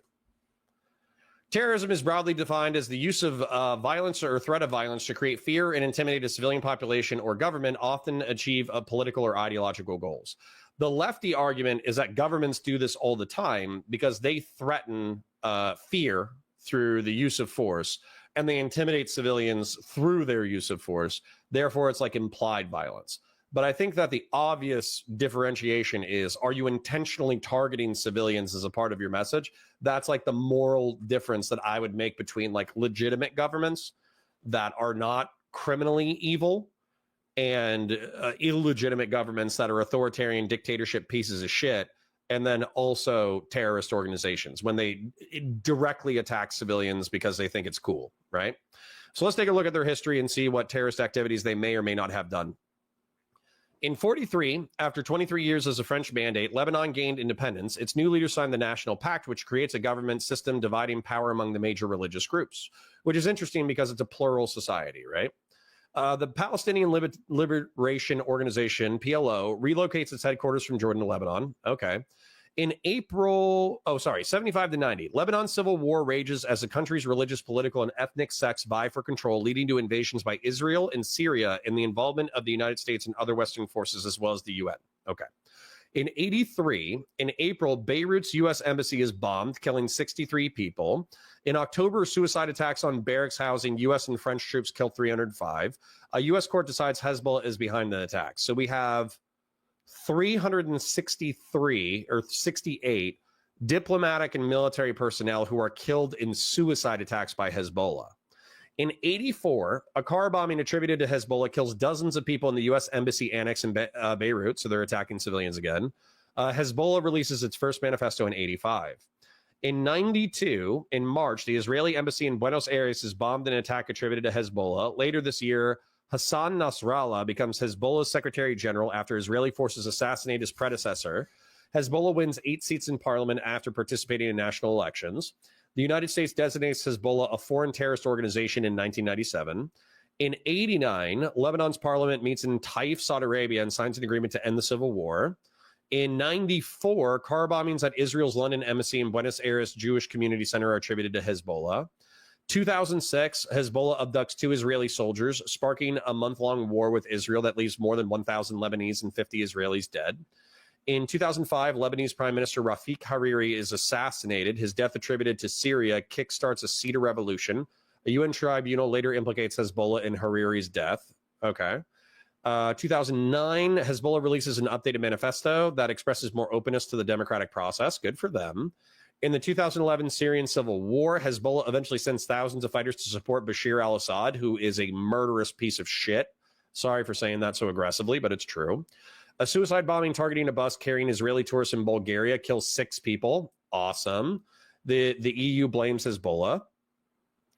2018, Israel discovers miles of tunnels into Israel from southern Lebanon, says that it belongs to Hezbollah. 2019, blah, blah, blah, blah, blah, blah. Okay. So, yeah. So, I mean, the good news is I guess they're not as big of pieces of garbage as Hamas because they didn't, I don't see as many sexual assaults in this summary of Hezbollah. But I do see multiple times that they've targeted diplomatic personnel. I see multiple times that they've targeted military personnel, which can still be terrorism, even though you're attacking the military. If like, for instance, you do a suicide bombing, you kill one of your civilians in order to do it, then same thing with, the assassinations. So, yeah, they're a paramilitary organization that engages in terrorism. Excuse me. I'm okay with that definition. 100%. It was called for Connor. What happened? Grassroots Hedgebun says, I'm proud of your drunk. I'm so proud to be your drunk internet uncle. True. Habeas corpus for who? Hezbollah? Yeah, probably. Which habeas corpus, if I remember, is just the ability to appeal to like a trial. Military targets so bad, but legally justified. True. It was called for Connor. True. Hezbollah, Ebola. True. It was so bad, pregnant women were victims. Wait, who are we talking about? Y'all are getting crazy in here. I'm from the town where the Bulgaria bombing happened. Jesus. Okay, well, good to have you aboard, I guess. They intentionally maimed people with tear gas canister shrapnel. Oh, you guys are still arguing. Jesus Christ, guys. Take a lap. Take a break. All right. Let's continue to see whether or not Hezbollah is terrorist, according to Hasan PIKER, or if he just thinks it's a pretext in order to deny people their due process rights, even when they murder civilians, assassinate people, and blow up military installations. Deny people their due process. It is there to justify whatever kind of militant action that the American government can take. This is a severe violation of the American Constitution. So yes, please, I think that this definition is intentionally vague and it's can I request something? It's silly. Can I please request something? I'm interested in having a conversation. You take this and you just go on and on and on and on. You repeat yourself. You double down on the same point. I just want to have a conversation. You make your point and then you move on. You're doing too much. Please. We're going to be here. The American terrorism designation is silly. Do we agree? I don't know. But what do you mean? But here, I'll be more precise. You use its definition without ever actually thinking about it? What do you mean? Let me be more precise. Here's what you said. Allah is a paramilitary organization. Do we like them or no? They are a terrorist organization. Like they're designated. They are designated by the American state as a terrorist organization. I do not like them then. Well, like I like what you like. I don't have an issue with them. Let's just say. What did you mean by that? You do not have an issue with Hezbollah. Okay, Leah, thank you for asking. Exactly. All right, let me explain. I do not have a single issue with the way that Hezbollah has defended southern Lebanon. Me neither, I do not have a single. Yeah, that's not what you said, though. He said he doesn't have a problem with them as an organization, right? Why are they designated, Hasan? We literally just read it. They assassinated domestic leaders in Lebanon. They killed Israeli Jews in, what was it? It was in Brazil, in Bulgaria. They kidnapped and murdered Israeli soldiers, which you could argue is potentially militarily justified, but they were trying to use the 2 soldiers as like leverage against the Israeli state. They, what else did they do? So they did assassinate. Oh, and then they also did suicide bombings against American diplomatic personnel and against American military forces. You can argue whether or not those are justified conflict or like targets in a conflict. You can argue that, but I would say that the tactics are 100% terroristic. So, meant to intimidate. Oh, and they were also like large participants in the Syrian, not the Syrian civil. Oh, they were participants in the Syrian civil war supporting Bashir al-Assad, who was a murderous scumbag. And then they were also massive participants in the Lebanese civil war, where they were also a murderous scumbags. So yeah, just, decades upon decades, of being, coated in blood. And I have no problem with the organization Hezbollah gets turned into, I have no problems with the organization Hezbollah specifically in their defense of southern Lebanon. Okay. All right, Hasan, nice walk back. Issue with Hezbollah as a form of militancy trying to incur penalties on the genocidal state of Israel. Because if you recognize that it is a genocide, then what is the expectation from other parties involved in the region? The very fact that other countries, countries are not also up in arms is ridiculous, considering that Israel is a belligerent force that is destroying everything in the fucking region because it has an underlying exterminationist policy. And you agree with that because it's a genocide. You said it's a genocide. All right, so what is Hasan, the expectation? Please, this conversation is becoming impossible if you don't just stop talking for a minute and allow me to respond. Okay. Now respond. Thank you. Hezbollah, when it was first founded, I think was a noble thing, right? This is dumb to me. Okay. Now, what I think Ethan Klein is referencing, I would never use this kind of language for a foreign terrorist organization where it's like, it was originally created as a militia. So I think that it was like a noble thing, right? You could say something similar to the IRA, right? Where it's like, well, I think that the intentions of the IRA in order to get Irish independence, I think that was originally, a noble idea.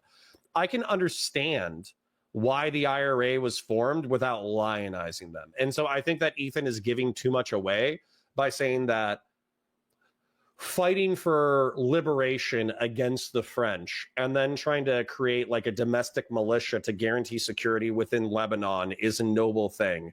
He can say that, but I feel like this gives the pro-Hezbollah simps too much. I would not give it. Sacred Snow says, sorry for debating for so long. The GMR is kind of triggering because enabling of Hamas by downplaying events massively exacerbates this conflict. Sacred Snow, number one, thank you for the donation. Number two, I'm with you. I think that's why Commander Haircut and I got into such a vicious fight is because I would say I'm not like a total Zionist simp, right? Despite what, my moderate Israel simping is, I think what's going on in Gaza is horrific. And if they want to break the cycle of violence, what I would do is I would move all of the Gazans into Rafah, and then I would start building back literally like modern suburbs in northern Israel. I would bulldoze it and then build modern suburbs, well-designed suburbs, so you can walk, you can get to work, there's commercial districts, there's food. I would literally put a KFC in there, I would put a McDonald's and a Wendy's in there, all that kind of stuff. But then instead of having it be colonized by Israelis, I would turn that back over to the Gazans. And what I would do is I would vet the Gazans, slowly but surely to make sure that they weren't like active members of Hamas that were trying to kill people. And then I would move those families back into that area. And then hopefully over time, what would happen is with their material circumstances improved, with water, with secure facilities, all that kind of stuff, then the people who were in the suburbs, as you move them in, as you progress with a multi-billion-dollar, decade-long, 2-decade-long construction project, you effectively rebuild all of Gaza. You try to make it as economically and physically secure as possible. And then you give your enemies like a stable place to live where hopefully we can stop seeing each other as enemies, right? That would be the ideal. Whether or not that's going to happen, probably not. So, I think that if what they're going to do instead, because I think the Israeli parliament just voted on a resolution in order to occupy Gaza in the long term, if their solution is just to militarily occupy Gaza and then allow it to be I'm trying to think of this, like let Gazans live in rubble, right? I think they're going to fail. I think they're just perpetuating the cycle of violence, and they're waiting for another October 7, 2023 to happen so they can use that as the final pretext to expel all the Gazans. And so I'm actually quite sympathetic to the Gazan and West Bank plight in those regards. I just don't think that sexually assaulting civilians or murdering civilians is going to do anything except for give Israel the casus belli to commit ethnic cleansing and or genocide, depending on how you define it. So that's how I feel. So sorry to Commander Haircut that we weren't able to break bread, but I'm with Sacred Snow in the fact that downplaying the crimes of Hamas and downplaying the violence of Hamas sympathizers, all it does is it enables Israel. It enables them to use the violence as a pretext with which to do the genocide or the ethnic cleansing, depending on how you define it. Silver Jacket Man says, maybe unless we coordinate and go for the hippo's eyes. We're talking about fighting a hippo.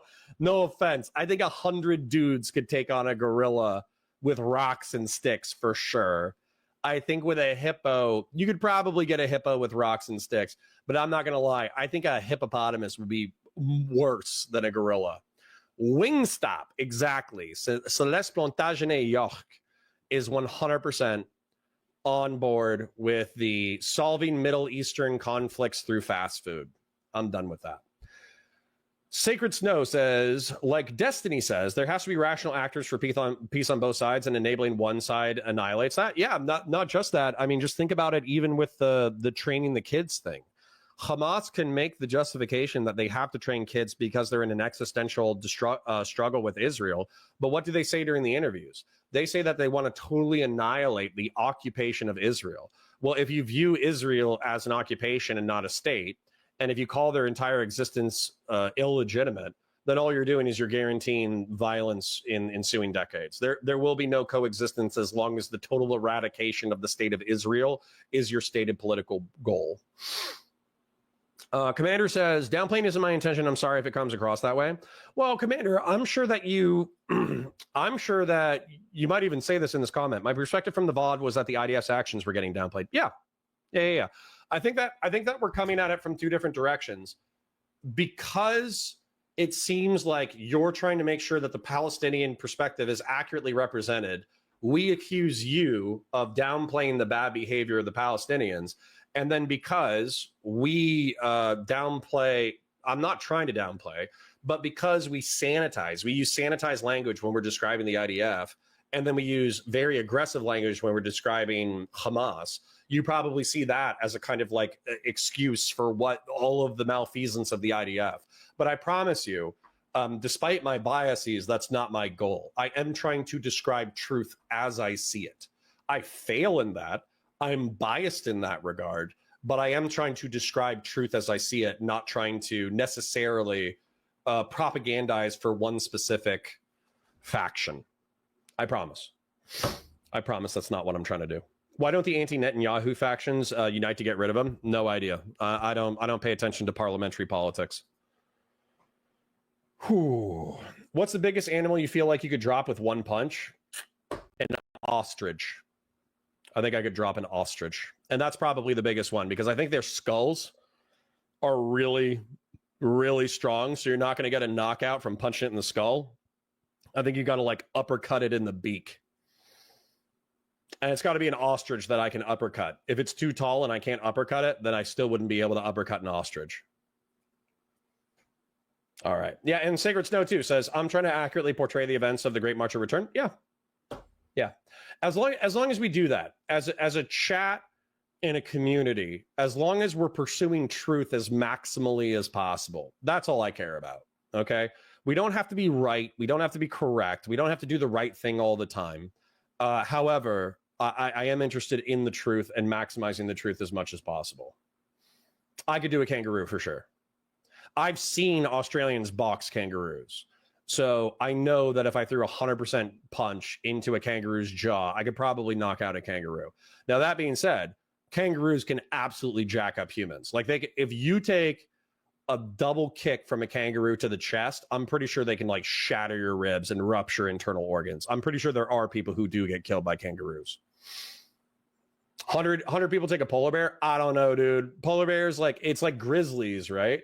So the question is whether or not we can use rocks and sticks, because bear in mind, bears, we did used to hunt megafauna, but we used spears and rocks. So if we have to use our bare hands, that's going to be a tough fight. If you're talking about using spears and rocks, I think you could do it. Polar bear human size comparison. There was one picture, right? This is it. This is exactly what I was looking for. There's a better picture of this, but look how big this stinking thing is. Look at a black bear, right? Black bear's as tall as a human standing up. But a grizzly or some of those like prehistoric bears or a polar bear, dude, yeah, those things would mess you up. It's like trying to fight a moose with claws and teeth. Yeah. Yeah, it's like trying to fight half of a school bus. So yeah, 100 if we have spears and rocks for sure. 100 without spears and rocks, I don't even know if you could, like, I don't even think you can punch a polar bear hard enough in order to hurt it. It's so big, right? Bare hands. I saw what you did there. I saw what you did there. All right. Let's let them continue for a little bit. And actually, you know what? Yeah. Let's hit 5. Not 5 p.m., but let's hit 5 hours of streaming for sure. Let's continue. Of defending Lebanon from the IDF invasion, and they were successful in sending them back to Israel. Now, since then, a lot of Christian Valaris asks like an important question: how determined are the people fighting in these monsters? So the question is like, is it just people picked off the street, or is it everybody who's in it to win it? Because if everybody's in it to win it, I think we can do it. But if we're picking randos off of the street, we're going to suffer a lot of casualties, right? Terrible shit has happened, right? And you sat there and you said, I do not have a problem with them. So do you not have a problem with what the Hezbollah did in Syria, mass murdering civilians on the behest of Assad? Can you find a single instance where I've actually said I have no problem with Hezbollah's actions in Syria? You said No, but you said I have no problems with the organization, which is way too broad of a statement, which now your audience, because they heard you say that, they think that's a normal perspective. Hasan. All right, I'm going to use the restroom, but I'm going to let it play. Although terrorism apologia is my favorite segment, so I'll try to be back almost immediately. I don't have a problem with Hezbollah. No, that specifically. You know what's so funny? Do you feel like that is the entirety of my conversation? Because I have talked about Hezbollah's actions in Syria, as a matter of fact, and I do have a problem You're with that. precise Yes, with your words, right? I don't think that harming civilians is in any way, shape, or form remotely correct. Now, having said that, I'm glad that you brought up Hezbollah because, again, in your video, you falsely claim that Hezbollah is responsible for 500,000 deaths in the Syrian conflict. Yeah. Okay? You say that Hezbollah is responsible for 500,000 deaths in the Syrian conflict. That is the entirety of the deaths, including the Hezbollah militancy in the Syrian civil war. And therefore what? They did nothing wrong? No. That's not what I'm saying. So what does it matter the exact count? Why does that bother you? You erroneously claimed that they were responsible for all the deaths. You stood in front they collaborated. of footage. You stood in front of footage of an entire town that was destroyed by what? By barrel bombs. Who has the capacity to have a air force and use barrel bombs to destroy an entire city? Do you think Hezbollah has an air force? They participated. You're not listening. You're being silly. Is that why you posted that photo? Why are you defending Hezbollah's action in Syria? Do you think that's a good look? I'm not defending that. You sure are. You're like, Hezbollah didn't do that. Hold up. Sorry. That's actually important, so I'm sorry we have to listen to it again. The Hezbollah militancy in the Syrian civil war. And therefore what? They did nothing wrong? No. That's not what I'm saying. So what does it matter the exact count? Why does that bother you? They claimed that they were responsible for all the deaths. You stood in front they collaborated. of footage. You stood in front of footage of an entire town that was destroyed by what? By barrel bombs. Who has the capacity to have a air force and use barrel bombs to destroy an entire... Hasan would never accept this line of argumentation. He would never accept this line of argumentation from anyone. So as an example, we have National Guardsmen who deployed with the American armed forces to Iraq. But guess what happened? The National Guard services, they actually did something that I thought was like horrific. They put down IED components on the side of the road. They put like wires and artillery shells and all that kind of crap on the side of the road. And if somebody tried to come pick up an artillery shell, they would shoot the person who was trying to pick up an artillery shell, right? I have no idea if they warned the civilian population before they started doing that, but they effectively like they threw IED components on the side of the road, not a fully functional bomb. And then they just waited to see if scavengers would come pick them up, and then they would shoot the scavengers. That's some cowboy ass shit. That is beyond messed up, in my opinion, because you have no idea if that person is like picking up that material in order to report it to local authorities. Now, maybe they weren't. Maybe they were jihadists. Maybe they were working in like a heavily jihadi area. They might have context that I don't have, but I think that's crazy pants. Would Hasan ever say, because a National Guard unit from the United States of America that is meant to be defending like rural Kentucky or rural Tennessee doesn't have the air capacity of the rest of the United States military forces, that they are not somehow complicit in the homicides and in the war conflict of Iraq? He would never make that concession. And so the fact that he has to fight so aggressively in order to defend the honor of Hezbollah fighting in Syria 100% feels like sweeping. Decoy hogging like a National Guardsman. Listen, Contra FDN, you say that, but truth be told, I do think of National Guardsmen as kind of like, you know, cowboys, because they only train once a month. They train like 2 summers, you know, or 2 weeks a year, something like that. You know, it's like, you know, 1 weekend a month, 2 weeks a year. And that's their entirety of their training. So even if they went to like infantry boot camp, even if they have all these skills, even if they know how to operate all this equipment, some of them are like actual cowboys. Really, I don't want to fight it. You guys are still fighting about animals. Oh, man. Do I need to find something else? Do I need to find some softcore cryptography? I wanted to document Hasan's apologia for terrorist organizations. And you guys are like, man, I would really, I don't think we could do the polar bear without spears. Listen, it's old content. I get it. It happened on Friday. We're talking about it on Wednesday. I understand. Everyone covered it, but good God, guys. Oh, that's okay. That's okay. Regardless of whether or not you guys need to hear or want to hear the terrorist apologia, I'm going to do a reaction to it because I think this is one of the biggest criticisms of Hasan. City. Do you think Hezbollah has an air force? They participated. You're not listening. You're being silly. Is that why you posted that photo? Why are you defending Hezbollah's action in Syria? Do you think that's a good look? I'm not defending that. You sure are. You're like, Hezbollah didn't do that. Hezbollah would never blow up a village in Syria. Do you think Hezbollah has an air force?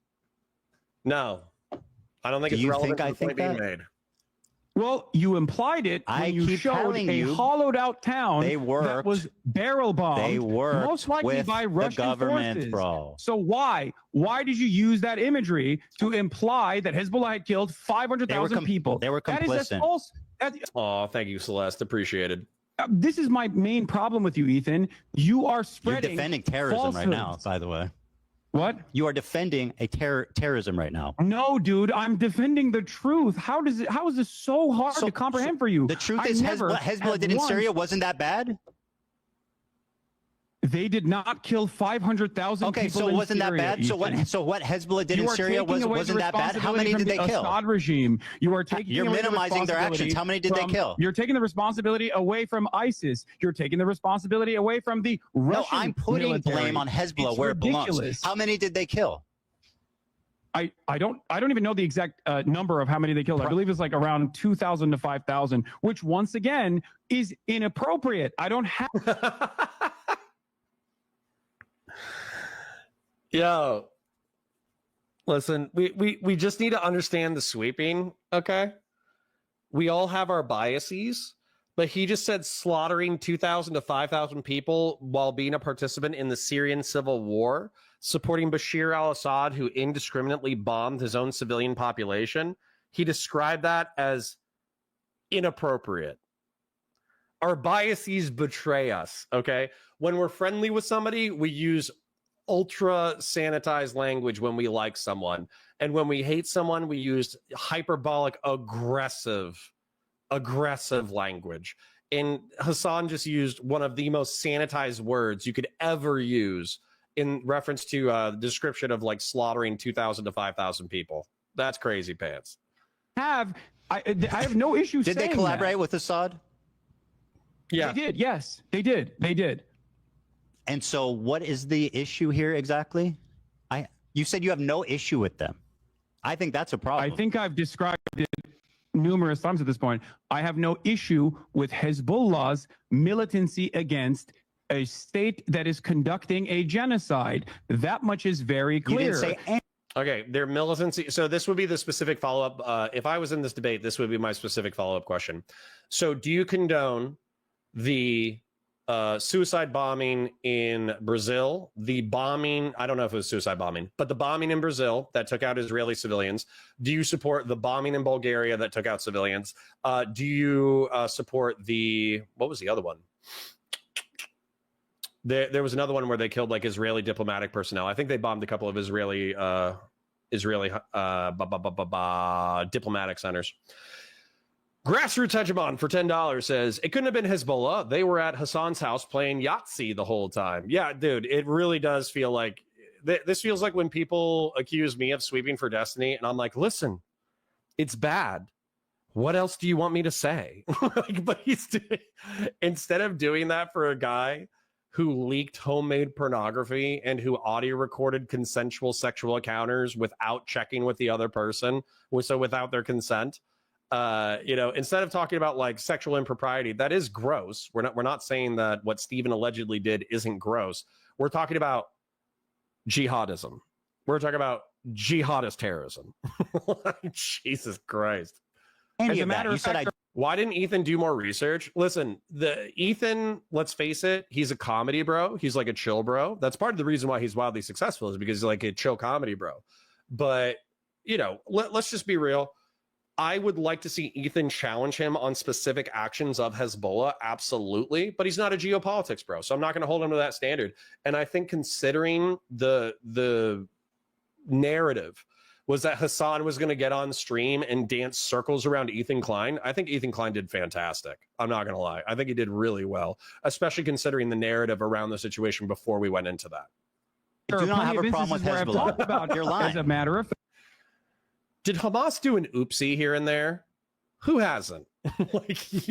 That's the narrative so far. Fact, there are plenty of instances where I have talked about Hezbollah's militancy in Syria. When you're done lying, I'll explain. Wait, what? When you're done lying, I'll explain. You didn't say that. Not. You said I'm lying. You said I'm I telling don't. you You were what my talking position to a is right normie. now. You were talking to a normie who didn't understand anything about the conflict, and he said, "How do we feel about Hezbollah?" A general question. How do we feel about Hezbollah? Your answer was, "We don't. I don't have a problem with them. Let's just say." And then, by the way, Hasan, you start trying to minimize their inclusion in this fucking wanton slaughter of Syrian civilians. Wait, what? I'm minimizing their inclusion of the wanton slaughter of Syrian Here's what you civilians? said, because you want to be precise. You made up I like what you like. Ethan, I don't have an issue with them. Let's just said that they killed 500,000 civilians. What are you talking about? I did not minimize their wanton slaughter in the Syrian civil war. Do you think that they didn't participate with Assad to make that happen? I mean, they were allies. They participated. Okay, so then why are you defending them? I'm not defending them, sounds like Ethan. it. I have already described to you that I am critical of their actions. You are misquoting me. You are misunderstanding. I am verbatim repeating what you said. You liar. I'm having a conversation directly with you, so I don't understand. How can you lie to people? Like we just watched the clip. The arbitrary number that you put there because you don't do enough research. No, that number was based on the totality of deaths. My claim was that they participated in it.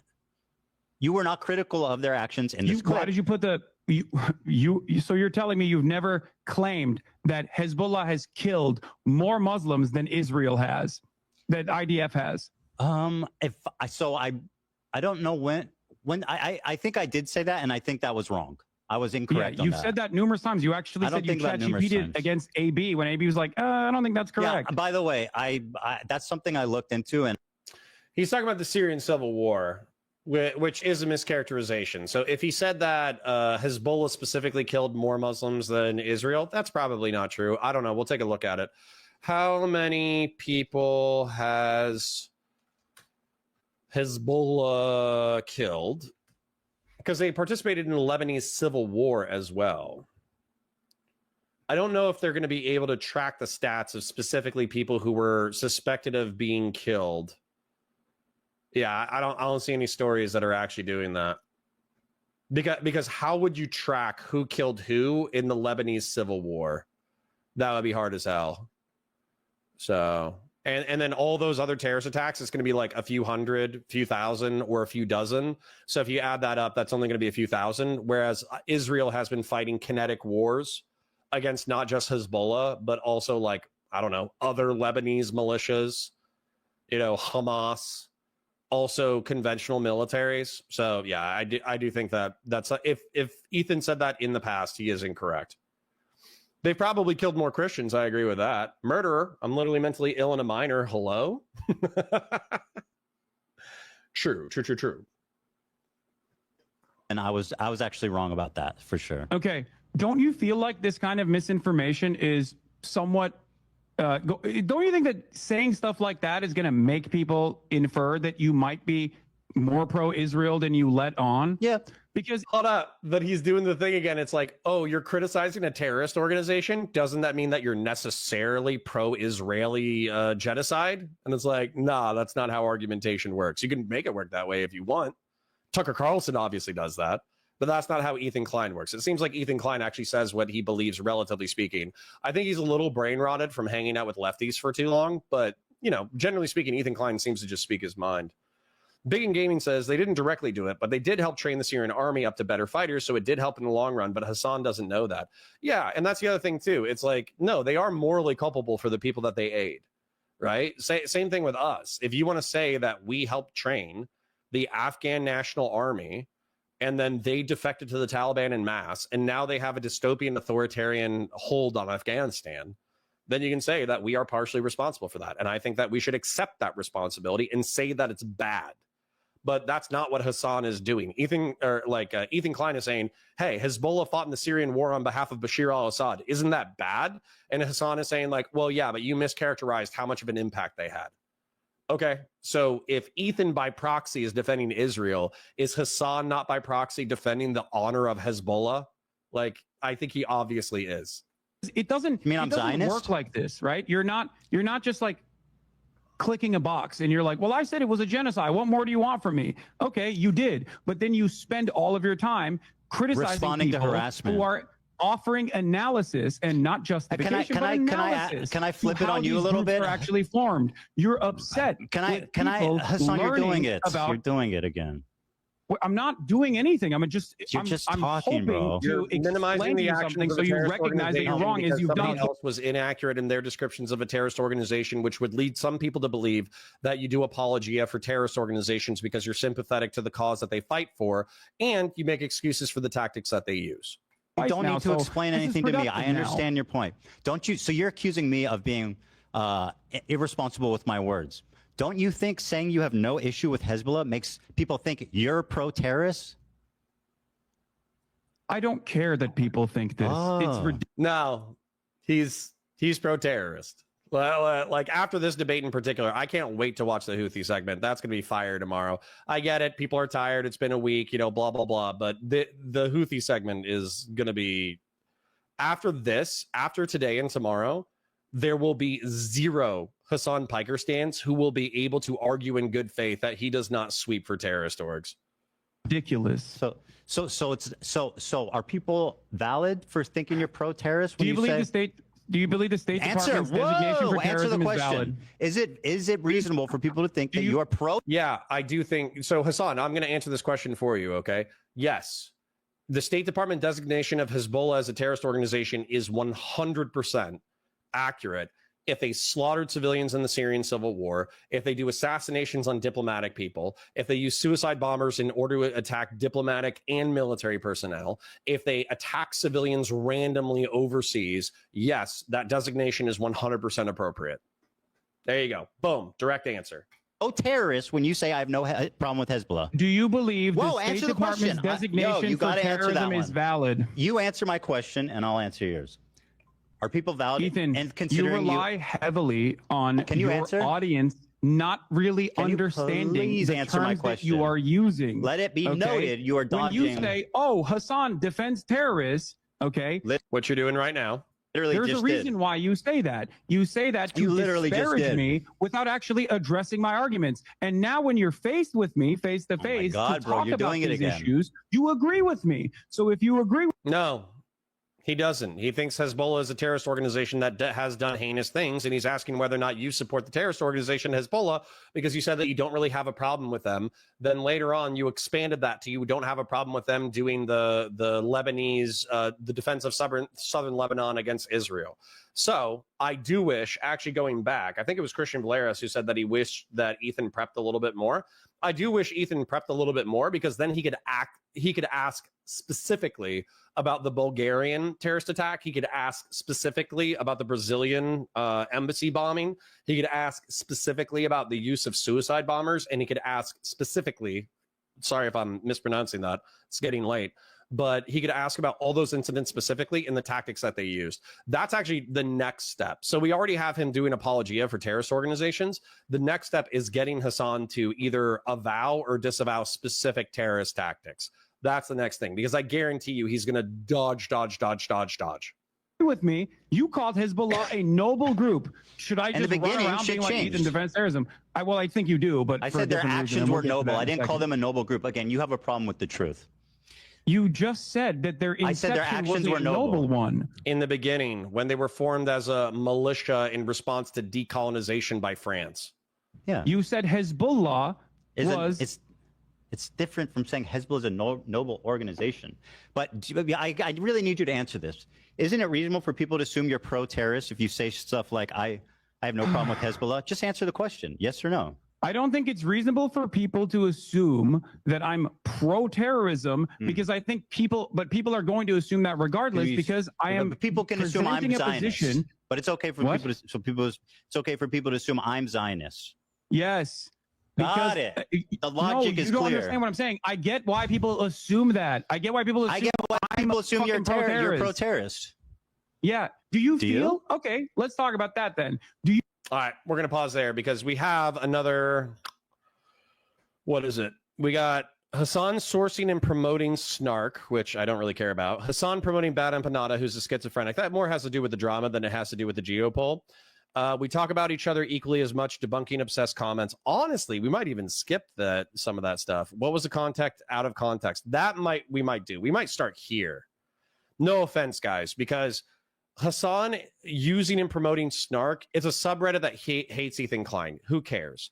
Hasan promoting Bad Empanada, I'll go ahead and save you some time right now. Bad Empanada is a schizophrenic lefty freak attack dog that Hasan, Denims, and Frogan have used, and Noah Samson have used as a resource in order to attack Ethan Klein without having to avow all of his specific bad behaviors. They just say, yeah, he's a decent video essayist. He's a little crazy in reference to drama, but, realistically, I think his video essays are really good. Therefore, you should still give him a watch. And then that way they're normalizing Bad Empanada without avowing all of his bad behavior.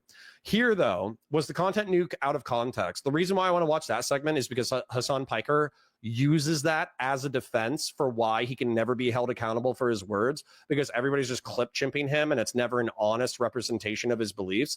And then does Hasan support the Houthis? I almost guarantee you that he quintuples down on the fact that he does support the Houthis despite them doing wildly terroristic things in the Red Sea.